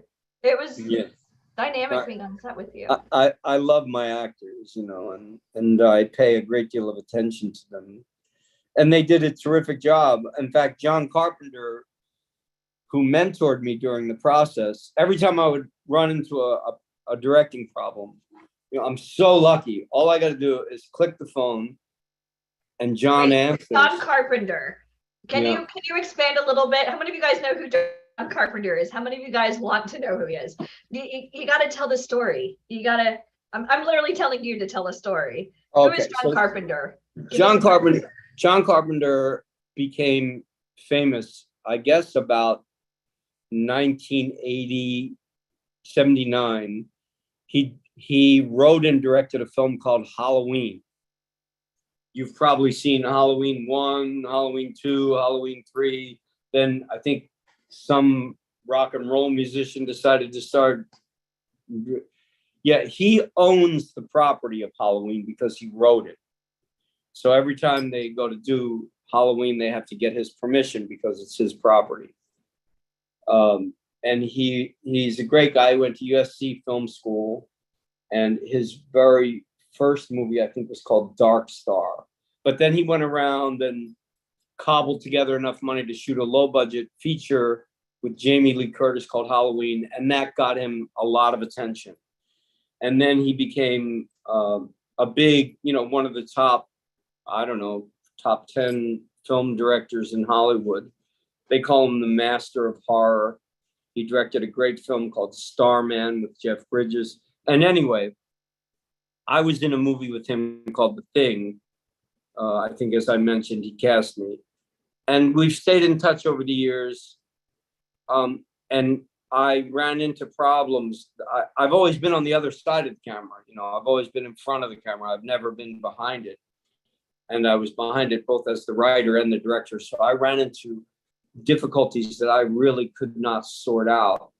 So I would call up John and I'd go, John, what do I do? The light's gone out. I'd be ready to, and he would talk me down off the ledge and say, okay, look, this is what you have to do. And he would take me, like, very patiently take me through the process. And I think that's why the movie is as good as it is. And he was gracious enough to watch my film. And he said, Tommy, I like your movie. It's funny, great performances. You should have no trouble getting distribution.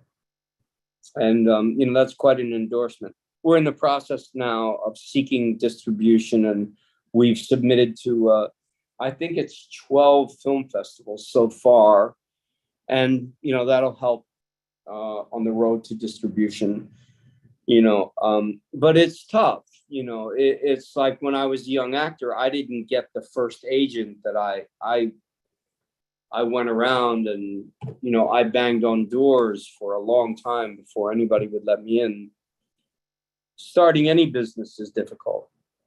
Starting in the entertainment business is particularly difficult because a lot of people want to do it, and there's a great deal of money involved if you're successful at it. But yeah, John. Oh, sorry. Go ahead. No. Go ahead. Ask your question. I was going to ask you a question because I get a lot of aspiring actors that the very first stop, they want an agent. Agents don't train. They don't develop. You have to come ready. You went to Juilliard. You did these tremendous things before you even got an agent. So can you go over, I think the sense of entitlement comes up quite a bit. I want to be an actor. I need an agent right away. I want to start booking work. I think a lot of people think that an agent is responsible to train you, to give you headshots. So can you go over a little bit about like, when is the proper time to get a theatrical agent? Yeah, you get an agent when you're ready. That means you have to have mastered your craft to the extent that you can before you go bothering them, because if you don't like nail the first, at least not necessarily book the thing, but if you don't audition well right out of the gate, they don't have time for you. They're in the business of sales. They're selling, like that. In the stock market, they sell wheat, they sell corn, agents sell people. They get a breakdown of what is being cast on the East Coast and the West Coast, the films and plays and television shows.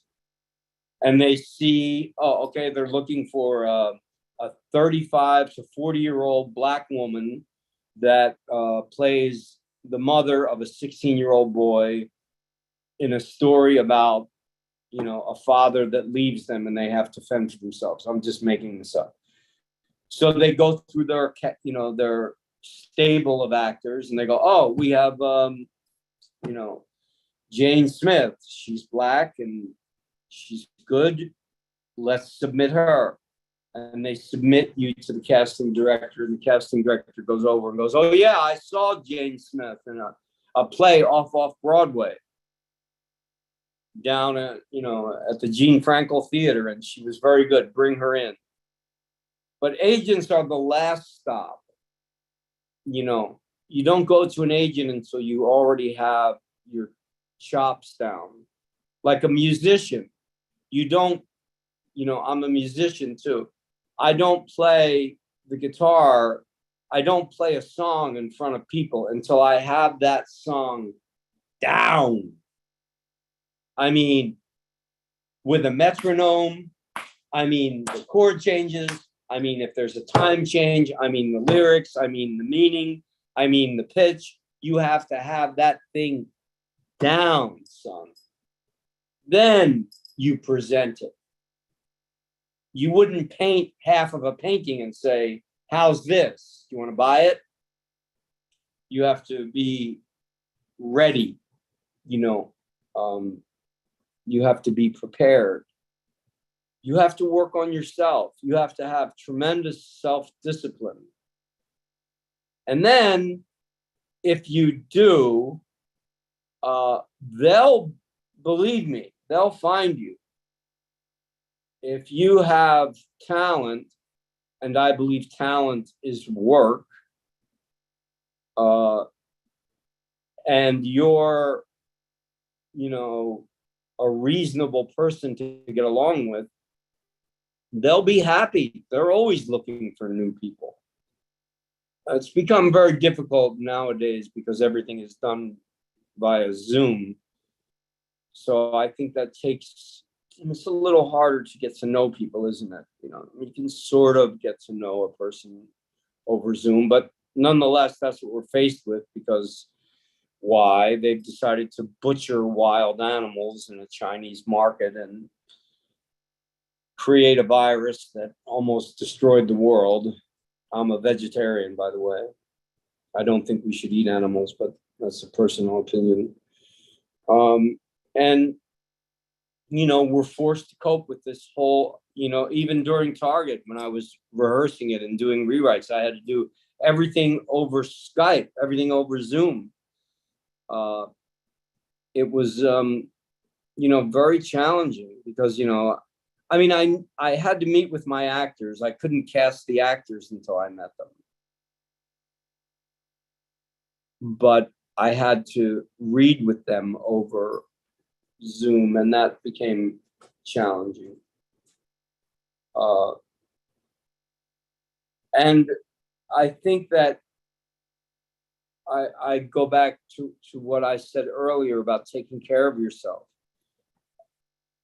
about self-care, you know, how you take care of yourself, how you dress, what you put in your body, how you treat your body and your mind, you know, read, and reread. People have lost the art of reading. And reading is so important for an actor. And singing. Sing every day, because singing is very good for your speaking voice. You know, the more you sing, the more mellifluous and pleasing your voice is, the more resonance you develop. So that's basically what I have to say. I was going to ask you, what is the biggest difference for people looking to get into show business, working on like stage and theater versus TV and film? Well, I think that it's very important to work on stage. You know, stage is really difficult. Doing the same show 8 times a week for a year or a year and a half, you really have to have your skill set in order. And if you don't, you develop it.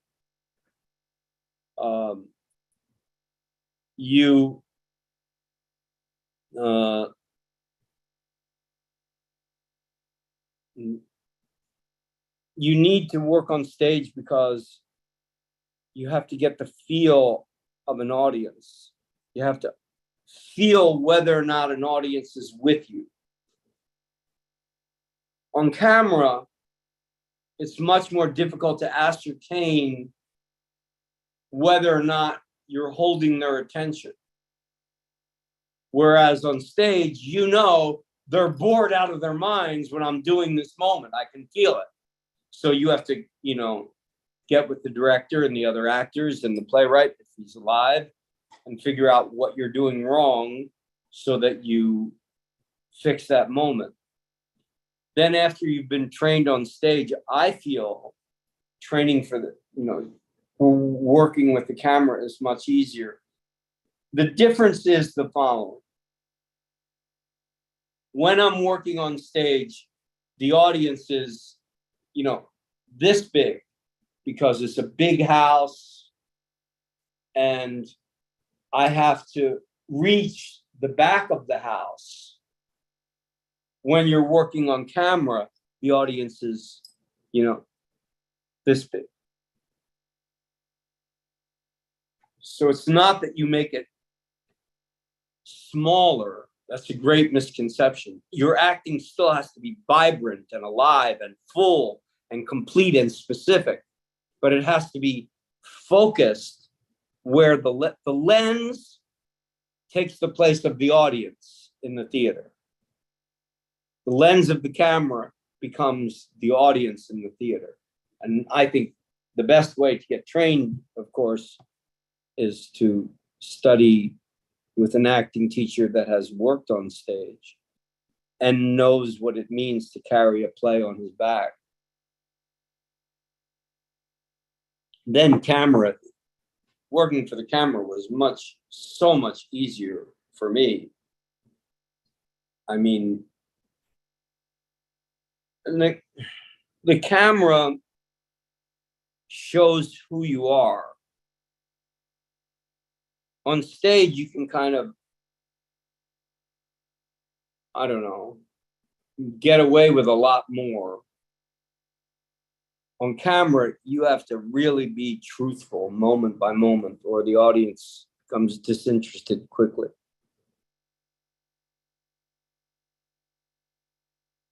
Does that answer your question? Yes, sir. You're so intense and I love it. How many of you guys feel that? Like when he was here talking to the stage and then talking here. I love you. And I'm, you know, it's funny. I was watching Halloween the other day. Now that we're connected, it's like we have this solar system of connections. And let me ask you a question for everybody. I had a lot of people texting me about Target. When do you think it might hit theaters or streaming? We just don't know yet. You know, as soon as we know, you will know.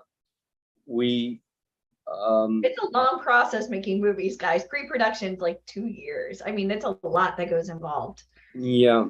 We have to find. It's a niche film, you know, and it's also it's a sexual comedy, and so it's not like the kind of movie Dark. you take this. Yeah. Well, yeah, I guess dark is a word. It's a parody in a certain sense. You know, it's meant to make fun of. It's the power that sex has on. Like one distributor said, "Well, why isn't there any nudity in it?" And I said, "I didn't want there to be." And he said, "Well, if you had nudity in it, I could sell it tomorrow." But that isn't the kind of movie I wanted to make. I'm not interested in that. I'm interested in the power that sex has on the mind. As you'll see when you see it. Yeah, Hulu is somebody that we're hoping to get to. And, you know, if we get some attention, and I think we will at these festivals, then you have reviews to back you up. And then you get the same thing as like being an actor. You get an agent that helps you to sell the movie to Hulu or Netflix or whomever. You know, and I know some people, and they've been trying to help me, but the subject. You have a great team behind you. I mean, we've been talking to them about another horror movie, which we won't say right here, and also another movie. And I know having the same group. How many of you guys have ever seen like an Adam Sandler movie? You're like, oh, they're using the same people. Literally, this is how Thomas's World is. It's literally that core group, and they go from project to project. And we thank you so much for including us in it. We had the best time ever on set. It was fun, especially the martini shot. That was great. And we got to celebrate your birthday. That was pretty spectacular as well.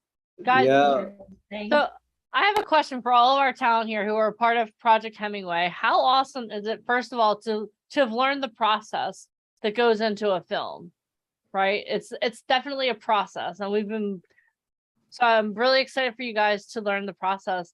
But now knowing that we're executive producers on a film that's being submitted to film festivals, when this film starts winning awards, how much further ahead do you think it's going to put the credibility of us, as well as all of you who are working on Project Hemingway? Can you wrap your heads around that for 2 seconds? Like, how awesome is that? So for anyone that's part of Project Hemingway, the fact that we have this partnership with Thomas and his team, I just want you guys to understand, like, there's a huge process that we're going through, and we are so excited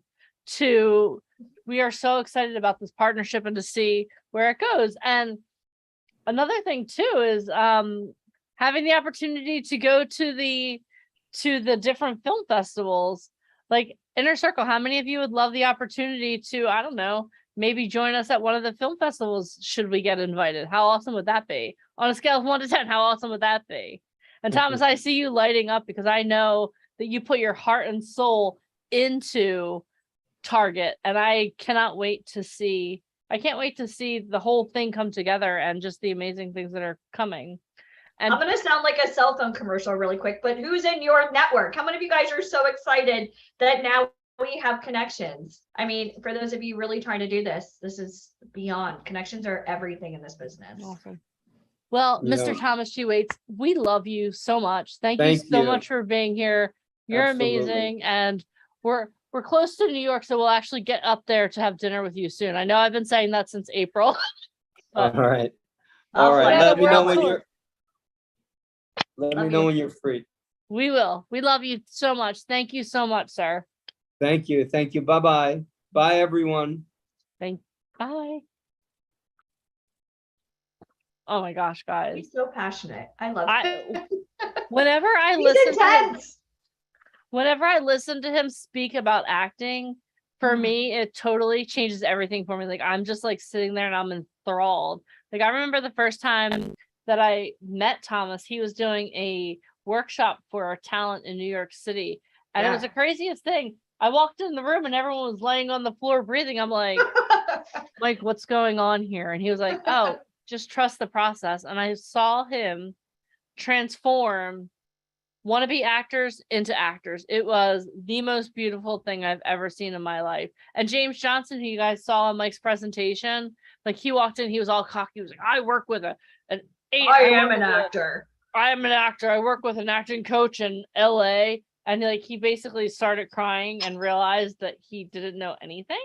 And it was absolutely amazing. Yeah, So you these- can't go into this business cocky at all. Zero. And don't ever think that you have enough training, because Al Pacino still has an acting coach. Meryl Streep, some of the biggest names in the industry, they all still have acting coaches. And P.S. the man that you just heard from trained with Al Pacino. Wrap your heads around that for 2 seconds. All right. So how awesome has this day been? We still have so much more to talk about. I mean, we have so much more. Oh my gosh, so many more speakers to go to experience over the next 2 days. We haven't even talked about New York Fashion Week. How many of you heard my voicemail? You're like, oh wait, we have an opportunity for New York Fashion Week, and you guys are probably like, Janine, when are we going to learn more about this? Well, don't worry, we still have time. Tomorrow we actually have an agent coming on who's casting for New York Fashion Week, so you have to make sure that you don't go anywhere. If this were a TV show, I'd be like, please stay tuned. Tomorrow coming up, but it's not a TV. I know, right? Basically, obviously, you did not get my voicemail, but we have so many more things going on. But we're in training mode. And is it okay if I introduce our next speaker? Do you guys need to move around a little bit? Are you guys ready? If you're ready, type Janine, I'm ready in the comments. Or you can kind of dance in your chairs a little bit. Robin's ready. Robin's ready. Come on now. Woo! It's awesome. All right. So without further ado, I'm going to introduce our next guest speaker to you. Okay. So our next guest speaker was a senior in high school in the Bronx when he turned his dream of working in the music business into a great big reality, landing his first gig as a staff songwriter to Irwin Levine Music Publishing. His career took off when he knocked on the door of the home of the then president of Epic Records, Ron Alexenberg. Alexenberg soon became Schoenfeld's employer, later his manager, executive producer, investor, business partner, and friend. Mark wrote music for movies while writing and producing songs for Polygram, EMI, Motown, and Capitol Records. He also wrote and sold movies to Orion Pictures, Disney, DreamWorks, and Warner Brothers, collaborating with Hugh Jackman and director Stephen Herrick. Mark Schoenfeld is the writer and composer of the legendary Broadway musical Brooklyn the Musical. And today, Mark manages film producer Scott Prysand, and he is working on a huge new project that I know that he is so excited to share with you guys. So, can you please join me in giving a thunderous round of applause to the one, the only, Mr. Mark Schoenfeld! Thank you, D girl. You're welcome, Schoenfeld. How are you? All right, I'm good. Allie, how are you? And Mike, how are you? Love you. And all my lovely talent that I'm seeing here. So D girl, just give me an idea how much time I have. You have an hour. Okay.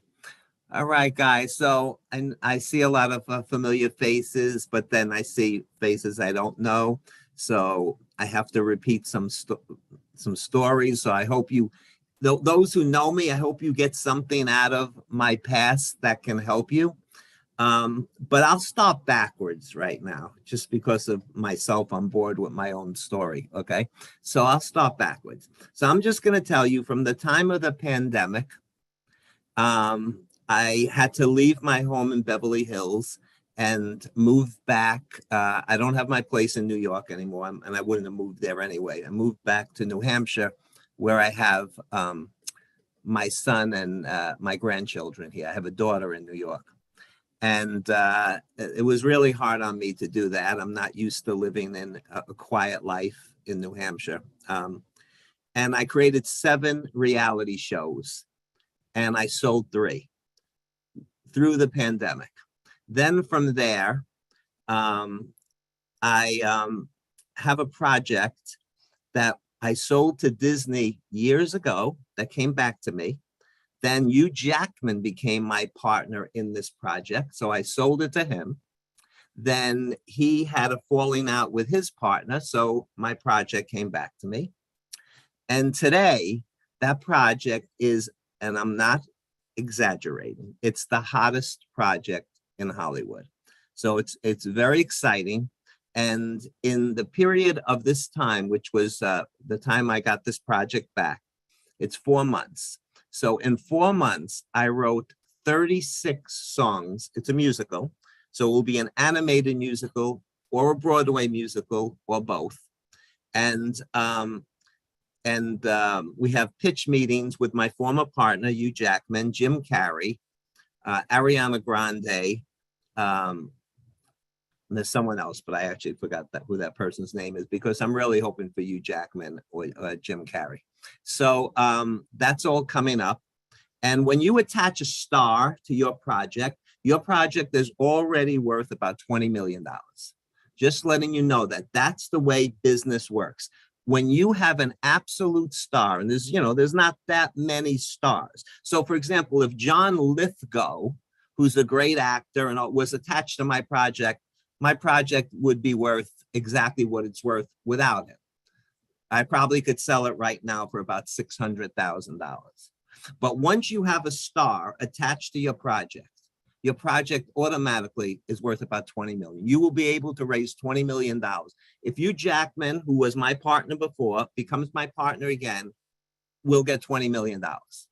And the project will happen. So I'm just teaching you a little something about how the movie business works, and also Broadway works that way too. If Hugh Jackman is in your Broadway play, as he is in Music Man, they will raise their $20 million, $25 million within a month to go on Broadway and do everything they have to do. So all that is happening to me, and all that has happened to me late. And then just recently, I got 2 12-year-old kids, a boy and a girl. I got a 12-year-old boy who never did anything but one local commercial in his town. He came from a town, I think, in New Jersey. And I got him to be a star in Judd Apatow's new movie with Will Ferrell. And that was a big coup that I managed to make this happen for this family. And then I did the same thing for a little 12-year-old girl who I got into an HBO movie, and she never did anything in her life. And it's, how do I do it? I don't know. It's me, it's what I discover, and particularly with those 2 kids. And I managed to make all that happen. I mean, I have a huge network, so I can get into wherever I have to get into. So that's what's happening to me now. And I would love to answer any questions that anyone has about it and teach you about how that part of show business works. But first, because of all the new lovely people on here, and by the way, you hear me say the word lovely, and you'll hear me say the word wonderful, because those are my 2 favorite words. I love the word wonderful if you play it backwards, that you're full of wonder. And that's the biggest compliment that to me anyone could give anyone, that they're full of wonder, meaning full of innocence and star bright. And it's just a wonderful word. And lovely is a word that I like to use all the time. So that's why you hear me repeat it. All right, so let me just go through as fast as I can, because I think there's a lot of learning in Q&A. And I always feel, and please take this to heart, that I always feel that I'm bragging when I go through this stuff, and I'm not a braggart, okay? I mean, I love to break through doors and all that, but I am not a braggart. But there's no way to explain it except tell you the truth, and it feels like I'm bragging. So I actually don't like doing it, but I know how important it is that people who don't know me learn who I am. So let me start again. And I hope if you do know me, you learn something or you get something out of it that you didn't get the first time or second time that you heard it. So I was born in the Bronx and raised in the Bronx in an all-Black project. Only 25 white kids in a school of 800 Black kids. So that was my neighborhood, so you could see where my culture was coming from. I come from, we didn't practice any religion, but I come from a Jewish family, and we only practiced on holidays. But they were not happy. My mother and father, I loved them and they loved me. They weren't happy that I didn't spend any time in the synagogue and spent it all in the Black church. But I didn't spend it in the Black church for Christianity reasons. I spent it in the Black church because of the soul that came out of that church, the singing, the piano playing, the organ playing. That gave me the goosebumps. I didn't care if they were singing about God, and none of that. It was those chord changes, those great singers that came out of that church. So a giant influence on me. And what happened is that I started to learn by myself how to play music on a guitar, and I started writing songs. And I was in junior high school in New York at that time. Junior high school, today they would call it middle school, but back then junior high school was 7, 8, and 9. And in the 9th grade, a new girl came to the school, and I was infatuated with this girl. She was, I didn't know at the time what she was, but eventually, of course, I did. She was half Puerto Rican and half Black. And she came to the school, and I was infatuated with her. She was in every one of my classes, and she was always raising a hand and always bouncy and all of that. In fact, wherever she walked, her hair would bounce. And of course, she didn't know me. I was invisible to her, and she was with the tough guys. You know, what would be like gang members today or athletes. And that's who she hung with. And she was brand new, but that's where they got her. And she looked like she enjoyed it all. And I felt I didn't have a chance. And I never had a girlfriend at that point, and I never was kissed at that point. And I used to go home, practice kissing my pillow, pretending it was her, figuring one day I get a chance, so I have to know like what I'm doing, because I don't know what I'm doing. And so I confided in my mother and told her I'm in love with this girl, but you know, she doesn't know me, I'm invisible to her. My mother said, why don't you write her a song? You're writing all these songs. So I used to write songs for my sister and her friends who were 8 years older than me. So, you know, very young, I was writing songs, and they would get a big kick out of it when they were teenagers. And they would say, write, and they would say, Mark, you know, write me a song about this, write me a song about this. I didn't know if I was any good or not. I only played 4 chords. Most of the time I only played 1 chord. And I created my own way of playing the guitar, which I banged on with a fist or slapped the strings with my hand to create a sort of percussion with it. And every kid in their neighborhood, you know, basically, I had a nickname back then. You know, all the Black kids called me Matzah Boy, for matzah being Jewish bread and stuff. You know, I'd say, Matzah Boy, you suck. You know, Matzah Boy. And they call me Matzah Boy because my mother would call me Matzah Boy. So I just thought I sucked. And so, but my mother convinced me to write a song for her, so I did. And I brought my guitar to school one day. We didn't even have a case. I'm just carrying it. And I thought, wow, this really looks nerdy, you know, but I'm doing it. And I tapped her on the shoulder, and I said to her, I wrote a song for you. Can I play it for you? And she warmed my heart because I never spoke to her, you know, in my short life there with her. And she said, I remember how she said it, I would love to hear it. And I thought, oh my God, I would love to hear it. She's like, I'm even in love more. I would love to hear it, you know? So we sat down on a stoop, and I played her this song. And the song was called, If I Were You, I Wouldn't Want to Know Me Too. And when I was done with the song, she took the guitar from me, was sitting on a stoop, and she gave me a kiss. She was obviously experienced. I was not. And she gave me this kiss, and That kiss absolutely changed my life. I speak about it now. I speak it at all the time. I speak at colleges. In fact, Boston University has just hired me to be a professor and talk about how to break into show business for them. And I haven't done it yet. It starts in the fall, but I will do it. And I'll be telling the same story to them because it just changed my life. It gave me confidence. It just did so much to me. And I'm being very honest. That kiss to this day means more to me than when I had different successes in show business and could celebrate. I'd rather have that kiss. When I had sex, when she taught me about sex and all that, and we learned about life and sex and love and all, I'd rather have that kiss. When I had other girlfriends and got married, I'd rather have that kiss. When I had babies and oh my God, I have babies, I'd rather have that kiss. That's how powerful that kiss was. And that's why I still speak about it today.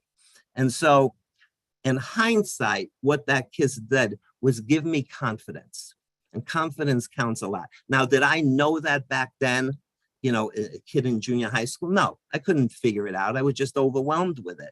And so when we were done kissing, and it was long kissing, make out basically, and I'm learning how to kiss at that, literally at that moment. And she says to me, you're going to be, however she said OMG back then, it was something like, you know, gosh, or whatever she said, she never cursed. And she said, you're going to be rich and famous. And she became my girlfriend from 9th grade all the way till she graduated high school. I say to when she graduated high school because I quit high school. And then her parents, it was reverse. Her parents didn't like her being with a white Jewish guy, and they sent her back to Puerto Rico. And I didn't hear from her again until I was on television. When I was on television, I was on every show. The Today Show, Good Morning America, CBS This Morning, Nightline, Larry King. It just was on every television show. And that's when, you know, we spoke on the phone. So let me go on from there. So she's my girlfriend. She gave me confidence. And then as a senior in high school, I'm 17, and my mother sees an ad in the New York Times and some famous songwriter named Erwin Levine, who claims he has 3 hits on the radio, though he didn't say what they were in the ad, is looking for an unknown songwriter to write with him. He specifically wanted someone who has never done it before, but thinks they have the goods. And my mother and my girlfriend said, why don't you go down there? And because they said it and they gave me confidence, I went. And it was at 1650 Broadway in New York, and that's the Brill Building. It's a building only about music. And the line was around the block. There was no girls on that line. So you see a lot of girls today and for years playing guitar and singing. Back then, no chicks with guitars, you know, it was all guys. And I'm on that line, I'm intimidated. And as we're going from the street to inside the building, I could see that people are coming in and out 30 seconds. They're not lasting. But I can also hear, and I could hear that they can sing and they could play the guitar really good. They know way more than 4 chords. And I'm about to play a song that only has 1 chord. And no one ever heard of that back then. So I wanted to get off that line. I could tell they were finger picking. I said, but you know, my girlfriend would be so upset with me. My mother would be so upset, but they won't know. I'll tell them he didn't like me, you know, but no, I stayed on that line, which is a lesson. I stayed on that line. I entered the door. This guy, Erwin Levine, who was about 10 years older than me. So I was 17, so he was 27, 28, maybe 29 at the most. And he says, okay, what's your name? Mark Schoenfeld. He says, you have 2 original songs, right? So they had 2 original, yeah, I have 2 original songs. Okay, let's hear one. Sit down, let's play. I play him a song, 1 chord, E minor. I play him a song called Canada. And it's about me going to Canada rather than going to the Vietnam War and not brave enough to go to jail. And it's really an honest song because it says, I'm not scared of killing. I'm going to Canada, not because I'm scared of killing someone in Vietnam. I'm going to Canada because I'm a chicken shit and I'm not brave enough to go to prison for my beliefs. But if you attacked my mother and I had a gun, I'd kill you. If you attacked my girlfriend and I had a knife, I'd try to stab you. So it's a very honest song that no one really heard of back then. And when I was done, he went crazy for it. And, you know, while I was there and it was a minute long, the song's 3 minutes long, I started to realize, wow, I'm the only one staying here. He's liking something. And when I'm done, he goes crazy. He goes crazy for it. And he says, you got a second one. And then he says to me, do you only know the E minor chord? I said, no, I know 3 more. He said, that's it? I said, yeah, but I like just playing E minor. And he said, who taught you how to bang the guitar like that? I said, I made it up. He said, okay, let me hear the second one. What's it called? I said, it's called Canada. He says, same song? I said, no. I had so much to say. A different melody, different groove, but that song said that. I'm going because I'm chicken shit. This one saying, you know, I'm not scared of killing, you know, so I had more to say and I couldn't say it in one song, but it's 2 different songs. He's play it. I play it. He goes crazy for it. And then he says, but we won't make any money with this shit, he tells me. This ain't making money. Go to Central Park and go on the stage with Pete Seeger and these folk singers. And, you know, you might get some groupies, but we're not going to make any money. He said, so we need to make money. And he puts a record on. He says, I need you to write me this. And he puts on this record called Happy Together by the Turtles, which was a hit song in the year that I went to see him, which was 1967. Imagine me and you. I think about you day and night. So he says, go into that room there. Let me audition more people. And you come out, you know, there's a piano in there. If you could play that, but bring your guitar and write me that. Write me Happy Together. He says, I'm writing songs with the Turtles right now. I don't really, you know, care about that Happy Together song. And by the way, I didn't know any of his songs that were on the radio because I wasn't listening to that radio station, you know, those pop radio stations. I was doing something that was much more underground of, you know, writing songs like I was writing. So I go in there and I try to figure out Happy Together on the guitar with my 4 chords. And then when I figure out Happy Together, I just invert it. I play it backwards. And then I write a song called Summer Snow. Like summer snow, I'm dreaming about this girl, and like summer snow, she never came. Like summer snow, it's a wishing game. I stick my head out. I say, okay, I'm done. He stops everything. He has me in there. And he says to me this, what's the name of this song you're going to play me? Now, remember, I just met this guy. But I said, Canada, motherfucker. Because he didn't, you know, he was upset with the 2 Canada stuff. And he was shocked. And then he had this giant guffaw. And I knew right then, I didn't have to play him Summer Snow. I knew he was going to hire me right then. And when I played him Summer Snow, he pretended it was the greatest thing. But I knew that it was the unusual, unique songs that I wrote that got him. And he just needed a reason to say hired.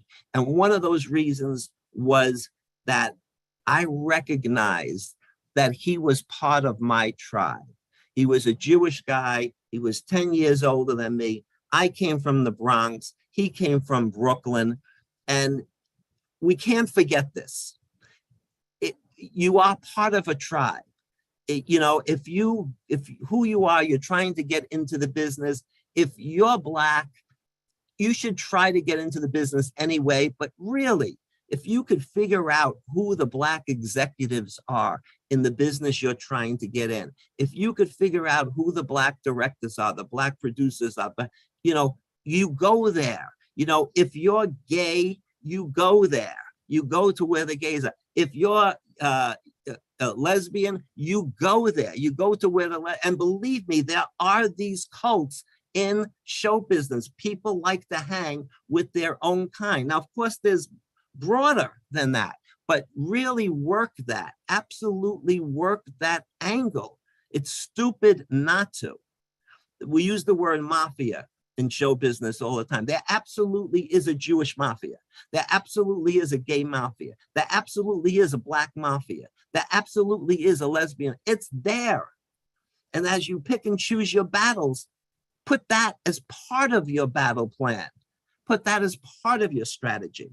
Now, did I know that when I did that to Erwin Levine?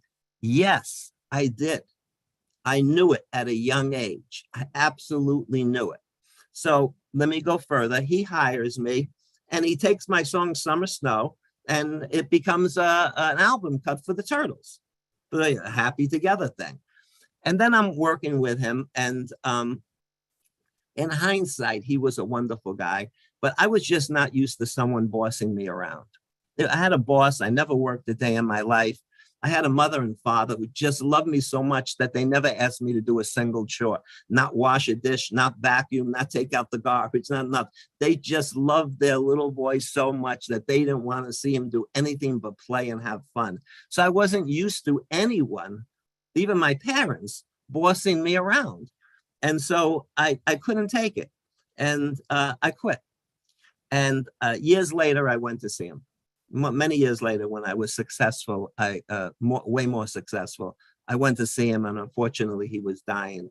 But at least I could tell him that if it wasn't for him, there wouldn't be me, that I loved him and stuff like that.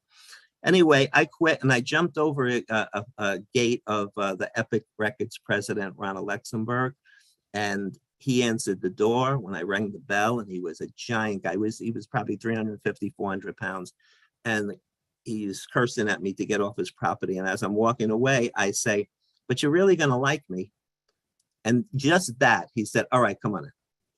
And that relationship, he immediately signed me as a A&R executive with him. And I learned so much from him. He fired me, hired me, fired me, hired me. But in the end, in the whole end of everything, he gave me $2 million for my show, Brooklyn, which went up on Broadway. He gave me the first $2 million out of $7 million I had to raise. So that was a pretty amazing guy. I still speak to him to this day. Just recently, it was his 80th birthday, and I had to send in a testimonial to him. So I'm going to add something very quickly, Mark. Just so you guys know, Ronald Luxembourg, I studied him in school. He signed Michael Jackson to Epic. He's responsible for the Thriller album.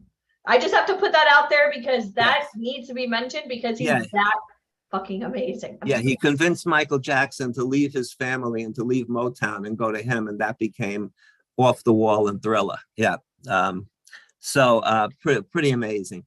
And I learned so much from him. And then from there, I went to work for 5 other different record labels as an executive and as a producer and as a manager and stuff like that. And I learned from everyone. One day, Ronald Luxembourg, I never told you this story, Allie or D girl. I never told you this. One day he fired me. And he said he was going to tear, the record business is a tough business. Okay, let me just tell you that. He's going to rip my heart, rip my chest open, take my heart and shove it down my mouth. And I'm fired. Now, he had a boss. His boss was Walter Yetnikoff. So Epic was part of CBS Records. So Walter Yetnikoff ran all the TV. I knocked on Walter Yetnikoff's townhouse. I was shaking the gates. A maid comes out and says, he's not there. I said, I have an appointment with him. And she said, he's not here. I said, well, I have an appointment. And of course, he was there. And I had never met him. And I didn't have an appointment. I used to see him in the building. And he opens the door. He says, you have an appointment with me? I said, well, I just made that up because I got to see you. I'm the vice president of A&R for Epic. And I just got fired. And he says, all right, come in. I come in. I tell him the whole story. I tell him he's going to rip my heart out. This is the wrong thing to say. And this is what he says to me. Get your fucking bar mitzvah suit off and put on your big boy pants. And I have to tell you, I walked out of that meeting with him. It lasted that long. And from then on, I never feared anything in my life. I never feared anything. By him saying that to me, that was it. I was fearless no matter what I was going to do. I wasn't going to be scared. I did make deals with the real mafia. There were times I made deals with the real Italian mafia, and I wasn't scared just because he taught me wear those big boy pants and stop being We're going to scared. get t-shirts made. Who wants a t-shirt? So I never told you that, but that's really true, and that happened. So anyway, I worked for all these labels and then enjoyed it so much You know, it had a lot of fringe benefits, you know, with girls liking me and stuff like that and stuff. So, and then from there I went and so there's a lesson from all that. And the lesson is fortune favors the bold. Now, did I know that back then? No, I didn't know that. I wasn't not smart enough to know that back. But in hindsight, when I think back of it, fortune favors the bold is really, if you walk away with anything from me, from anytime you see me, that's the thing you have to remember. That fortune favors, no one is going to love you because you're polite. Oh, hello, Mr. Spielberg. You know, he's not going to say, let me give her a break or him a break because she's so polite when she saw me at this restaurant. Never going to happen. You know, politeness is, you know, don't not be polite, but politeness is not going to get you there. Boldness is going to get you there. And you got to figure out how bold and, you know, that kind of stuff. But boldness is going to get you there. And that's what happened to me. Hopefully I have talent that, you know, it plays a part in it, but it's not the whole part. I swear to you, it's not the whole part. There's many other things going on. Anyway, from there, I wrote movies, and I went to Hollywood. And back then there was no computer, and not that I knew of. And I went to the library and under microfiche, and I was reading Hollywood Reporter and Variety, because being a successful in the music business, Hollywood doesn't care. There's like 4 guys that write all the music for almost every movie you ever heard. You know, there's like 4 guys, and it's so hard to break into those 4 guys. So, and what happened with that was, and this is a very powerful, interesting story, powerful for you to hear. I booked myself into the Bellagio Hotel, where I read that the maitre d', Dimitri, was world famous maitre d' who just knew everyone in Hollywood, but he's the maitre d'. So he's accessible, right? You're going to meet him all the time. He's giving you a table at the restaurant, at the pub, at the bar. So, and that Clint Eastwood and Warren Beatty lived there rather than in their home with Bel Air with their wives. And I thought, all right, you know, at least I can book myself here. If Warren Beatty and Clint Eastwood were around, I could be bold and meet them. So I go there and I negotiate. It was like $300 a night for the hotel, but I negotiate at $100 a night if I stay 6 months. And if I leave, you can keep the money. I'll give you $18,000 up front. I'll just give you the money. And so the guy agreed at $100 a night. I went out and got business cards, and it said that I live at the Bellagio Hotel. So that's pretty great right there. Because in Hollywood, everyone wants to meet someone who has money. Now, I didn't have money. I had money enough to do that, but I didn't have real money, you know, so they want to meet me because I'm, you know, I have, $100 million, you know. So, but you think I do because I'm living at the Bellagio Hotel. So, and then I go to this Dimitri and I ask him to play this CD and tell him I'm in the corner over there. And I knew he wouldn't want to play it. But I had like, I can't remember if I had $100 or $500 in my palm. And I said, just shake my hand, man, just play the music. And he got the money. I greased his palm and he played the songs. This is the day I arrived in Hollywood. That night, a guy comes over the table and says, Dimitri says, that's your music. What is it? I said, well, I'm in the music business and I produce and all music. And I was this executives here and here and there. But I have a movie I wrote. He says, so this music is from the movie? Yeah. He says, it's a musical? No, it's about musicians. He said, all right, let me hear you pitch it. I'm from Orion Pictures. Let me hear you pitch it. I didn't know what the word pitch was, because in the music business, we never use the word pitch. So I said, what's a pitch? He said, a pitch, you tell me the story. Oh, I said, I can't tell you the story. I need a boombox. I got 25 songs in this thing. He says, I said, well, come up to my room. And he thought I was gay. He thought I was gay, asking him to come to my room, and he mentioned that to me, and I said, no, I have a boombox up there. I don't know how to pitch. So he decides to come up, and then he said, all right, pitch it. I stand up and I tell him the whole story, and I become the characters in the story. And I'm actually singing some of the songs too. And I'm not great at that.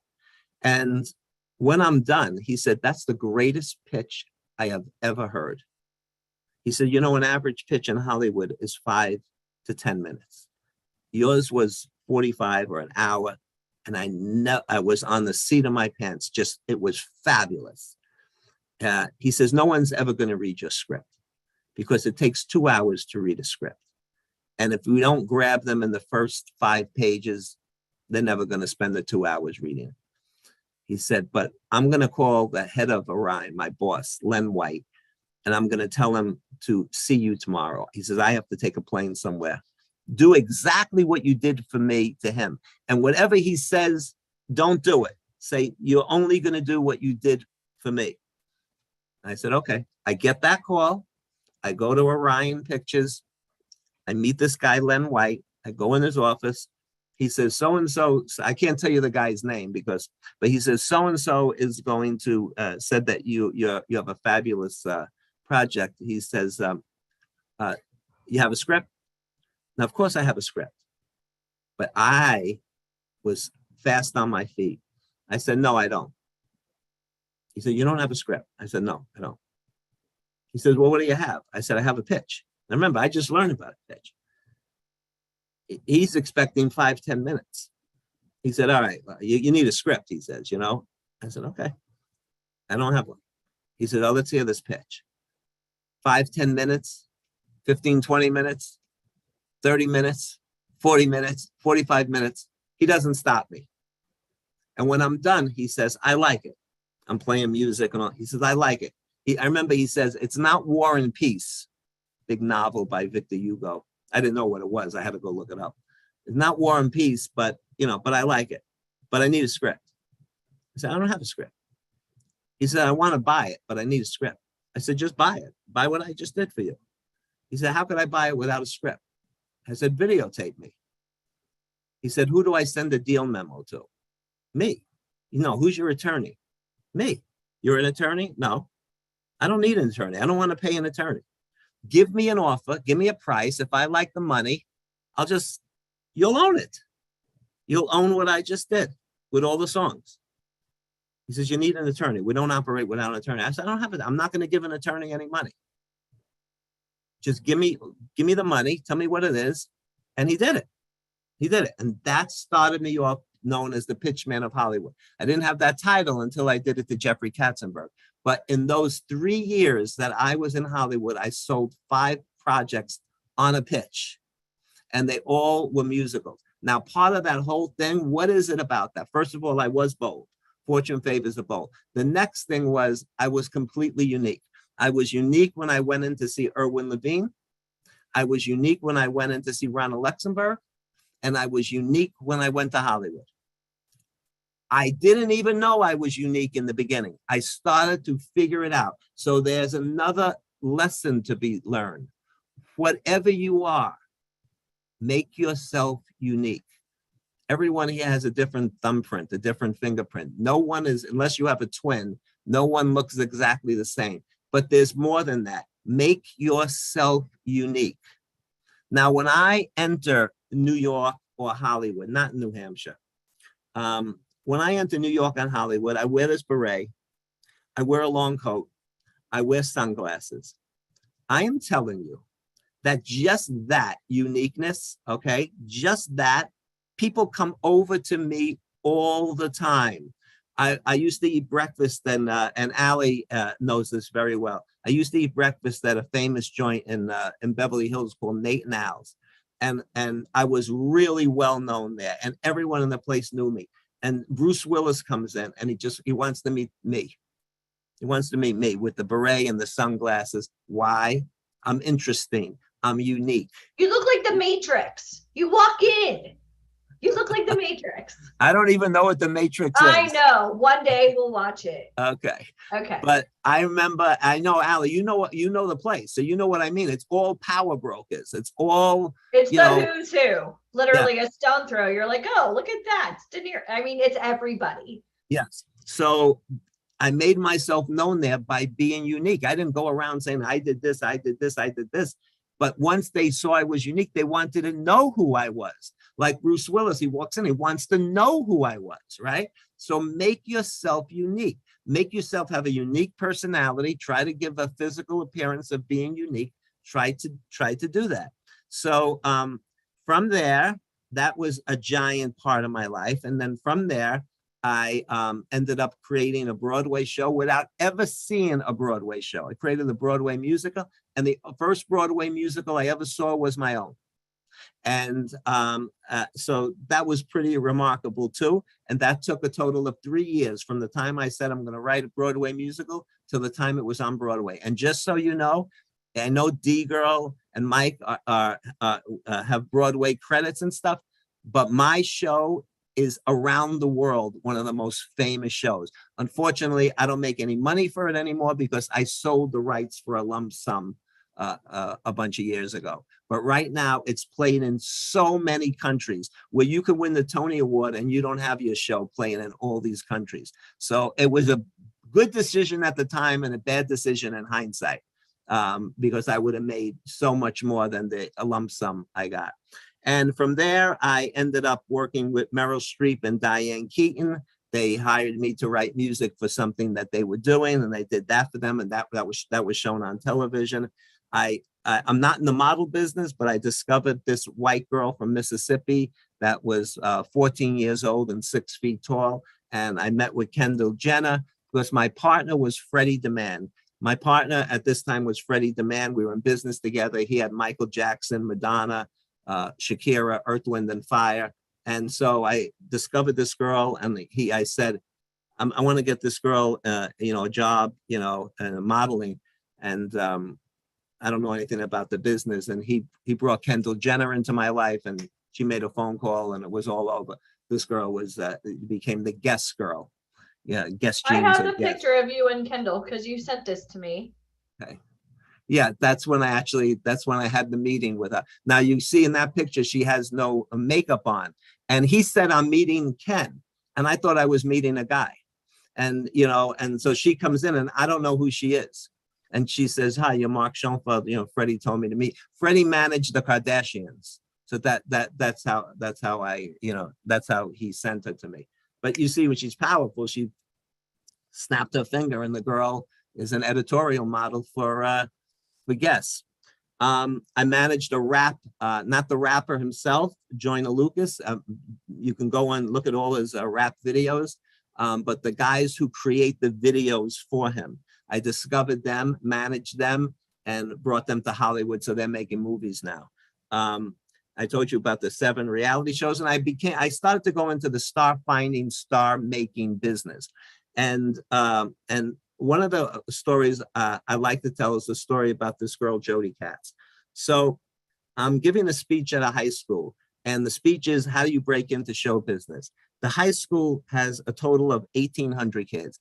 1,800 kids go to hear the speech. No other speaker got that for them. So they all want to know about breaking into show business. But when I was done with the speech and I'm putting on my coat to leave, only one person raises their hand out of 1,800 people. This girl, and a senior in high school. And she says, Mr. Schoenfeld, can I sing for you? Come on up. As she's coming up, I'm watching her. And I realized right then and there that her physical appearance and her personality, her physical, Jody Katz, her physical appearance and personality, it doesn't matter how she's going to sing for me, that she has star quality. It was so obvious to me. So she comes up and she's faced, now I can't, as a guy in show business, I have to look at someone up and down. I got to look at their body, but I'm not going to do that in front of 1,800, kids in the, I'll be considered a pervert, so I can't do that. So my eyes are just locked into her eyes as she's singing, and her eyes are locked into mine.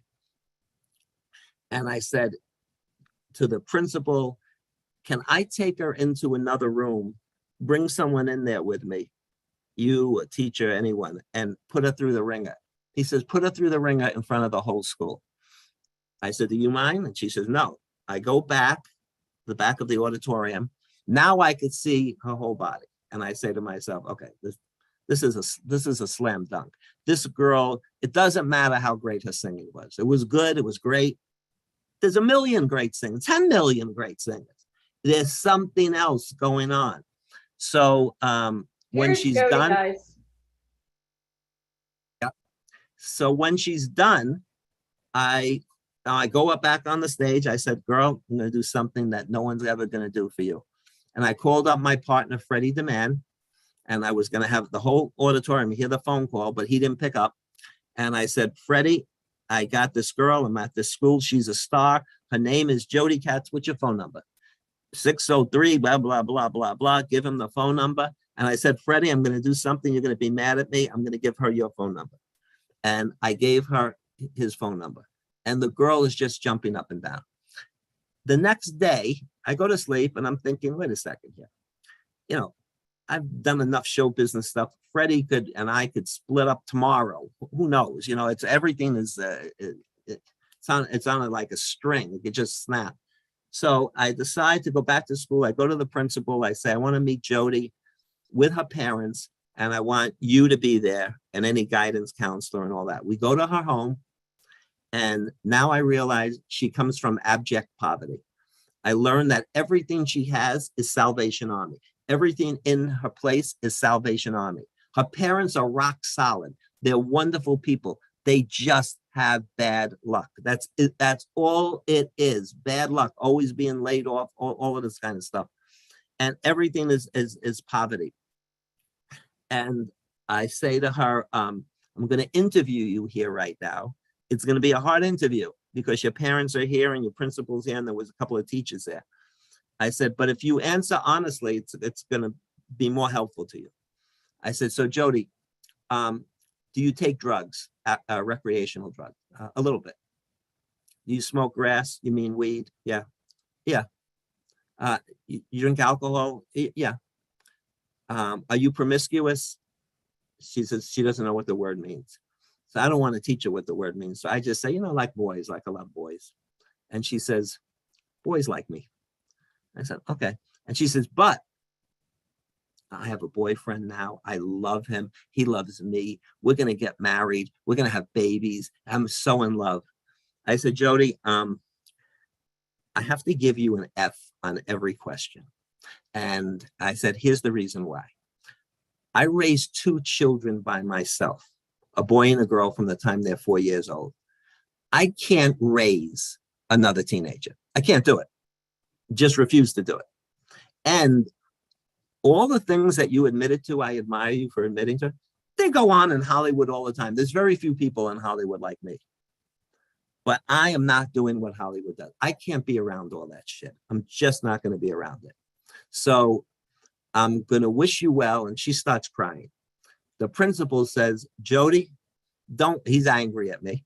He says, Jody, don't you worry. You can go to the university in New Hampshire and become a teacher of music and have a wonderful life and be happy with your boyfriend and babies. And he's going on like that, which triggered me to say, Jody, or I can make you rich. I can get you out of this environment, not into lower middle class or middle class, but make you rich, Jody. All you have to do, I'll never question you again on weed, alcohol, drugs, or boys. I'll never question you again. All you have to do, because I believe your honesty, is, she's crying, is call me up on the phone and say, change my destiny. That's it. That's all you have to do. And I will never question you again. And it took about 2 weeks. And I see her name pop up on my phone. And she says, I told her, never call me Mr. Schoenfeld again. Call me Mark. And she says, Mark, yes, change my destiny. I said, girl, when can I meet you? I'll meet you in this Chinese restaurant. And I said, in 3 months, we'll be living in Beverly Hills and life will change for you. And today, she's Allie D girl. I want to say she's 34, 35. Because when I brought it to you, she was 17 or 18, right? Allie? Yep, when you brought her to one of our events in New York City. Yeah. Yeah. So she was 17 because we didn't move to Beverly Hills yet. So she was 17. I pulled her out of high school, forced the principal to graduate her and give her a degree. And then 3 months later, we're in Beverly Hills, and I had a big place, and she had her own bedroom and her own bathroom, and she didn't have to pay rent. But here's the key. I wasn't willing to pay all her money. And I taught her how to raise money. And she was working part-time at a Dairy Queen scooping ice cream. Before we went to Beverly Hills, she had $150,000 in her bank account. I told her to write a list of everyone. There was no, what's that thing on that they do now, Allie, where you raise money on the internet and that people just GoFundMe. GoFund. There was no GoFundMe. None of that shit was going down. I told her, make a list of everyone you've ever met in your life, and then bring it to me. We always met in this Chinese restaurant. Bring it to me and let me go over it. She gives me a list, and it's it's 1 page. I said, Jody, come on. You didn't meet that many people, but you way more than this. Where's your dentist? Does your dentist have a receptionist? Does your dentist have a girl that someone cleans your teeth? Where's your doctor? Where's your nurse? Do you have a gynecologist? Where's this? Where's that? Where's that? I go crazy on her. She comes back with this giant list of everyone. I say, ask everyone for $1,000. She goes, $1,000? I said, okay, ask everyone for $500. Go physically to every single person. Ask them for $500. Tell them you met me. Tell them what happened. Tell them if they don't believe it, ask the principal. Ask them for $500. And I said, when they can't do it, ask them for $100. But when they give you the $100, say, can you ask 9 people, friends of yours, family members, all for $100? Because I need $1,000. And she raised $100. So this girl from Salvation Army, when I took her to Beverly Hills, she had $150,000. So I didn't charge her rent, but all the car services that we took, or when we had to rent a car, all the meals, all the stuff like that, she had to pay for on her own. And so it wasn't me going to be paying for all that, because I didn't know if she had the persistence and the stick-to-itiveness to last. So I wasn't willing to put that investment in, but she did. She did have that, and she's wonderful, a wonderful girl, and wonderful to this day, and just hugely successful. Cher, the legendary performer, Cher loves her, just loves her. She sings background for Cher. She does other stuff, and even on the pandemic, she was doing stuff with music online, and sometimes she was making $36,000 a day. So she could have been a superstar. So let me tell you the good thing about it. But I got sick for 8 years, deathly sick for 8 years. I asked people for guns so I can kill myself, just deathly sick. And for those 8 years, she was away. She was being successful. And besides me taking my percentage from her, for 8 years, every single week, she sent over 3 cleaning girls, by the way, twice a week, because she knows I was undomesticated. She always used to say that to me. You're so undomesticated. She always used to say that. She sent 3 cleaning girls twice a week to clean my place, and catered food every week, with the tinfoil and all that, that would last a week for 8 years until I got well. For 8 years. So I picked it right. I picked the right girl. So that's everything in the shortest way I can do it. I don't know, Allie, if D-Girl, if we have some time for some questions. D-Girl, Allie? I'm looking at the clock. I don't have the schedule in front of me. But one thing I definitely want to tell you, I've done a lot of interviews. And, Mark, I know you'll attest to this. There are people that think that they could really be a star. And a lot of times it's you thinking that, which is great. But within a second, it's kind of like a date. Whether or not somebody has the it factor. A lot of people hold their hand out. They want somebody just to kind of turn them into something that they're really not meant to be. Mark, can you go over some things that really turn you on about when you're going to assign somebody or help them versus some of the biggest turnoffs real quick?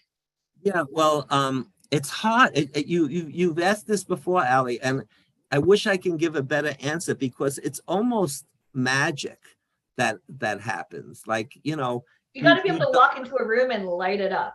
Yeah, like there's something about you. How many of you guys believe in positive body language? Right? Somebody just walks in and you can tell right away, like, oh my God, we're going to be best friends, or oh my God, they're scared of their own shadow. They freak me out. You know what I mean? So I think that's even though, Allie, when you held those big events in New York, yeah, I know that when I told you I'm going to bring in this girl that's going to be a star, I want to teach her how to speak in public, you know, let her get up there to speak. You don't even have to pay her, right? Because I just wanted her to train, you know, because I didn't take her to Beverly Hills yet. I know that the moment she came in, I know how you were to her. So you saw it also. You saw the same thing. So it's hard to really explain it, you know, and you don't have to be, you know, she was beautiful to most people, you know, beauty's in the eye of the beholder. But honestly, you don't have to be beautiful. I've done it before with people that are not considered beautiful, you know, but it's just hard to say. Again, guys, she commands a room. She does not play. No, she does not play. And she was also a sponge. Like if you brought her on here, I know you used to have her as a coach and stuff, but well, she actually, when she started going on tour with Trans-Siberian, she was doing live training calls from the freaking tour bus, walking our talent, showing them, okay, this is where we go. This is my bunk.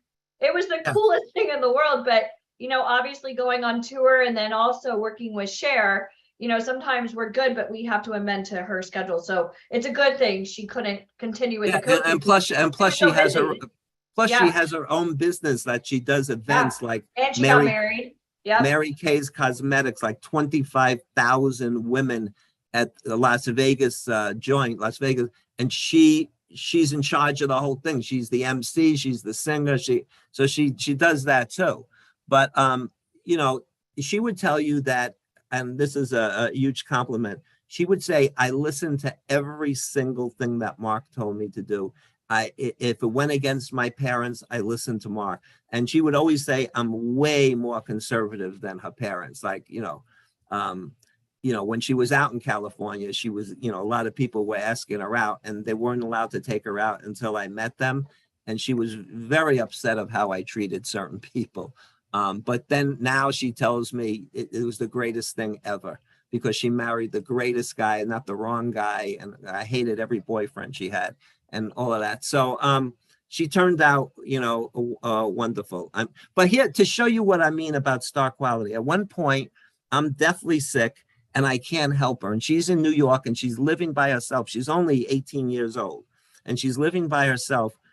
And she lost the gig and she has no money. And I said to her, just go into a 5-star restaurant. They're going to hire you right away as a waitress or something. And she said, how do I find it? Just go into a fancy restaurant on Madison Avenue, Park Avenue. Just go into any one of those restaurants. And she did, and she gets hired right away.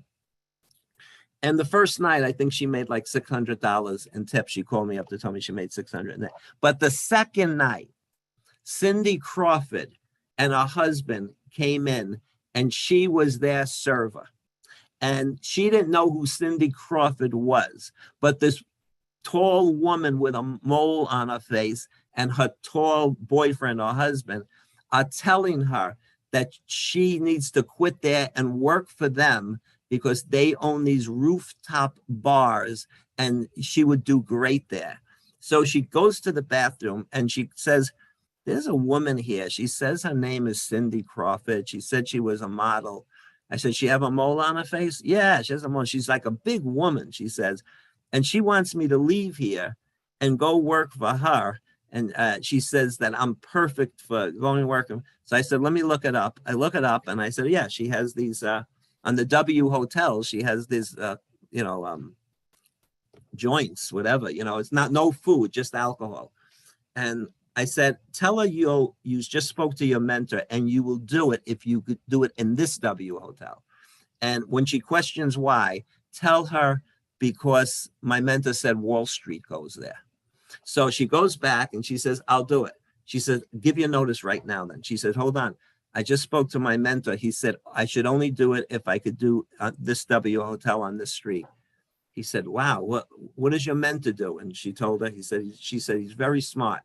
He said, because Wall Street goes there. He said, he's very smart. We'll give you that. So she gave her notice and the guy said, leave right now. So the next day she's working for Cindy Crawford. And on that day, she made $6,000 in tips. So you see, there was just something. It's definitely not nickel beer night and 10-cent wings. You go where the money's at. No. For sure. I guess we don't have time, D-Girl. I have a picture real quick of the first event. Thank God for Facebook. This is the first event. That's your first event that she had? That was the very first event. And then Mike and I got to hang out with Jody when she was on tour with Cher, and we were trying to stay. We got a chance to go. We were joking around. Her face was on the big Teletron for Cher. Oh. We got. Well, you know what? You can always call her and bring her back for maybe special events. You know. That's true. How many of you guys? And she went on tour with Josh Groban, Miley Cyrus, Cher, one of the lead singers from Trans-Siberian Orchestra. She is a force to reckon with. She is so, and not only is she, but she's so well spoken, and she tells you right off the bat. I mean, we've done like training exercises with breathing, and how many of you guys would enjoy that? Even if you're an aspiring actor or model, just to be able to add that to your resume is huge. That's awesome. And she'd also, if you go to any event, she'd meet you. She got some of our talent in backstage for the Trans-Siberian. She loves doing all of that. Yeah. She always just says, give me notice, because she has to put in for the requests. But yeah, that's, connections is everything in this industry. And for those of you guys that are like, oh, I'm looking to get signed as an actor, model, musician, you're preaching to the choir, guys. Having somebody that can see and hear you, you need to make sure that and I show this picture all the time. And I know we have a lot of new people on here. Don't ever take advice from your mom, your dad, your friends that have no idea what the hell is show business. If they've never done anything, tell them I said to shut the hell up, because nothing pisses me off more than someone who wants to be in this industry taking advice from people that just shouldn't be giving advice. Now, I know some of you guys were posting on here, I am an actor, I'm ready to do this. That is awesome, but it's called show business for a reason. It's like poker. I'm gonna call your bluff, because a lot of people think that they have what it takes, and we'll see. That's why we pre-screen. How many of you guys would love to work with Mark Schoenfeld? Anybody? Type. How much would it change your life? A little bit or a lot? A lot. A lot. And Mark, I would never recommend anybody that didn't go through, I call it the guillotine, I have to make sure that the people, you're working on so many amazing projects, and I get your text messages, even though sometimes I don't respond right away. You're working on so many big projects, and I know let me explain to everyone here. That's lovely. When you really, hook in with someone, like my project right now that I told you about is going to have a workshop at the Wallace Annenberg in Beverly Hills in the spring. You know who is going to play all the parts? All the people that I have mentored and helped. So Jody is going to give up everything to be in that. Jasmine and D-Girl and Allie, Jasmine. She's going to be in that. The Mississippi model, Evans, she's going to be in that. So I'm hiring, because I'm in charge. I'm hiring all the people who did right by me, studied by me, did that. So that's why you want to join, a network of people, because people do things for people that they like also. It's just like when I talked about the tribes of what tribe you're from. It's not that I'm the least, there might be real conservatives on me. I'm so super liberal, I'm radical. But that doesn't mean I hate people that are conservative. Absolutely don't. That I love them, So the thing is that I give that off. That's what they get from me. Be full of wonder. Live your life full of wonder, and you will become wonderful. And for those of you guys that are on today, you'll have to also stay on tomorrow. We're going to go through what we look for in talent. If you are looking to join VIP Ignite and get connected to top people. I mean, this is just day one, guys. How many of you, let me ask you a question. Think about who's in your cell phone, who's in your network. How many of you guys would like to join our network and have access to these tremendous opportunities? Go ahead and type, I want to be in your network. Because I think it's so important, Mark. I mean, living in New York City, you and I both, LA, New York, we were ping-ponging back and forth across the country. It sounds kind of sexy to say that, but we spent a lot of money, a lot of time giving up our life to do what we do. And we love helping talent, but we want to make sure that the talent that we're introducing, that they're worth it. You need to be financially stable. If I tell you, hey, you have 30 minutes to get back to me and schedule an appointment, it's yes or no. Because if Mark wants to work with you and he works with high level people and you can't get your shit together, well, then I'm not interested. Because if you do it to me, you're going to do it to him. So it's my job, not only as a friend, but as a business relationship with Mark, we have to pre-screen you. Does that make sense? Wouldn't you guys protect this relationship with everything that you have? What would it mean to you to work with Mark? Somebody give me a dollar amount. What would you pay for an opportunity? Think about how many kids right now are living in New York, living in LA. They went to Juilliard. Allie, you're embarrassing me. Well, stop. But it's true. Think about how many people went to Yale School of Drama. They went to Juilliard. They went to Berkeley. They spent a shit ton of money. They've been doing this their whole entire life. Some of you guys are not deserving of this. And this isn't meant to be mean. You didn't go through everything else. And they're bartending in, guys. You are on a call right now. This is a free call. You're learning about the industry from one of the greats. And that's why VIP Ignite, we're going to be very exclusive about who we pick, because this is who you're going to have access to. So think about how many people move to New York, LA. They're spending New York City average rent right now is $5,000 a month.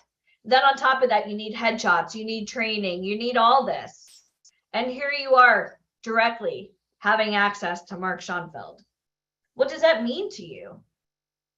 What does that mean to you? I mean, we worked so hard to get to this level. And I mean, Mark, you've been friends with the company for 15 years. I used to love having Mark when I lived in New York City. I would have you over for dinner. We would order. I see Chinese food coming up a lot because we would just order Chinese food or Italian and just sit and just talk about projects. And I would pick your brain. And I love those times together because I think it's so important. I even did your events when I was sick. If you can remember, I used to walk. I used to walk with a walker. Yeah. And Galinsky and people had to bring me up the stairs. You know, that's how sick I was. I walked with a walker for 8 years. I had to learn how to walk again. You know, so but I was that gung-ho of everything show business. So again, fortune favors the bold. Be full of wonder and you will be wonderful. That's Try so to make yourself unique in every which way you can. Does anybody have any quick questions? You know what? Well, oh, hi. I didn't know if you were back. Hello. I'm back. Yeah, we could take 2 questions. So Tina Harding has a question. Oh, hold on. I have to unmute you. There you go. Hi, Mr. Schoenfeld. Hi, Tina.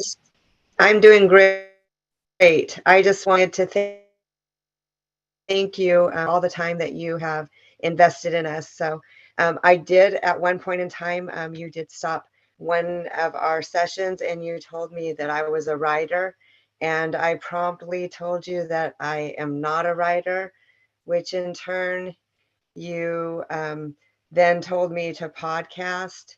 But I did want you to know that once again, in front of everybody else, this man knows what he is talking about.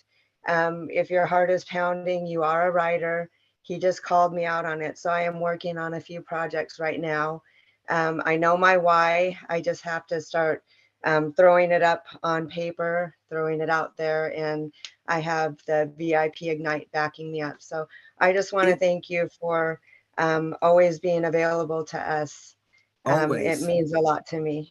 Always. I always will be. And Tina, I do remember that. And what I did tell you to do is just write into a tape recorder. Yes. Just say what you're doing in a tape. You'll eventually put it down in your computer on paper. Just do that, you know, get started. You have to begin, right? And everyone feels that there's something, but if they don't begin, they can never, what's the saying I used to love to say? Every somebody was a nobody. The people you admire at one time were nobodies. And honestly, I don't think I'm being serious here. I don't think if that girl didn't kiss me, I don't think I'd be anybody. Like, you always need something else. I hope I can be that something else. Yes, it's just a very, very hard story to tell, but and once I start doing it, it's cathartic. It helps, and it will help a lot. I remember your story. I know what you're going through. Yeah, I know what you're going through. Thank you. And you're in the right group, because when what happens is you also need a family. Yep. This is family. Yep. Thank you. Yeah. You have it. Thank you, Tina. All right. Prathusha, unmute yourself. Hi, everybody. Sir, I just have one question from the conversation that you made today and in the past. Like, I focused on one thing, like how you're making pitches interesting, like, first few minutes, few seconds, like directors and everybody is getting attracted to your pitch and it is prolonging, right? So now I'm not a writer, but I am an actor and a model. So how can I pitch myself in that, like, 2 to 3 minutes? Is there a particular thing that I should be portraying about myself, or how is it? So it's an excellent question. Are you Indian? Yes. It's an excellent question. I love your accent, and I'm working with an Indian girl right now, and she's going to be a superstar. Did I tell you about this another time? Yeah, I speak to her and her mother probably 6 times a day through WhatsApp, and I do send videos of her to D-Girl and Allie and her progress and stuff like that. And to answer your question is, you have to pitch yourself as, if you meet me, if I'm at a live event and you're at this live event, you have to win me over just as a human being. Just that, what would you say to me now I know you? But let's say I didn't know you, and you have to come over to me and somehow win me over. It's not just your acting; it's your humanity. It's the way your body language is. It's like the way you speak. It's the empathy you have. It's whatever it is, you need to win someone over. But on the show business side, that's personal, that you're meeting someone in person. On the show business side, as an actress, I can't speak about model. Even though I have that one success, I'm not in the model business. And I actually don't even like the model business, right? So, it doesn't give me great joy, of being in that business, because I can't be creative. It's the photographer, it's the fashion people. They're all the creative ones. Me discovering someone, there's no creativity in it. It's the monologue that you're going to do. It's the monologue has to win over everybody. And I wish I could show you the monologue of this girl, Tara in India. She's never done them before. And she's gotten so great at them that everyone that I know in my network in Hollywood, she's the star of my show. And everyone that I know in my network, wants to work with her, which includes Disney and Kenny Ortega at Netflix. And it all came down from just videos of monologues. She also sings. So I have singing, and so once a week I request from her a song or a monologue. And this is going on for, 6 months now. So you see how hard she's working. So when you create a monologue, you make it up yourself. You create a monologue, that's going to win someone over. You could be charming on it. You could be, you could be funny. Then you do another one where you're attempting to give someone goosebumps, or you're attempting to give, someone tears, right? So that's the best way. And I can tell you it works, because it's working for this young kid in India. Thank you so much, sir. Thank you so much. I love your accent. It's a plus. It's a plus. Awesome. Well, Mr. Schoenfeld, thank you so much. I love how you, every time you get on, you speak from the heart. So thank you so much for being here, sharing your wisdom, your journey with all of us. And I can't wait to see all the amazing things that are coming. Be great, girl. It will be great. I can't wait. I'll have you guys at the workshop. Okay. Have your people call my people. I'll coordinate it all. You got it, girl. Everyone, be wonderful, be full of wonder. Fortune favors the bold. Love you guys. I'll see you next time. See you in Beverly Hills. Bye-bye, guys. Kiss my arms. All right. Bye, guys. Bye, Mark. Awesome. Okay. So on a scale of 1 to 10, you guys are meeting all of these amazing guys on your journey. How many of you would love to have Mark Schoenfeld as one of your guides? How much would that change your life? The pitchman of Hollywood. Pitchman of Hollywood. Or Forbes Riley, who's like the pitch woman. Or having the opportunity to even work with someone like Joseph James, who can completely transform your mindset just by having you walk through that long hallway he talked about. All right, guys. So you have, I know Forbes Riley would change all of our lives for sure. So you've definitely, we've introduced you to a lot of guides, but before we can really get to the top of the mountain, we have to do some more training. Is it okay with you guys if I bring back Mr. Michael Pumpkin for some more training? Is that okay? Are you guys ready? Because you know what you're going to get during this training? You're going to get the tools and equipment that you need to really start climbing. Because what did I tell you at the beginning of the day? What did I tell you at the beginning of the day? Our goal is to set you up for success, to get you to the top of that mountain. Because I want to be there to celebrate with you guys. All right. So everyone, before I bring him up to the stage, everyone please stand up. Stand up. I can see you. I can see that you're not listening to me. Like the teacher, right? Stand up, everyone. And if you're watching me on YouTube or you're watching me on Facebook, I know I can't see you, but get off your butt too. It's the honor system. It's the honor system. You're always on stage. You're always on stage. You're always on stage. Okay. So we're gonna do the Running Man before that. How's that sound? All right. Are you guys ready for my hold on. She's like, hold on, Deneen. I'm practicing already. So we're gonna do my favorite exercise. We're gonna get our blood pumping to end this day with gusto. Okay. So what we're gonna do is we're gonna do my favorite thing. It's called the Running Man. Okay. And what you're gonna do is you're gonna keep your arms at a 45-degree angle and keep them real tight. And you're gonna move them as fast as you can. We're not actually running anywhere. We're just moving our arms as fast as we can. Okay. We're gonna do this for 15 seconds. So the first thing I want you to do, put your right foot forward. Righty. And we're gonna go for 15 seconds. Hard as you can. Ready? Get set and go.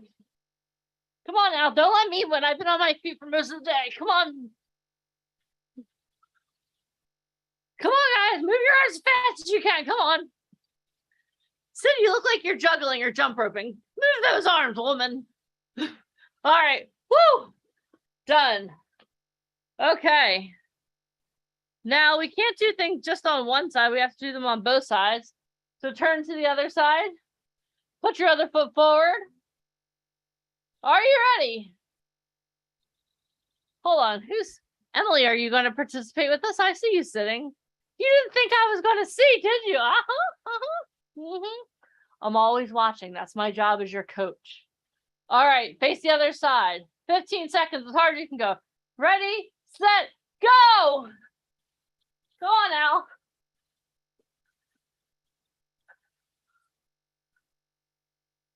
You guys are doing great. For the end of the day, you're showing a lot of good energy here. Okay, and done. Awesome, guys. All right, I just wanted to make sure that we end our day with energy, because the way that we end our day is the way we start our day, right? So I want to make sure that you guys finish your day full of energy and ready to go. So now take a seat, grab some water. Baker, you are so cute. Lou? I'm like watching everybody. Ebony Baker is like #1 cheerleader. I know, she's been amazing. She's been raising her hand all day. Come on, put me in, coach. Let me go. Lions baby. Aww. All right. All right, guys. So now you're energized. You're ready to go. You have your notebooks and pens. Let's show me your notebooks and pens because you're going to need them. All right, guys. Very good. All right. So without further ado, please help me in welcoming back to the stage the one, the only, Mr. Michael Falcon. All right, everybody can hear me? Yes, thumbs up? Okay, Yes, good. sir. All right, let me share my screen. Okay. All right, so I'm gonna go over something a little bit different with you guys today. We just had this really amazing event in Atlanta, and some of our inner circle had the opportunity to come out and work with one of our agents. Marcia Clark was there, Luis was there, Mike Trash was there, and they got to do like a whole day training, really one-on-one, talking about table reads. So we're going to talk a little bit about table reads. We're going to go a little bit about script analysis, because I think this can really be helpful. You know, depending upon where you are in your career, whether you're just starting out, these are things you should definitely know about. And even if you're along your journey, it's always nice to see things from a different perspective and so forth. So first, we're going to talk a little bit about table reads. So this I call Table Read Secrets, and this is like a brief overview of kind of what these guys got to do in Atlanta. So for those of you not familiar with the table read, also known as a read-through, is an organized reading of a script in which the speaking parts, stage directions, and scene headings are read out loud. A table reading also provides an opportunity for the cast members, screenwriters, and other members of the production team to hear the script aloud for the first time. So it's really important because during a table read, you can see how the actors interact with each other, how the dialogue flows. You know, the writers will be there, the directors will be there, all the production staff will be there, and they can make changes last minute in order to really have the script really flowing very properly. Okay, so why is a table read important? Okay. First, table read is an essential part of the script development and writing process, as writers use them as an opportunity to fine-tune their stories, sharpen their dialogue, and make other necessary screenwriting adjustments. For actors, the first table read with other actors is an opportunity to discover a character out loud and begin making choices that will carry over in the actual performance. So 7 tips on having a successful table read, okay? So for somebody who's brand new, professional actors need to prepare for table reads the same way they would for an actual performance. Read through the script in advance, break down your character, and identify where performance choices can be made. Research references or words you are unfamiliar with so that you're able to properly pronounce them. Having a strong familiarity with the source material will help you feel confident and prepared for the day of the table work. Super important. You really know, and we're going to talk a little bit about script analysis shortly, but it's really important that when you're getting your first auditions and you're going to be on your first, table read, your first pilot and so forth, you really want to understand how to break down the script and really understand the interactions with the other cast members of the show, TV, film, so forth that you're going to be working with. And second one, arrive early. It may sound simple, but arriving to a script read through 10 or 15 minutes early can make a huge difference. Give yourself as much time as possible to relax, socialize with the director and other actors, and look over the script again. This will help you feel comfortable in your environment and allow yourself to give your entire focus to the performance. You always want to be early because, again, it just gives you a chance to kind of warm up. It gives you a chance to see who you're working with. A lot of times, these will be the first time you'll actually be meeting your other cast members for the first time. Remember, the audition process, is something where you're doing it, through a casting director, through the director, and so forth. And when that final decision's made, you're just playing one part of that show, whether it's the star of the show or second, third actor, third lead, actress, third lead. But this will be the first time you actually get to sit down with the entire cast.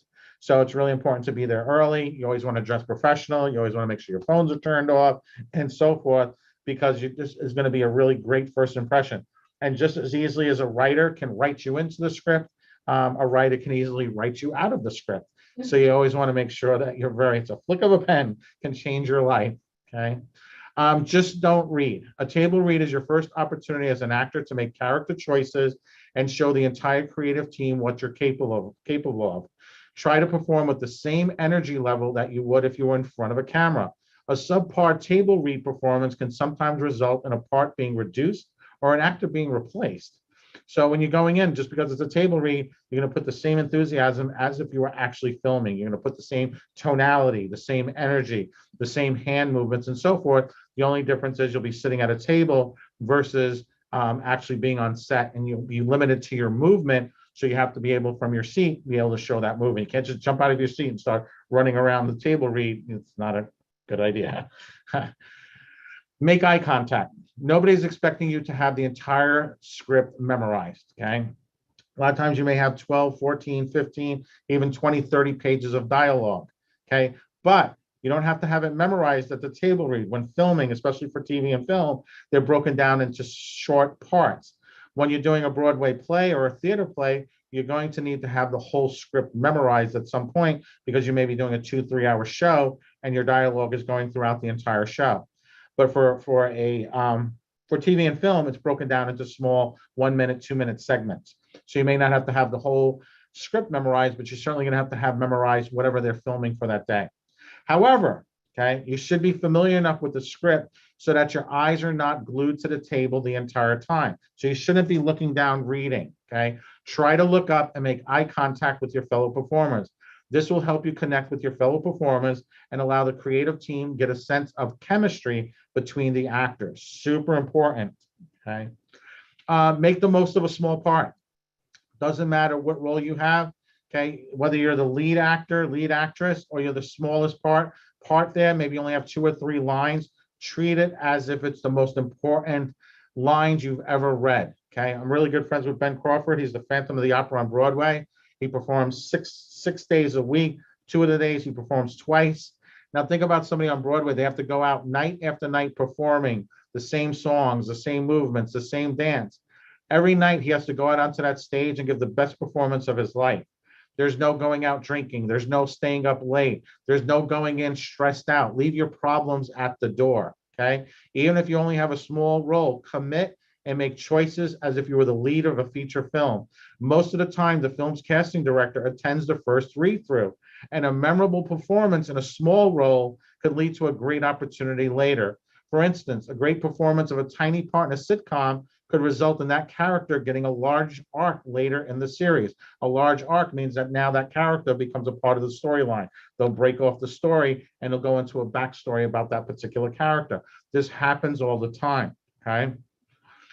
Bring a bottle of water. Most table reads will provide water, but you should bring your own just in case. A table read for a feature film can often last 2 or more hours, and you don't want to cough or a dry mouth to affect your performance. You should always have some type of day bag. Bring a change of shoes.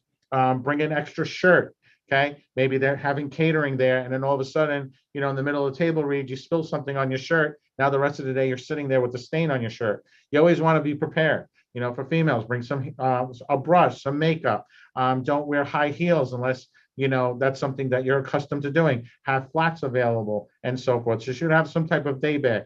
Don't bring anything that's going to be distracting, anything that's iPads that are buzzing or ringing or anything like that. Put your phones on silent, or even better yet, put it on airplane mode.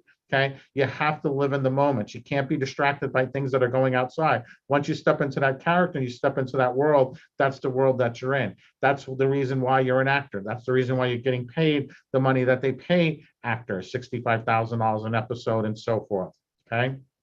Take notes, okay? This is really helpful. Bring a pen to jot down thoughts or questions in your script during the reading. These notes can often serve as reminders for further character exploration or questions you have for the director or screenwriter, okay? It's great to bring notes, okay? Write down, take your notes. If there's an opportunity for you to ask a Q&A, great. Or if they want any input, offer it. But if you're just raising your hand every 2 minutes going, well, you know, I don't think this character really should be saying this or that, or, you know, give me the flavor or the feeling, you're going to come off as very unprofessional. Silence is golden, especially once you're brand new and you're really familiar with the entire process. At this point, you've been hired. So there's no need to really go into questions. It's like hiring the plumber. The plumber doesn't show up at your house and ask you where the faucet is or how do you turn on the faucet. He's going to figure it out. So it's the same thing when you're on set. Take notes. There may be times where your input's really important and you may have some great ideas. But at the beginning of your career, the first time you're at a table read, silence is going to be a lot more golden. Okay, just shake your head yes and just go with the flow and fit in versus being the person who's the squeaky wheel. A lot of times for writers and directors, they just want to get through this. They want to offer the best possible product, the best possible film, the best possible TV show. So unless your input is really going to elevate that and you're so confident in it, it's best not to kind of go against the flow or go against the grain, especially the first few times you're doing a table read. Okay, so that's a little bit about table reads. Just kind of wanted to overflow that. Obviously, when our inner circle got to do this with Ryan in Atlanta, they spent an entire day doing this. But I just wanted to kind of familiarize yourself with this because this will play into what I want to talk about next. This is actor script analysis, understanding the reasons, the why, and finding the story. I went over this before in the past, but I know we have a lot of new people, so I figured even if you heard this before, this will super benefit you because you'll get to hear it again from you'll be a different person than the first time you heard this. And if you're brand new, this is going to be really, really helpful. This will probably be one of the most helpful things that you will get early on in your acting career. So with that thought in mind, let's get started. All right, so script analysis is a key step in any actor's process. A close examination of the text can help you develop your character's motivations and backstory. Mike, we cannot okay? see your screen. Just What is the FYI. character literally doing? Okay, so We whenever can't see your you're screen, in Mike. Mike, can you hear scene, me? okay, so We when can't- you're an actor and you're in a scene, it is what is your character doing, right? They're standing at the bar. But what's more important, oh, hold on, my screen just disappeared. We cannot see your screen. Yeah, we couldn't see your screen, Mike. Okay, got it. All right, everybody can see my screen? Hold on. Yes, now. Good, okay. All right, so it's not only what is the character literally doing? They're standing at the bar, they're walking into the restaurant, they're pulling their gun from their holster, they're doing something, right? And every scene, an acting scene is different than life. In life, you could just be sitting there doing nothing. But in a scene, the character's doing something. You could just be an extra and you're eating and you're having a conversation with somebody across the table from you, right? You're just mouthing the words. The sound effects that you hear when you hear a conversation in a room, when it's filming, they're actually not talking.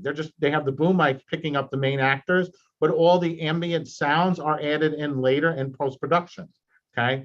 So the first thing is, what is the character doing? And then the second thing is, what does the character want the other characters in the scene to do?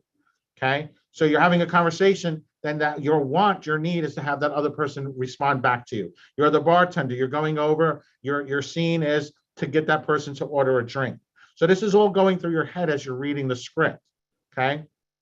And then the final question you ask yourself is, what is my action? What am I doing to cause the reaction in the other actor? Am I trying to get the other person angry? Am I trying to get the other person to fear me? Am I trying to get the other person to fall in love with me? What is the action I'm trying to do?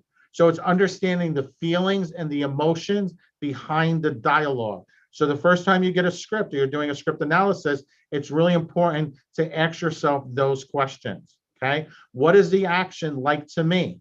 It's as if. So what is the action to me? How am I responding to this? What is this causing me? Is this causing me anger? Is this causing me to be afraid? Is this causing me to be confused? What is the action to me that I'm causing? Is it curiosity, right? A bartender is just, I'm curious to see what they want for a drink. Am I asking for the order in a way that I care and I'm a good bartender, or as if I just had a bad day? And we're gonna really understand this, and we're really gonna go in depth to this because the writer will leave you clues, but it's up to you as the actor to interpret those clues. They will not always give you a breakdown by breakdown. Scripts are written in a very specific way. It's just like understanding and learning a new language, learning how to code, learning how to read a foreign language. There's just little nuances that you need to pick up and understand as an actor. So this analysis keeps the actor on steady course with the writer's intention, so the actor can boil down the scene into a playable objective, an essential action, a goal he or she can attempt to accomplish night after night, take after take. There'll be times when you're on set, 12, 13, 14, 15 hours, and they may reshoot that scene over and over and over and over again. And the reasons may not be clear to you, but they're clear to the director, okay? And I know Thomas had mentioned that unless there's some pertinent reason why you need to interact with the director, he's gonna be really in the zone, dialed into what he's doing. So disrupting, people at that level is not gonna look good on your part unless it's something that you really feel brings something to the shoot. The same way you shoot at 8 a.m., the same energy, enthusiasm. Imagine you're in a dance scene, right? You're in Pulp Fiction and they did that dance scene. And that dance scene took 18 hours to complete. And they had to shoot it over and over again so they got it right. So every extra was in the same exact mark where they started. Every drink on the table was at the same level, right? They want to show consistency when you're shooting. A lot of times you shoot, they have to reshoot, they have to stop. Somebody was drinking water, they have to refill the water. They take photos of everything. There's an entire process, an entire dance that's going on with people who've been doing this for years. The same energy and enthusiasm that when you start filming in the morning has to be the same energy and enthusiasm you have at the end of the day. You have to learn how to keep your energy up. That's why when you're on set, you're on set. Everything else doesn't matter. It has to wait.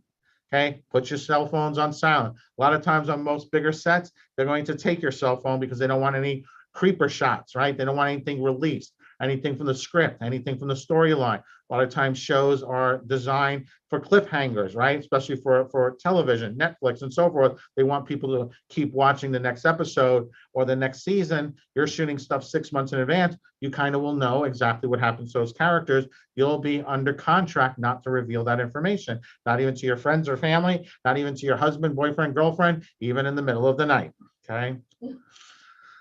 Okay, so very happy is different from happy, right? Think about that, okay? There's a big difference when acting, right? If the scene says very happy versus happy, okay? Like all stories, movies and TV shows are made up of moments that build upon each other to create a cohesive whole. In any given scene, there are a number of individual beats where one emotion shifts to another and the dramatic action shifts in response, okay? What is a beat? In a screenplay or teleplay, a beat is a moment that propels the story forward and compels the viewer to take stock of what could happen next. Each scene may be comprised of several different beats. Some story beats are subtle, while others are very obvious, okay? So 4 types of story beats, and we're going to learn about this in a moment, but I just want you guys to start getting familiar with the terminology. Your brain is picking this all up. If it seems a little bit overwhelming, that's fine. It means you're learning. It means you're about to have a breakthrough. Beats can refer to several different kinds of emotional moments or plot points. Examples of beats you might find in a screenplay include events, from graduation parties and proms to battles and boxing matches, large social gatherings and events, or for many opportunities for characters to express their views or desires, interact with secondary characters, and advance plot development, both within the main story and outside of it. So imagine it's a party scene and your character is a 42-year-old married woman, and you look across the room and your husband is talking to somebody else and your best friend's there. And the friend says, "Oh, look at that girl he's talking to," right? There's an inquisitive question, right? The beat is how you're going to respond to that. Are you going to respond with jealousy? Are you going to respond with movement going towards him? Are you going to respond with shock or surprise? Okay. All of those beats and all of those things are going to be found within the script. And we're going to do a short script analysis just so everything I'm showing you guys tonight could kind of stick. And then I'm going to give you a challenge at the end of this where you're actually going to go out and actually start doing this tonight. Because the best way to learn is not just listening, but actually going out and doing it, okay? Because once you put it into practice, that's when you will learn it. Realizations are often small, subtle, and quiet moments that occur after some buildup. Perhaps a character witnesses a gesture or glance that reveals their best friend's betrayal, or discovers that there's a reason she keeps getting passed up for promotions. Realization beats help characters make decisions based on the information they have. Resolution. Resolution beats tend to come in early in the story from a character's desire to change the status quo or conduct an experiment.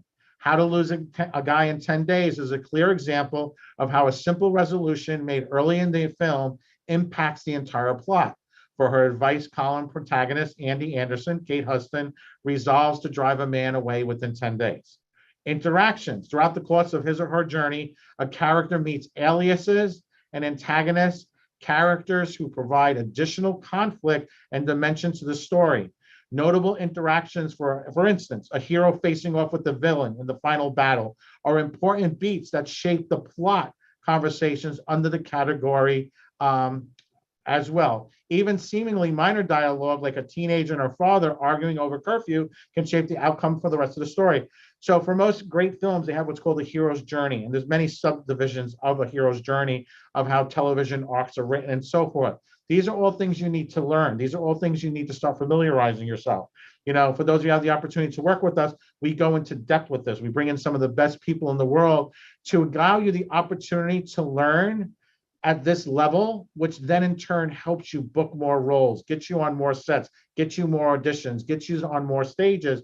But it's a learning process that you have to understand this. You have to be paid as a professional. You have to become a professional. And everyone has to be given the opportunity to start someplace. Everybody has to start at the beginning somewhere, and that's a part of what we do, okay?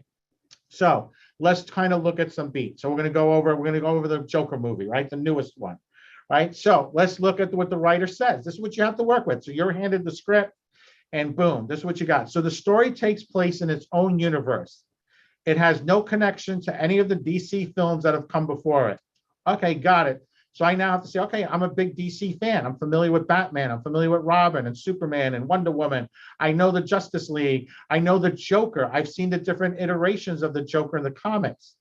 Boom. Nope, doesn't matter what I know. This has no connection to any of that. This takes place in its own universe. Got it. As an actor, got it. So I can't allow what he's saying to you, the writer's saying to you, is the interpretation of the Joker here is going to be completely different than interpretations that most people would have when they describe the Joker. Depending upon your age range, you may think of the Joker from the 60s. You may think of the Joker from the Michael Keaton movies. You may think of the more modern version of the Joker in the Justice League. This is a separate type of Joker. Now, but at the same time, we see it as a classic Warner Brothers movie. Gritty, intimate, and oddly funny. Every word here has a purpose. So now we're seeing it's going to be gritty, but at the same time intimate, but it's oddly funny. It's not funny, it's oddly funny. The characters live in the real world and the stakes are personal. So this isn't a fantasy world, right? This isn't like a make-believe Buck Rogers Star Wars. They're living in the real world. So everything, the physics of this world are the same physics that exist for us, right? Somebody gets shot, somebody falls, they're going to die. This isn't superheroes. They're very important to understand this. Although it's never mentioned in the film, this story takes place in the past. Now look what the writer says. He goes, not only does it take place in the past, so I have to think about the language I'm going to use, the tonality I'm going to use. It's not modern and hip. And he's saying, let's just call it 1981. Okay, very specific. It's a troubled time. The crime rate in Gotham is at a record highs. A garbage strike has crippled the city for the past 6 weeks. Okay, so now like we can take that. We know it's in the past. It's 1981. We start visualizing. It's gritty. It's intimate and oddly funny. They put a point there, right? That a garbage strike has crippled the city. So now it's dirty. It's smelly, right? Okay. And the divide between the haves and the have-nots is palpable. Dreams are beyond reach, slipping into delusions. So we know this has a dark overtone and cast to it, okay? It's a dark overtone. And for those of you who've seen the movie, you can kind of start relating how this particular Joker was played, which was absolutely phenomenal. So now we go from black screen, we hear laughter, the sound of a man totally cracking up, okay? So we close in on the Joker. He's in his 30s. Tears are in his eyes from laughing so hard. Okay. So he's not laughing with happiness. Read how he's trying to get it under control. This goes back. So now I'm going to pull my laughter has to be gritty and oddly funny, but I can't control this laughter. He's suffering. His greasy black hair is matted down. He's wearing old, faded, red hooded zip-up sweatshirt, a threadbare gray scarf, right? Thin from years of use, hangs loosely around his neck, okay? So he's holding on to it. We notice 2 faded old scars cut at the corners of his mouth, almost forming a smile. He's sitting across from an overworked social worker in her 50s, African-American. Her office is cramped and run down in a cramped and rundown building. Stacks of folders piled high in front of her. She just sits behind her desk, waiting for his laughter fit to end. She's been through this before, right? So that's important. So this is not the first time she's met him. So she's in this gritty world. Things are miserable, right? She's definitely in the have-not. She's a social worker. Her office is cramped. It's run down, and she's sitting there. So her look is going to be a look on like, you know what I mean? Like of a disgust, of an impatience, but maybe not quite into anger, but into an uncomfortable thing. Finally, it subsides. Joker takes a deep breath, pauses to see if it's over. Beep, right? So he takes his breath. He just couldn't control this thing. And then he says, is it just me or is it getting crazier out there, right? So now to understand that line, we go back again, this gritty, intimate, oddly funny, right? Dreams are beyond reach, slipping into delusions.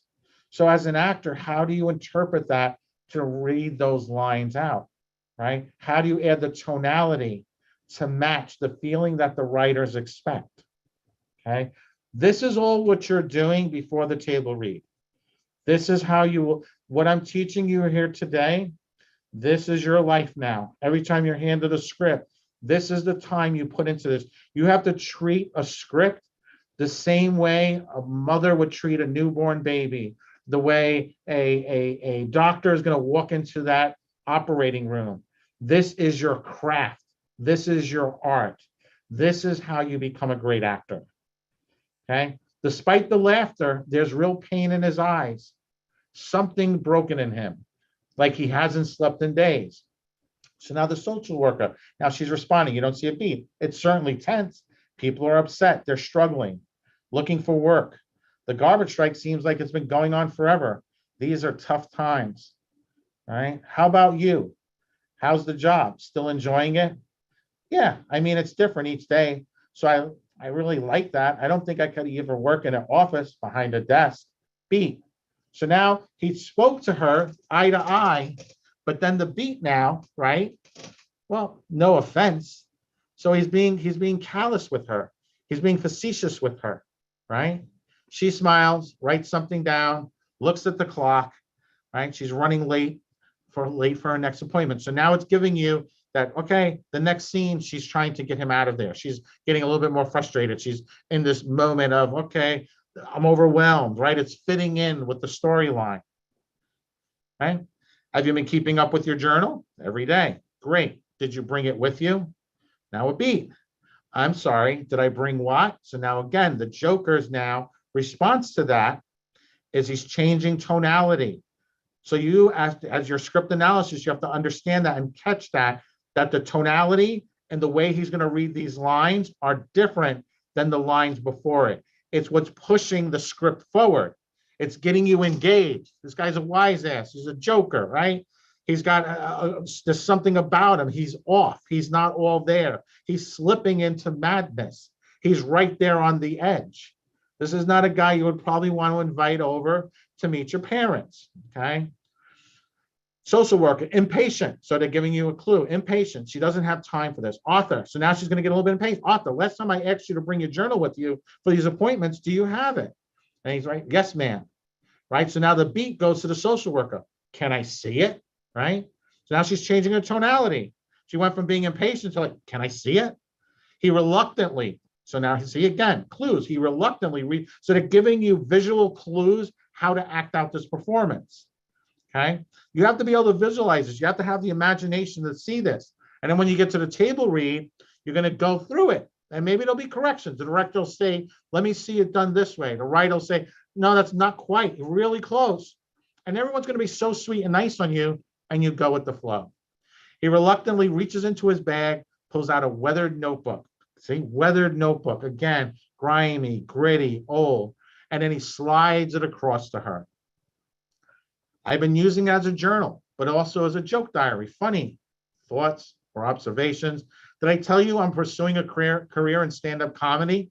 Right? So now she's got this book, and as she's paging through it, she's half listening, not even paying attention to him, right? She flips to his journal. No, you didn't. And he's, I think I did. She doesn't respond. She just keeps flipping through his journal. Oh yeah, because of what your mother said about your purpose, to bring laughter and joy to the world, right? And the joker's right. So now it's the camera, now it's giving you some camera moves, right? Angle on journal, pages and pages of notes, all in neat, angry looking handwriting. Also cut out photos from hardcore magazines, some crude handmade drawings. A flash of anger crosses the Joker's face. We see him picking at his right eyebrow, almost obsessively. Trying to stay calm, his eyebrow is actually half gone, something he does a lot. So he has these nervous twitches to himself, right? Again, on the verge of madness. I didn't realize you wanted to read it. The social worker gives him a look, then reads something in the pages that gives her pause. So that means now, not only as an actor, you're concentrating on the beats and the tonality, but this also is another clue on your facial expressions. There are 42 muscles in a human face. You have to learn to control them. Next time when I want you to watch a show tonight, I want you to watch as the characters interact. Watch the feelings they give you when they move their eyebrows slightly. They make a slight grimace or a slight smile. It's not a full smile. Watch how that pulls you into the words they're using. Very important to start learning these things. Earlier you learn these, the faster you'll be able to master them, and then the faster you'll rise up, okay? Trust me on the things I'm teaching you guys.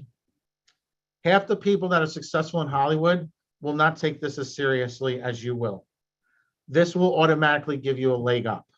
Because what happens is people get better at this, and they've been doing this for a while, they get comfortable. And once people get comfortable, they get slightly sloppy. They don't do it as perfect as they could.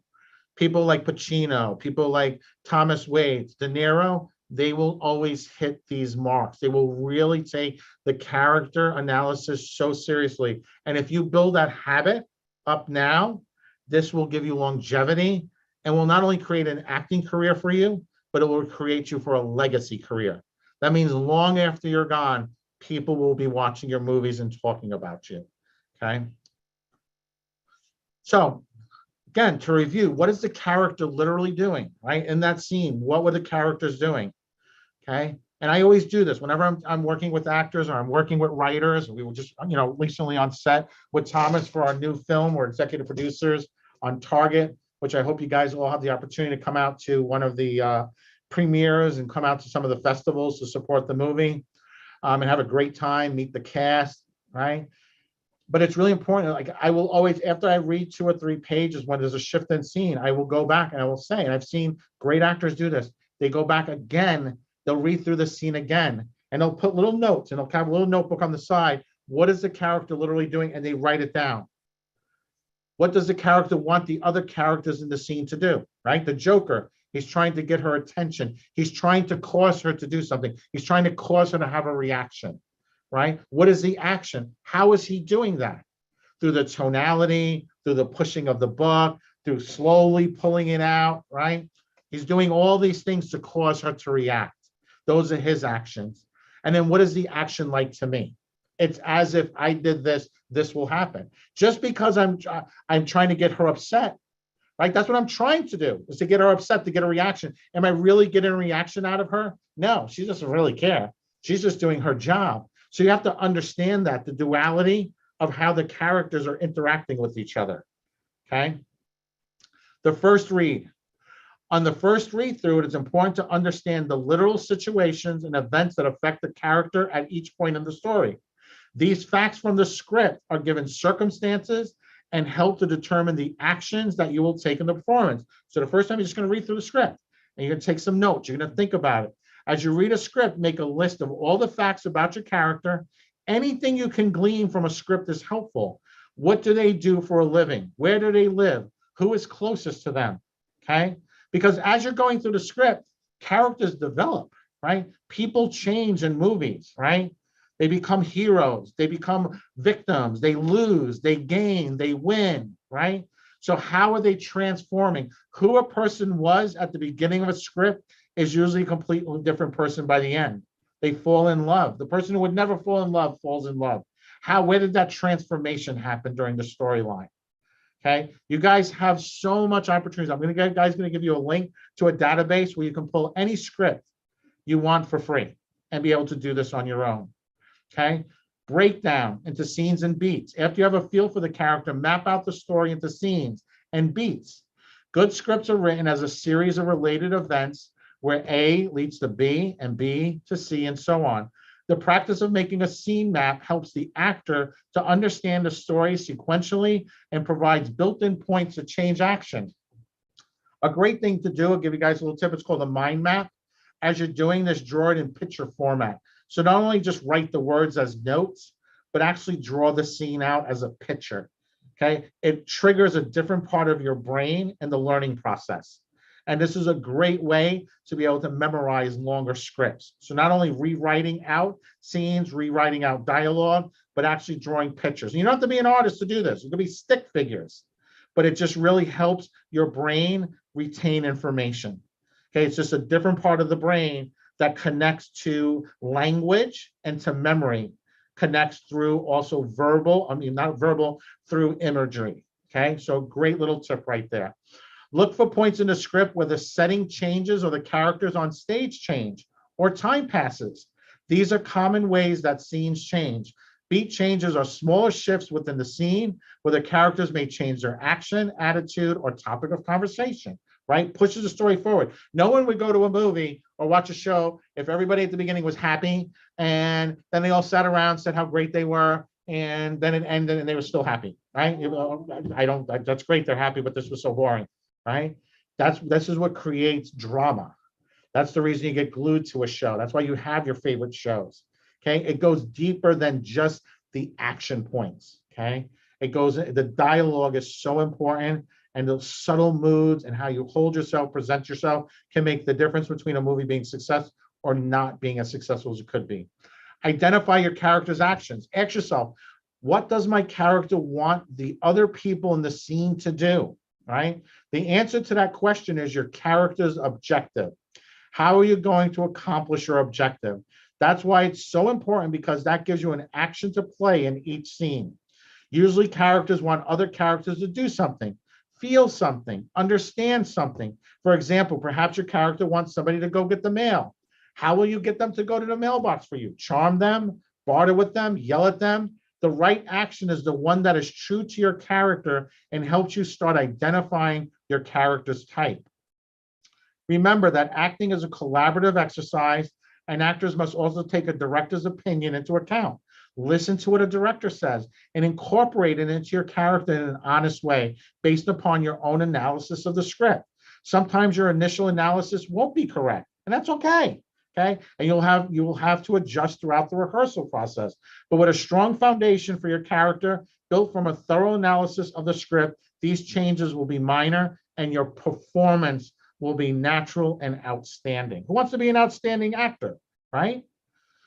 So homework, download the Joker script, read it, then watch the movie along with the script after completing the following 5 steps. Step 1, cross out any stage directions. Step 2, mark any significant changes, shifts in tone or character development.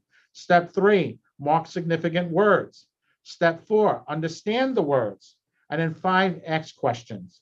And where you can find this script and any other script for free is you can go to imsdb.com. So it's Internet Movie Script Database, imsdb.com, okay? So that's your homework. My name is Michael Fomkin, and this is Actor Script Analysis, understanding the reasons, the why, and finding the story. Tomorrow, I have some brand new presentations to go over with you guys. One of them is I'm going to teach you guys how to transition from a 9-to-5 job to literally having a six-figure income on automation, automatic 6-figure income, so you can fully dive into becoming a full-time model or an actor.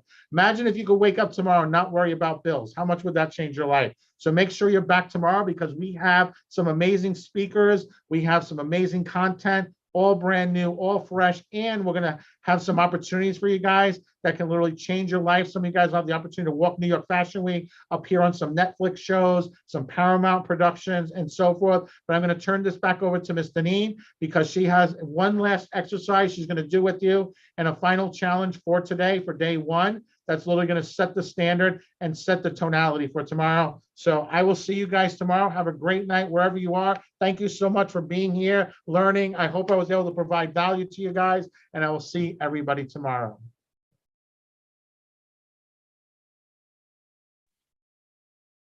How awesome was that? So can I tell you guys a little secret before I move on to the next exercise? Literally every time Mike watches a movie, he goes through what he just walked you through is literally what he goes through. Script analysis, colorization, all of these things. How many of you want to be great at what you do? If you want to be great, raise your hand. Here for this, I want to see everyone. If you want to be great, raise your hand. How many of you are like, you know what, I want to be all right. I want to be cool. No. You know why? Good is the enemy of great. And you guys are destined for greatness. That's why you're here. And honestly, yeah, Leslie Brown, I can't watch a movie for entertainment anymore. Neither can we, because literally, like, we can't, we're obsessed right now with Better Call Saul. It's almost over. It's only a couple more episodes. And like, we're watching and it's like, oh, did you catch that beat? I'm like, what? I'm just trying to enjoy the show. And he's like, no, Denise, come on. Did you? And I'm like, okay, I got it. But the tools that that Mike gave you literally are going to set you apart from everyone else in the audition. How many of you have ever auditioned before? Raise your hands. How many of you now are really ready to audition? Raise your hands. Yes or yes. Are you ready? Yes or yes. I want you to make sure that you take the challenge that Mike gave you seriously. And I want to challenge you guys to start working on that script and post the way that you've changed looking at movies, looking at scripts, looking at things differently. Okay. But we'll go over that challenge in a couple of minutes. So at the beginning of the day, how many of you started, this was a dream of yours? This is a dream. Oh my gosh, this is my dream. Deneen, if only I could walk New York Fashion Week. Oh, Deneen, if only I could get that one role. Oh my gosh, my whole life would change. How many of you, that's how you started out this day? Now, how many of you now feel like, you know what, you have a guide that could take you on this journey? How many of you feel like, okay, you know what, I've met some guides that could take me on this journey, that can really start getting me to that place I want to go? And we've given you training today, right? We've given you training. We gave you some tools and equipment that you can already start using. And this is only day one. Today is foundation day. Tomorrow is transformation day. So what I would like to do now is I want to put something out there to you. For those of you that this is your dream, I have a question for you. When is it that you dream? Do you dream when you're awake? Or do you dream when you're asleep? Type it in the comments. Do you dream when you're awake? Or do you dream when you're asleep? Okay, for all of you that are, oh, I do it one of both times. No. When do you actually dream? You dream when you're sleeping. I love the, oh, I dream all the time. No, you don't. You dream when you're sleeping, because dreaming is passive. But you showed up today for this call. So I want you to know something. You're not passive. You're someone who takes action. So no longer do I want to hear anyone say, oh, this is my dream. Because you know what? Dreams are cute. We all have dreams. When I was a kid, I had a dream that I was going to grow up and be 5'10" and blonde. I stopped growing 5'5". I'm a solid 5'5". I stopped growing when I was in 5th grade. I never grew. I could dream all I want. I dream, you know what? Tomorrow I'm going to wake up and tomorrow I'm gonna be 5'10". It's not gonna happen. It's a dream. It's not something I can make happen. Oh wow, Kiara, you're fun size. That's what I like to call myself, fun size. I don't call myself short, I'm fun sized. Okay. So anyone who's at around my height, we're fun sized. But anyway, but the thing is, the point I'm trying to make is that you can dream as much as you want, but dreams don't make anything happen. What I want you to understand is that this is not only a dream.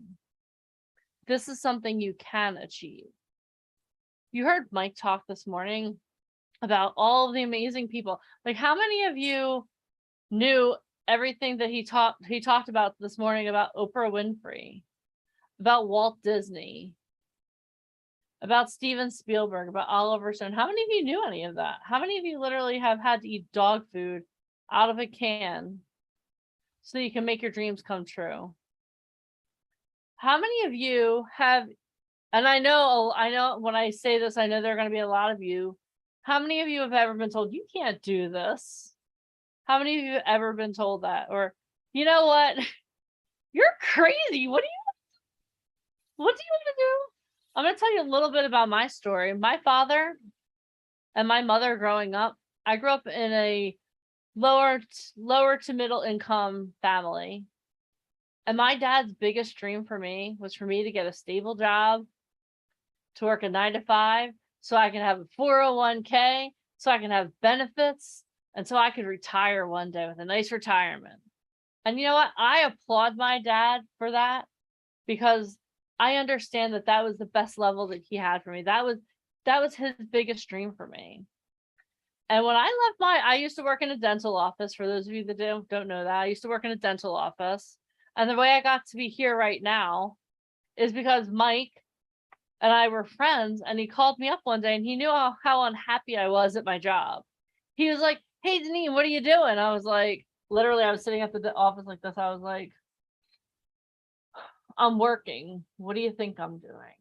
And he said to me, "Well, I have something I want you to do." I was like, "Okay, what do you want me to do?" He said, "I want you to host a podcast for my company." I was like, "Mike, you do know how shy I am, right?" He was like, "Yeah."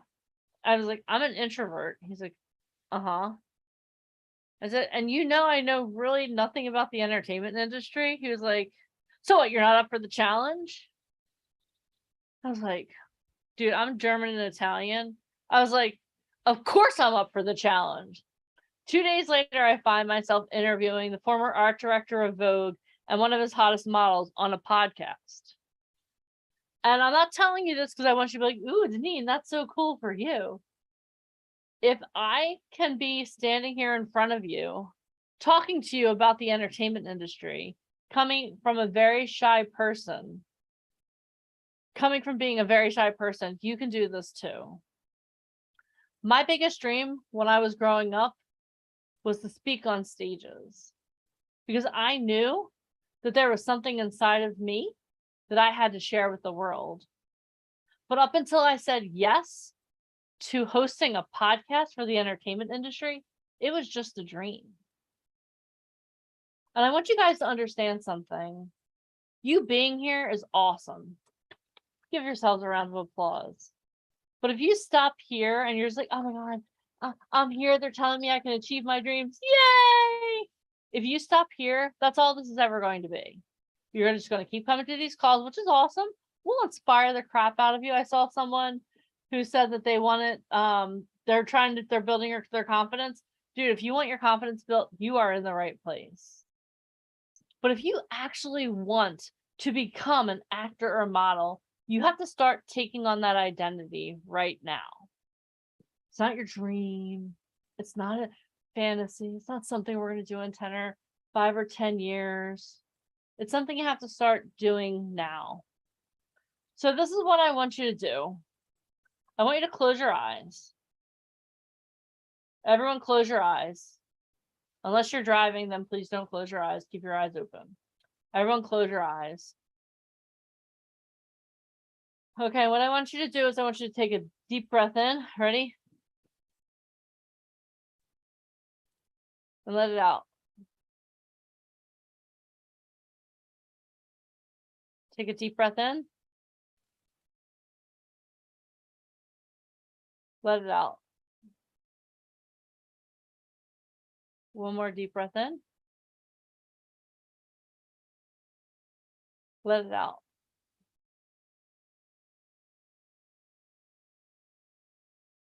Now I want you to imagine your life 5 years in the future.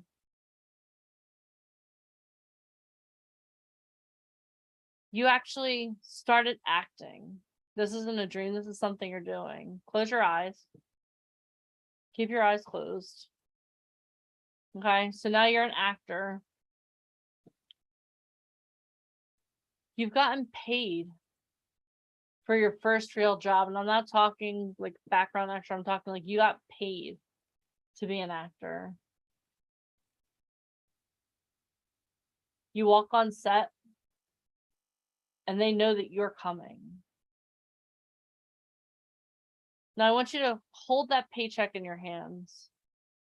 How awesome does it feel? You're a paid actor. Now I want you to, where are you living right now? Where are you living right now? Are you living in New York City? Can you hear the hustle and bustle of the city going by? Can you smell the city? Can you hear the traffic going by? Or maybe you live in LA. Maybe you have the opportunity to act in LA. Can you feel the warmth of the sun on you? Where are you living? I want you to really imagine where are you living? And I want you to breathe in the smells of where you're living. Look around you. Do you live in an apartment? Do you live in a loft? Do you live in a house? Where do you live right now? What does it feel like to be paid to do that thing that keeps you up at night right now? What does it feel like? Maybe you're a model. Maybe you just walked New York Fashion Week for the first time. Can you see yourself on the cover of that magazine? How about this? Can you see yourself in that advertisement holding that product? Now at this point, you're getting paid more for one job than you used to get paid in a year. How awesome does that feel? I want you to think about the impact not only on you, but on your family, on all those people that used to tell you can't do it. You can't do this. Look, I have the check in my hand. I did it. I am doing it. This is my life now. How does that make you feel? Imagine the impact on the people around you because you are doing this. Now they start to believe that they too can do it. The people who used to laugh at you, they're like, oh, how did that happen? I want you to think about the people that you want to impact. What is your why? Why are you doing this? Who do you want to impact? Maybe your kids,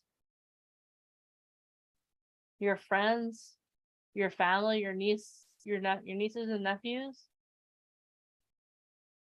Is there a charity that you really want to support? You want to be able to show little girls, hey, you know what? If I can do this, you can do this too. Maybe you're super shy. I see a lot of people commenting how shy they are. Maybe you want to be that person that shows, hey, you know what? I used to be shy too, but you know what? If you push through that, you can do anything. How does it feel to be where you are right now, 5 years in the future, making an impact on the world, getting paid to do what you want to do? I want you to really visualize your life. What does it feel like? Where are you living? Imagine your car. What kind of car are you driving? What kind of car are you driving now? We're not taking the bus anymore. What kind of car are we driving? Can you feel your new car on your butt the way it hugs you perfectly? Can you smell the smell? How proud are you of feeling that you have this car that you've earned? How awesome does that feel? because you are an actor. You are a model. You're living what was at the beginning of today a dream. That's your reality now.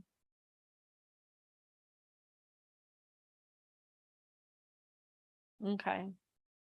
Now I want you to take a deep breath in.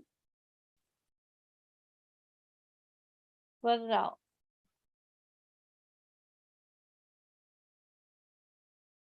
Deep breath in. Let it out.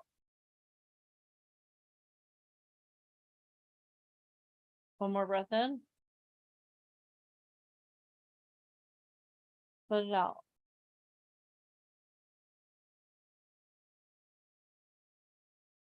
Okay. I want you to keep your eyes closed, but now you're back here listening to my voice. It's August 6th, 2022, 5:24 p.m. Eastern Standard Time. And you're just sitting on a Zoom call with me. You're not an actor. You're not a model. You're not a musician. You haven't impacted anyone's life. None of that's true. How does that feel?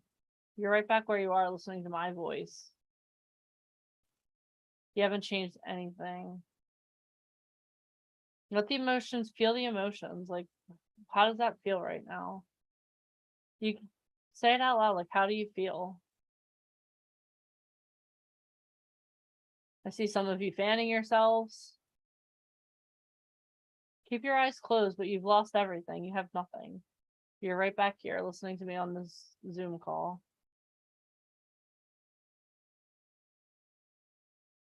You're just a dreamer. You're a dreamer again. Not real. How does that feel? Say it out loud. How does it feel? It just feels horrible. I see some people saying horrible, terrible, disappointing, pissed off. You just had it all and now you have nothing again. Disappointed.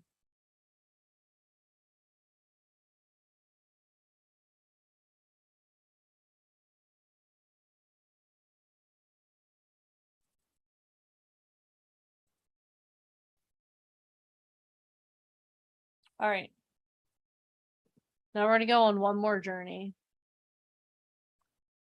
All right. Now I want you to travel 20 years in the future. Now you're established as an actor or a model. Now you're making the real money. Now you're not auditioning for roles anymore. They're calling you.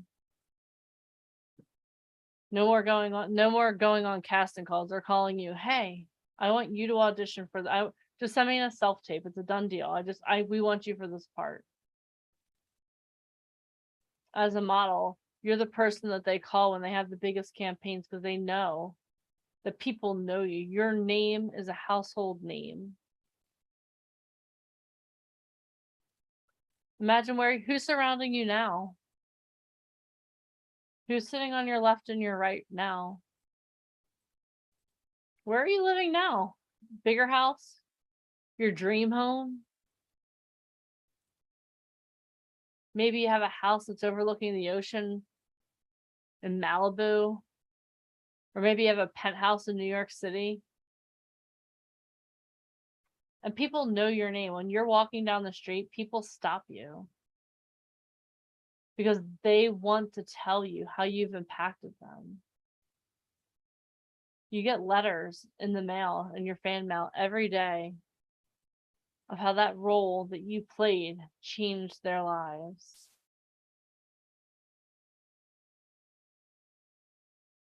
You get letters from girls and boys that tell you, you know what? There was a time when I was going to take my life. But because of that role that you played, because of those words that you spoke, I kept going. And now this is what I'm doing. I want you to imagine the charity that you want to support. What is one charity that you want to support? Now what I want you to do is I want you to imagine writing out a check for $1 million to the charity of your choice. And it's not coming out of your lack, it's coming out of your abundance. I want you to imagine that. Imagine tens of thousands of people being impacted because you took action, because you put in the work, because you perfected your craft. And now you're at such a level where you've won awards. Imagine walking the red carpet and you're the one. They're not like, who's that? They're like, oh my gosh, she's here. He's here.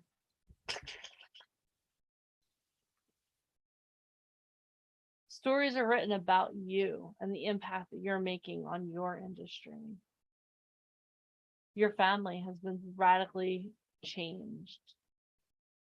How does that feel? How does it feel to know that because you took action, there are people who didn't take their lives? Because you took action, you made an impact on the world. Because you took action, there are children that are eating, that were starving before you came. I want you to take a deep breath in. I want you to breathe in how you feel right now. Breathe. Okay, ready? Breathe in. Let it go.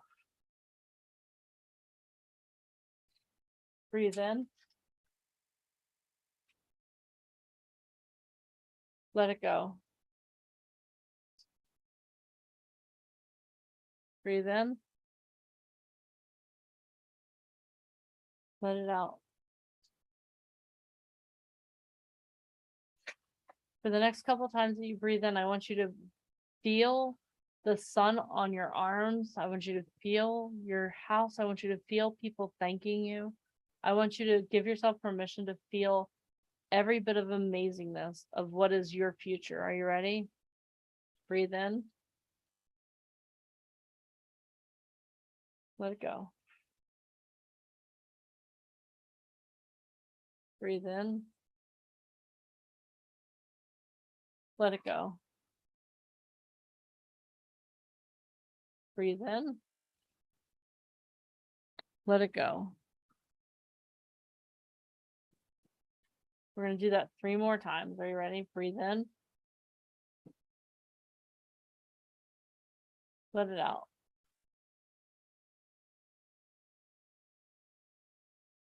Breathe in. Let it out.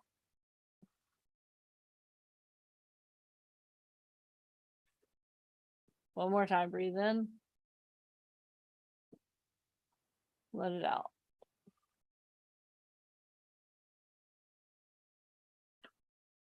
All right. Now I want you guys to open your eyes. And you're back here today. You're not an actor, you're not a model, you're not a musician. You didn't write out that check. You haven't made an impact. How do you feel right now? I want you to type it in the comments. How do you feel right now? Like shit. Like the honesty. Depressed. Horrible. Empty. Defeated. Disappointed. I don't know why you feel amazing, Evan. You haven't accomplished anything. Sad. Shitty. Motivated. Hurt. Regardless. Oh, okay. Awful. Depressed. Let's go back. Right? Let's go back. Let's go back to that spot. So this is what I want you guys to understand. The only way you're going to get to that point is by knowing who you are. Joseph James said it this morning. If you have that dream inside of you, you have everything inside of you that you need to accomplish those goals. So this is what we're going to do. We're no longer dreamers, okay? You are now action takers. The first step of action that I want you to take is you have to embody who you now are.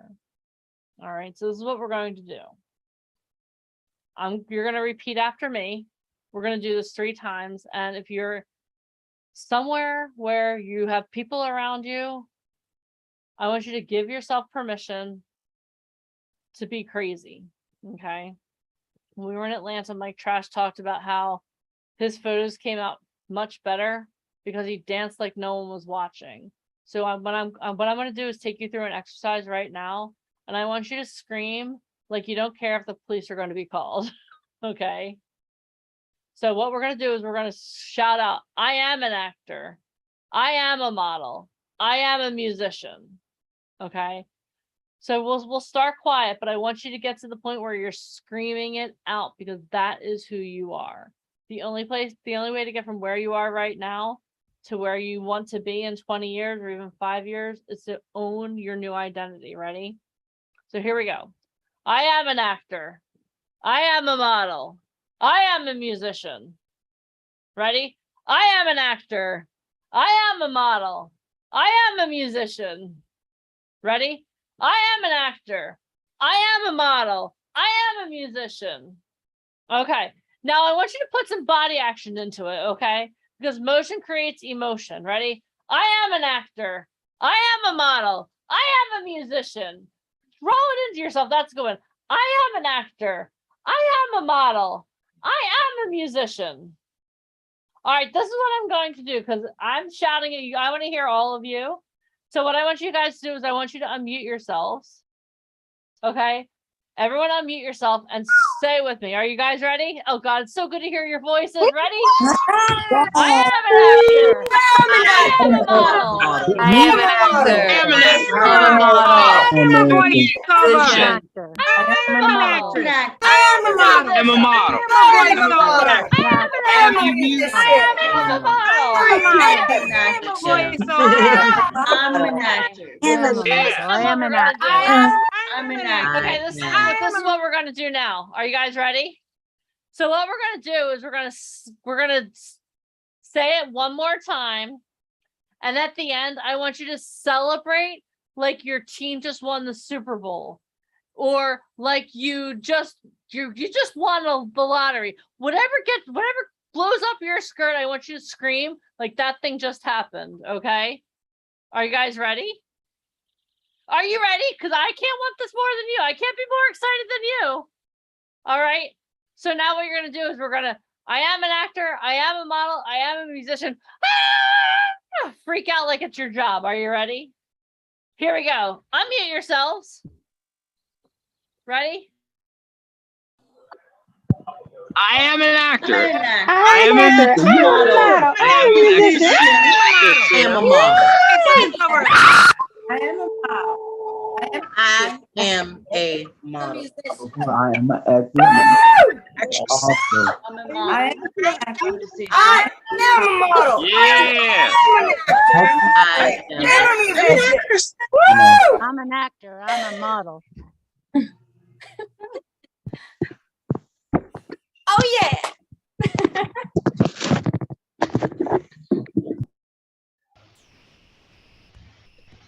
Oh no, but don't say nothing no more.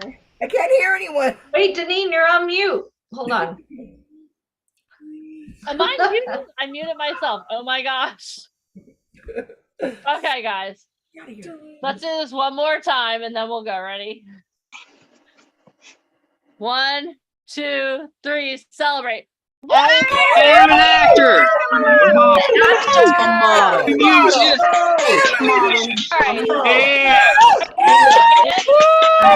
All excited? Okay. So now we're going to take it one step further. Okay. So being a part of our company, about right at the beginning of the craziness of 2020, we decided, you know what? We need an identity as a group. Okay, so we put out to our talent, we're like, okay, how do you identify? Who are you? What are you doing? And we had one talent who came up with an idea, and then we put it out to the whole community. So as a collective community, we came up with the idea that we are Fearless Rebels. Can you see it? All right, so what I'm going to do is I'm going to take you through the Fearless Rebels Manifesto, and I want you guys to share, as I'm going through this, I want you to read through it with me because this is who you are now.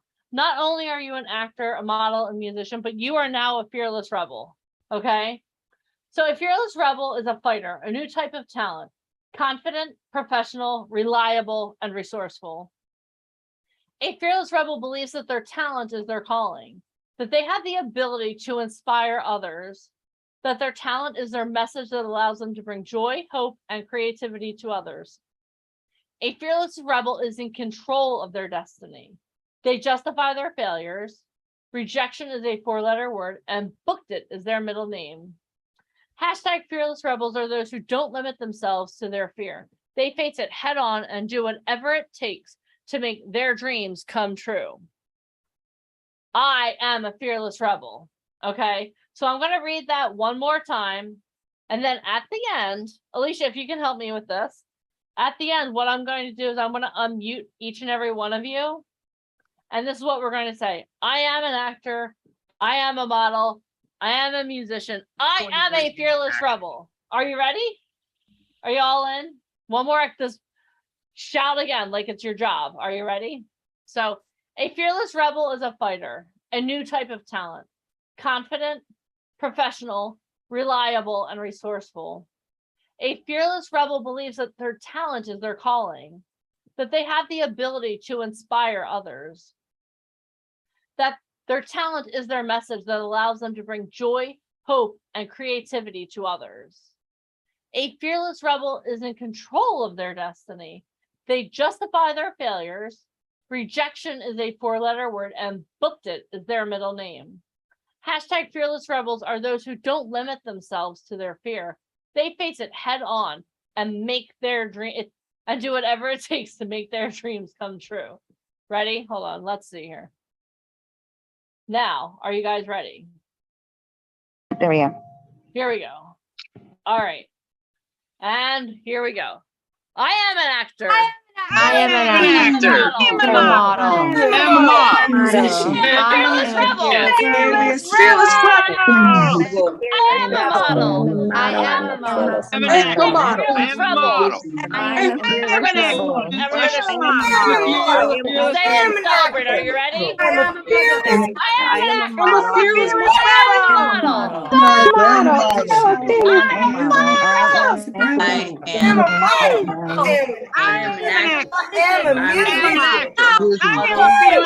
Fearless rebel. Okay. I am a musician. Okay, so I want us to celebrate now. Just celebrate. Dance like no one's watching, okay? Dance.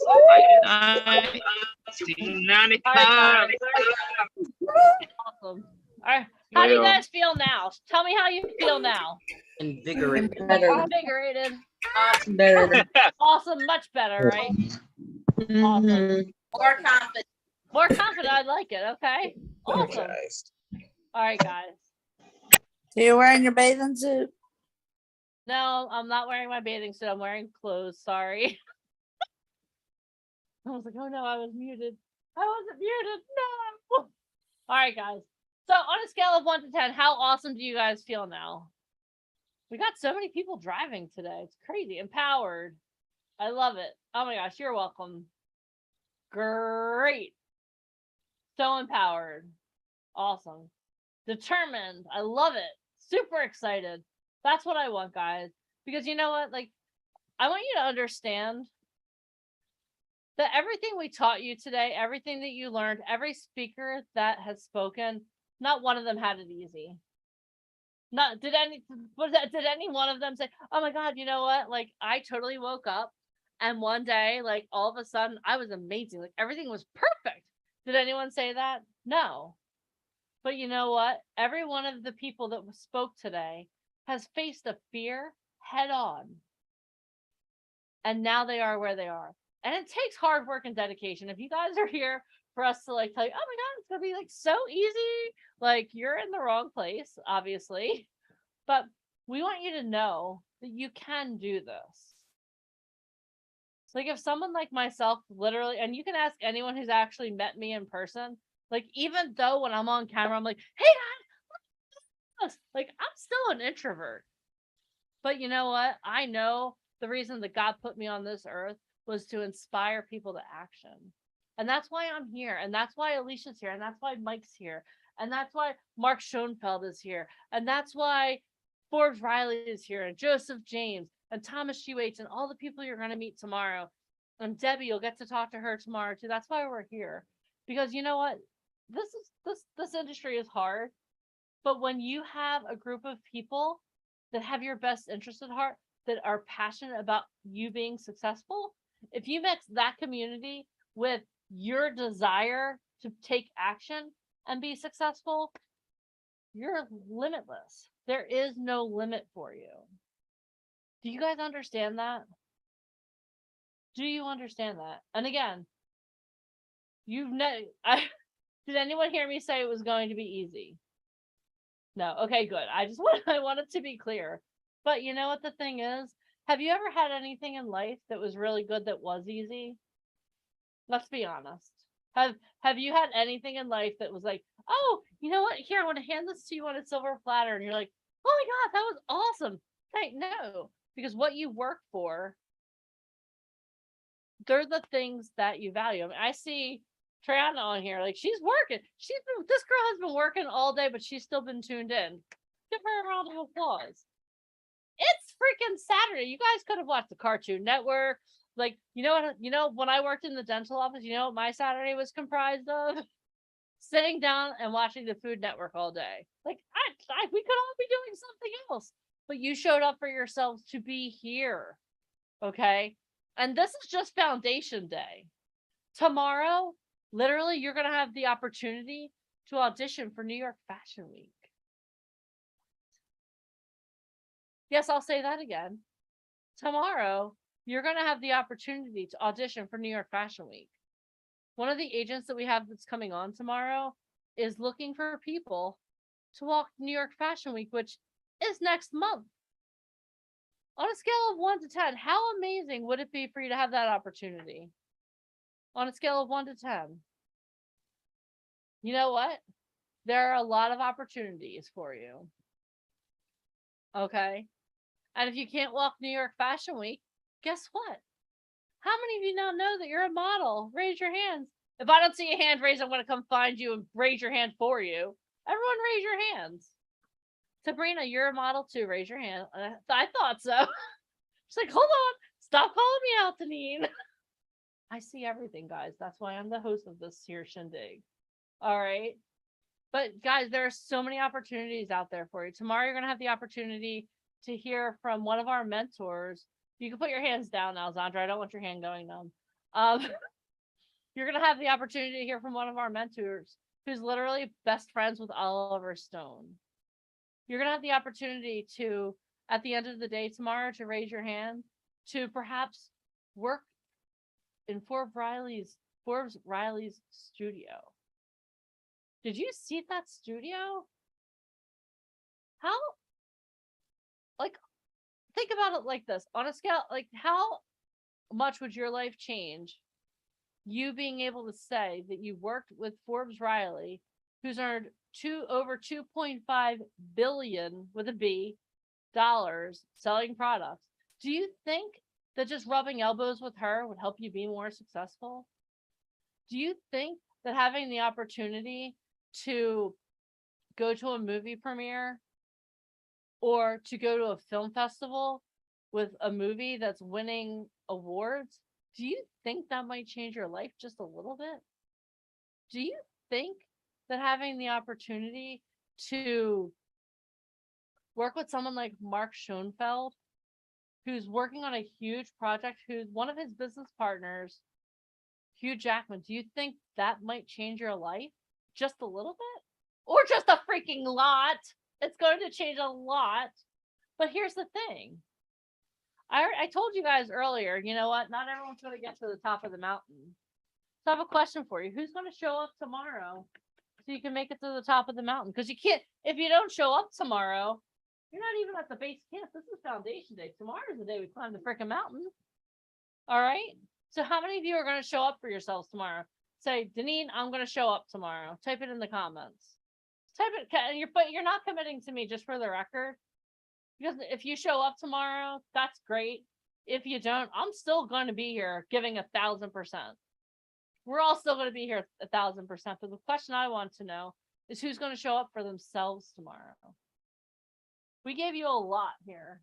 We gave you a lot today, but this just the beginning, just Foundation Day. Today, Foundation Day. Tomorrow is Transformation Day.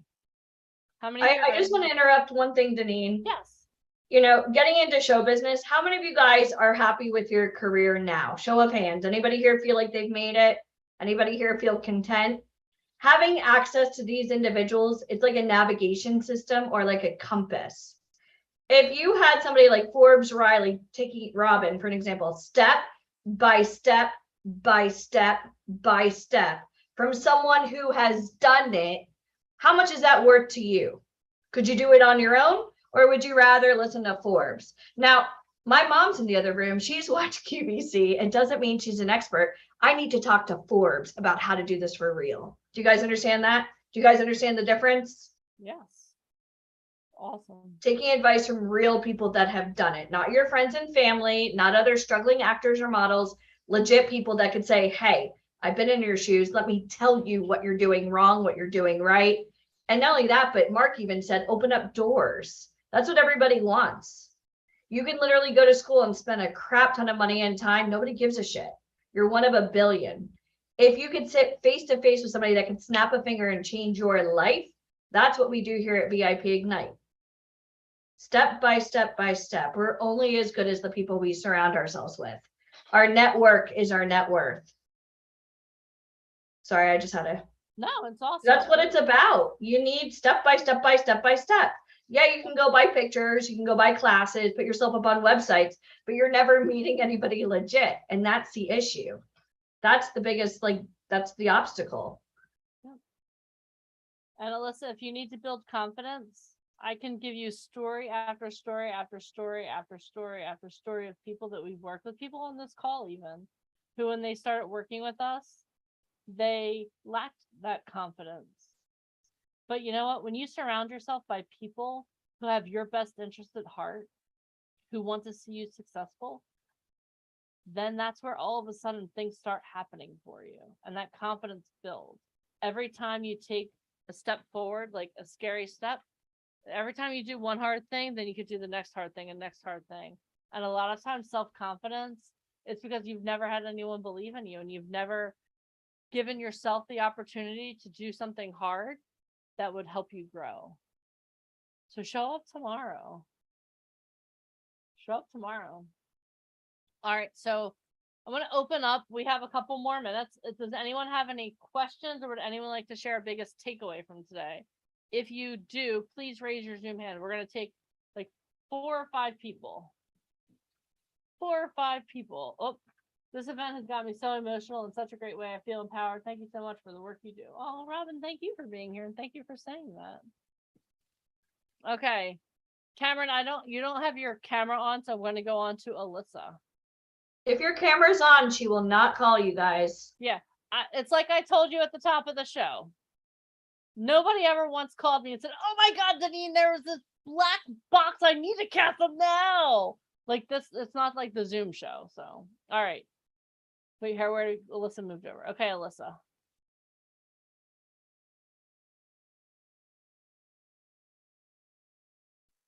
I have a question. Now, Mike was talking about 5 things for like script I writing. can't hear you. Your audio is breaking up. I just have a question. The 5 things that Mike was talking about. Can you type your question in the comments because your audio, I can't even hear you. I apologize. I want to hear your voice, but I just can't. It's okay. It's like you're hearing every other word. Yeah. All I heard was Mike something. Yeah, Mike something. 5, I don't know. It was cryptic. All right. Emily Martinez, unmute yourself. Hello, thank you very much.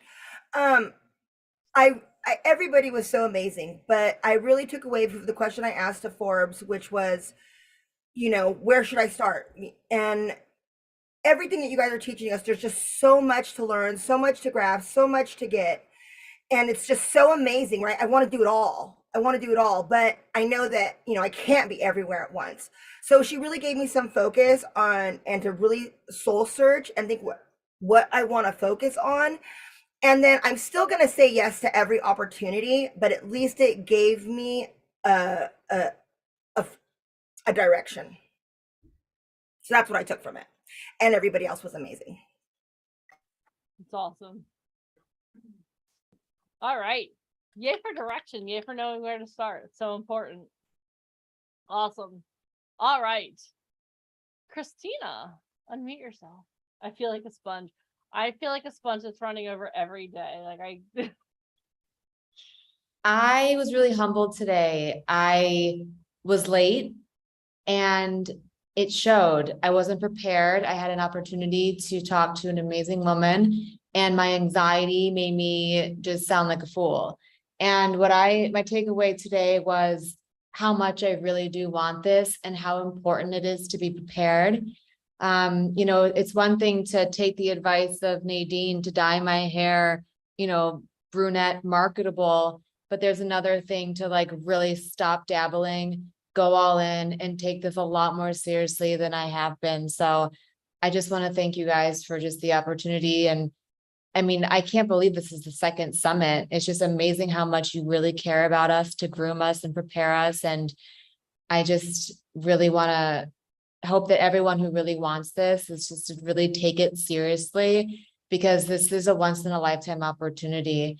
And I'm tired of dabbling. I want to go more all in, and I got to just try to balance what I'm doing professionally and not let my personal life go over into my dream, and to get that dream into a reality. Do you feel like you're in the right place, Christina? Oh my God. Oh my God, you guys, you don't even know the people behind this. It's just, this is the right place. And you know what? This is the new Hollywood. Like, you guys, we are the new Hollywood. I hope you guys know that. absolutely true. I love hearing that.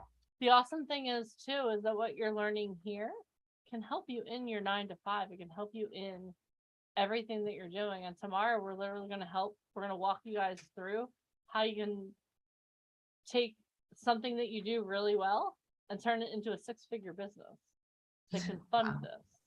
I can't wait for like, how freaking amazing is that? We're not just covering little things here and there. We're covering every avenue.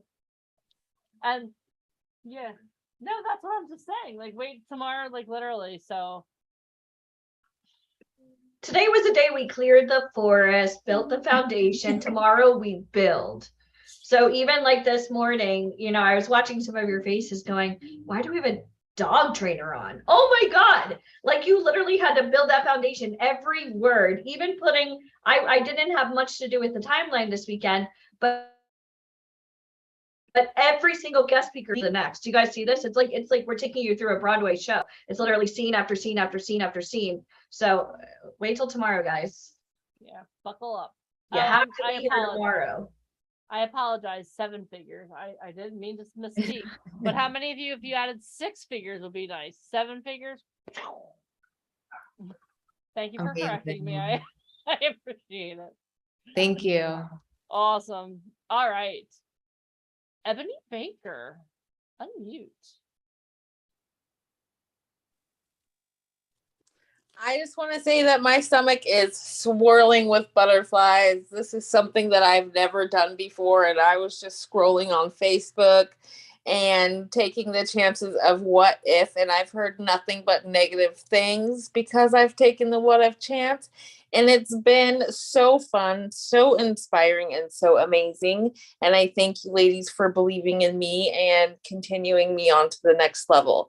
Do you have any tips for tomorrow's New York Week Fashion Week tips that we should be prepared for tomorrow? Yes.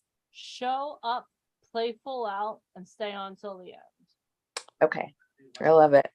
Oh, okay. Business trend. This is how I want anyone who wants to walk New York Fashion Week, dress business trendy. So let's dress up a little bit tomorrow. Okay. Very light makeup and hair pulled back, and like look super neat. Like, show up like you're actually showing up for a go-see or an audition tomorrow. Okay. Okay? Thank you. No logos. Like, no, don't be mean. No jingly earrings. Okay. Show up like you're showing up for a go-see. Super plain, but super pulled together. Love it. Yes, tomorrow's not a pants-free party, so make sure that you can walk. Okay. So that means make sure you can stand up, which means you have to have pants on and have some room to walk. Diamond, you'll be fine with your afro. You're totally cool. Team Diamond. I know Team Diamond. I mean, tomorrow. You know what? I think tomorrow I might show Diamond's photos. Okay. I'm gonna start crying if I think about it, but there we go. Yes, you do have to wear pants and a shirt, Marcel. Yes.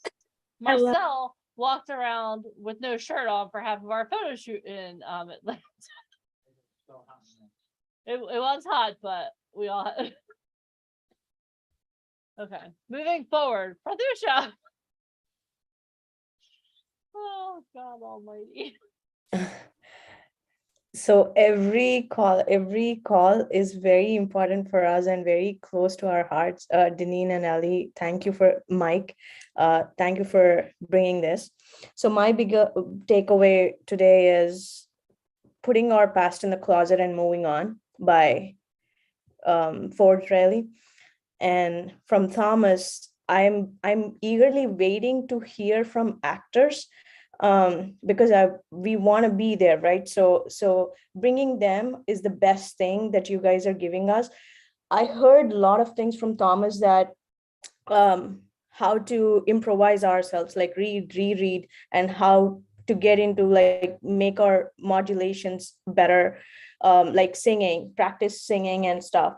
And from Mike, and then like we got from Mark, I got personally like how to pitch ourselves. So every word coming out of the legends is very important for us. That is, being here is the biggest takeaway for me. You're gonna make me cry. I'm so proud of you. Thanks. No, but like the thing is like we're like literally I told you we're gonna give you all of this weekend, and this is just foundation day. Just foundation day. Yes, and congratulations on being our newest Inner Circle Platinum member there, Pratyusha. Inner Circle for life. All right. Glory, I love your name. Glory, that's such a beautiful name. Thank you. I want to get myself the Glory. I'm sorry there's like background noise, but I just wanted to say that this was like really great. There was like a lot of information, a lot of useful information said today, like about like 8 hours worth, and like it was just amazing. My biggest takeaway was Miss Forbes Riley when she was speaking on how like you shouldn't let anyone else dictate who you are or what it is that you want to be. Yeah, that really resonated with me. Also Mr. James, when he was speaking on like your why, like, you know, it's something that I hadn't really like thought about before until now and until this this meeting with everyone. So like that really set my mind, you know, thinking. And also the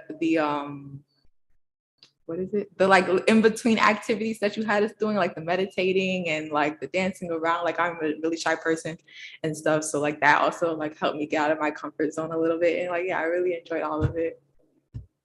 You have an amazing look, Lori. You're going to be back tomorrow, right? Yeah. Okay. No, I'm glad that you've got a lot out of it because again, you can ask Alicia, you can ask Mike, you can ask anyone who's met me in the wild. Like I'm actually really shy too. So I understand what you need to do to bring that out of you, because you know what, no one's going to cast someone who's shy. You have to be able to walk in and own a room. Like Forbes Riley, right? When she walked in, she was like, I was like, I had no idea what to expect. All of a sudden there's music and dancing. I'm like, hey, let's go with it. You have to know how to own that room and walk into that room. So I personally love helping shy people be less shy. So I see that as a challenge. Awesome. All right. Well, we'll see you tomorrow. Okay. Sid Sana Rasul, can you please unmute yourself? I just like saying your full name every time. Yes. Thank you so much for everything today, Michael, Alicia, and Deneen, as usual. It was a great workshop. And my takeaway was with Forbes Riley, when she said, figure out who you are, work towards knowing what your why is. Because when you do those two things, it helps to develop your character authentically. And then you can grow into who that character is. Awesome. Yeah, you have to know who you are. I love that. Own that character. It's awesome. Thanks. All right. Last but not least, and then we have a challenge coming up. Robin Piper. I feel like you're like a legend because like you've been tagging me on Facebook. Like you're like a legend in my mind. Oh, thank you. Thank you so much. Thank you, ladies, and also Michael, for inviting me along to this incredible event. I've taken so much from it that words just possibly couldn't express exactly what I've taken right now. I've got probably about 20 pages to reread through and a lot to obviously work on. Now, I really loved especially Forbes Riley and what she said, her whole persona, the way that she come across. And she's really taught me to not be scared about being bold and being authentic. I really realized that there is a magic in my own uniqueness. I just really need to bring that out. And yes, stand up and be bold. I've always been this person who's been in this corner and who's always tried to fight her fears and say, okay, this is where I am now, but this is not where I want to stay. You know, this is not somewhere I'm meant to be. So yeah, just being involved in this whole event is enabled to really bring me out of this shell, and I'm just really excited to see my own transformation and where I go with this. So just thank you so much, and yeah, thanks for this opportunity. It's amazing. You're welcome. Thank You for guys are showing up so amazing. well. Where It's do like you the middle live, of the Robin? night. Where are you? I'm in the UK. What time is it right now? It's 23:05. Okay. 11:05 midnight. Yeah. For all of us. Thank you for playing full out in the middle of the night. It's 4 p.m. She was recommended by Renee, who works with Tony Robbins. Yeah. Yeah. That's awesome. All right. Well, thank you so much for sharing. Oh, thank you. All right, guys. So I have a challenge for you. Are you guys up for a challenge? Okay. So here is your challenge. This is what I want you guys to do. Oh, hold on. I don't even have my phone. Ah, everyone hold up your cell phone. I'm gonna rescue my phone. Hold up your phone. I want you to open up your text. Open up your texting ability. Oh, thank you. All right, open up your texting ability. This is what you're going to do. You are going to text 26786. 26786. Text the word celebrity. Here, do you want me to write it on the board? Should I write it on the board? Oh yeah, I'll write it on top. I'll write it in green. Ready? So I want you to text the word celebrity. Thank you, Monique. The assistant is on it. Monique's on it. Okay, so text celebrity to 26786. That is going to give you a whole lot of free gifts. Whose number ends in 8539? Whose number ends in 8539? Robin, I'll send them to you. Whose number, if your number ends in 8539, raise your Zoom hand. No one? It's Laura Escobar's. Laura Escobar. She's gonna win a little bonus prize. Laura Escobar, you are going to win a bonus prize for being the first person to text celebrity to 26786. Everybody else is gonna get the page for the free gift. Okay. And then everybody who texts right now, tomorrow, is gonna get another special link Okay. to access the membership site. Okay. Here's the number, and you're texting celebrity. But you have to be on tomorrow to win both prizes. You got one prize today, you have to be on tomorrow to win the second. Okay. So you have to be on tomorrow to win both prizes. All right. So tonight your prize is you're getting a whole lot of free resources. I highly recommend you guys go through them. Be prepared, read through them. Can you guys see that behind me? I guess you can, yeah. 26786, whoever just asked. It's right behind me. Like Vanna White, Deneen White, Vanna White. All right. All right. So, oh, thank you, Diamond. Diamond showing me the way. And make sure you write down imsdb.com. Oh. Homework too. Okay. And don't forget imsdb.com for your homework. Here, we'll just.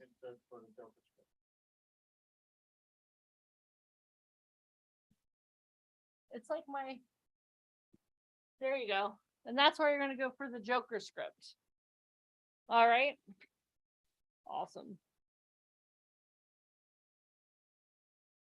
Okay, guys. So I am so excited to see all of you guys tomorrow.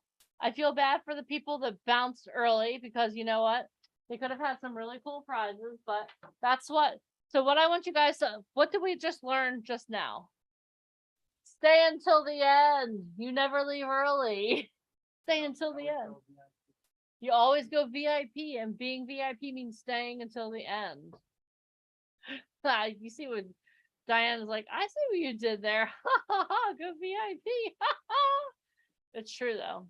All right, guys. When to go to imsdb.com. Can you read my handwriting? When to go? You can go now. Go now. Go do that. Download the Joker script. Do the challenge that Michael gave you. And I'm going to tell you something right now. If you just take one or two of the tools that we gave you today, your life will never be the same again because you're going to set yourself apart from everyone. And guys, I just also want to remind you of one thing. This is, how many of you paid something to be here today? Imagine what'll happen when you start investing in yourselves. That's all I got to say. All right. Donald, do you have a question or are you just raising your hand because you want me to see your face? Oh, he turned off his camera. We're going with he just wanted me to see him. All right, guys. Have an amazing night. We're going to start tomorrow morning at 10:45 a.m. Eastern Standard Time. Make sure that you caffeinate and bring the energy. All right. I wish I could play music, but we're on Facebook. They'll shut us down. Yeah. Everyone say, bye, Facebook. Everyone say, bye, YouTube.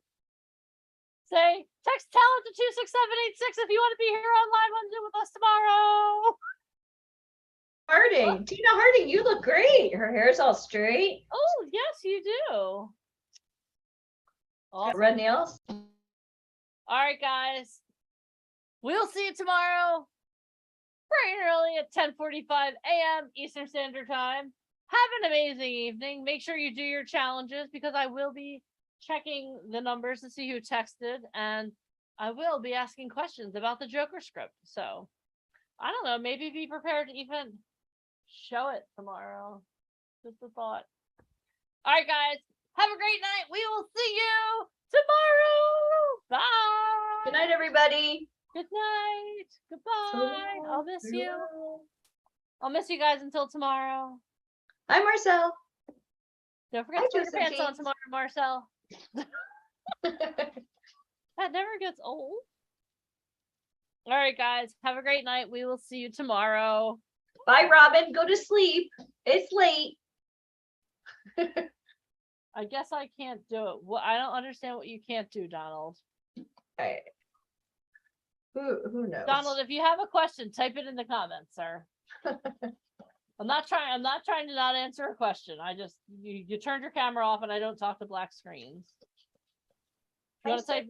You have like 30 seconds to type it in the comments. Oh, that's a great takeaway, B-side, like that. I'm just gonna go with The Joker script is here. imsdb.com. That's why I wrote it up here. imsdb.com. Thank you, Christina. So now you can do it. Thank you, Christina. All right. All right, friends. Have a great night. We will see you. Debbie's tomorrow. calling you right now. You better What? answer. She's a real bee. I don't know where she Who gets is? that from. Debbie's calling her right now. The VIP right. Ignite team. We're on it. 1, 2, All right, guys. Great. Have a Night, great night. everybody. Love you. Bye. We'll see you tomorrow.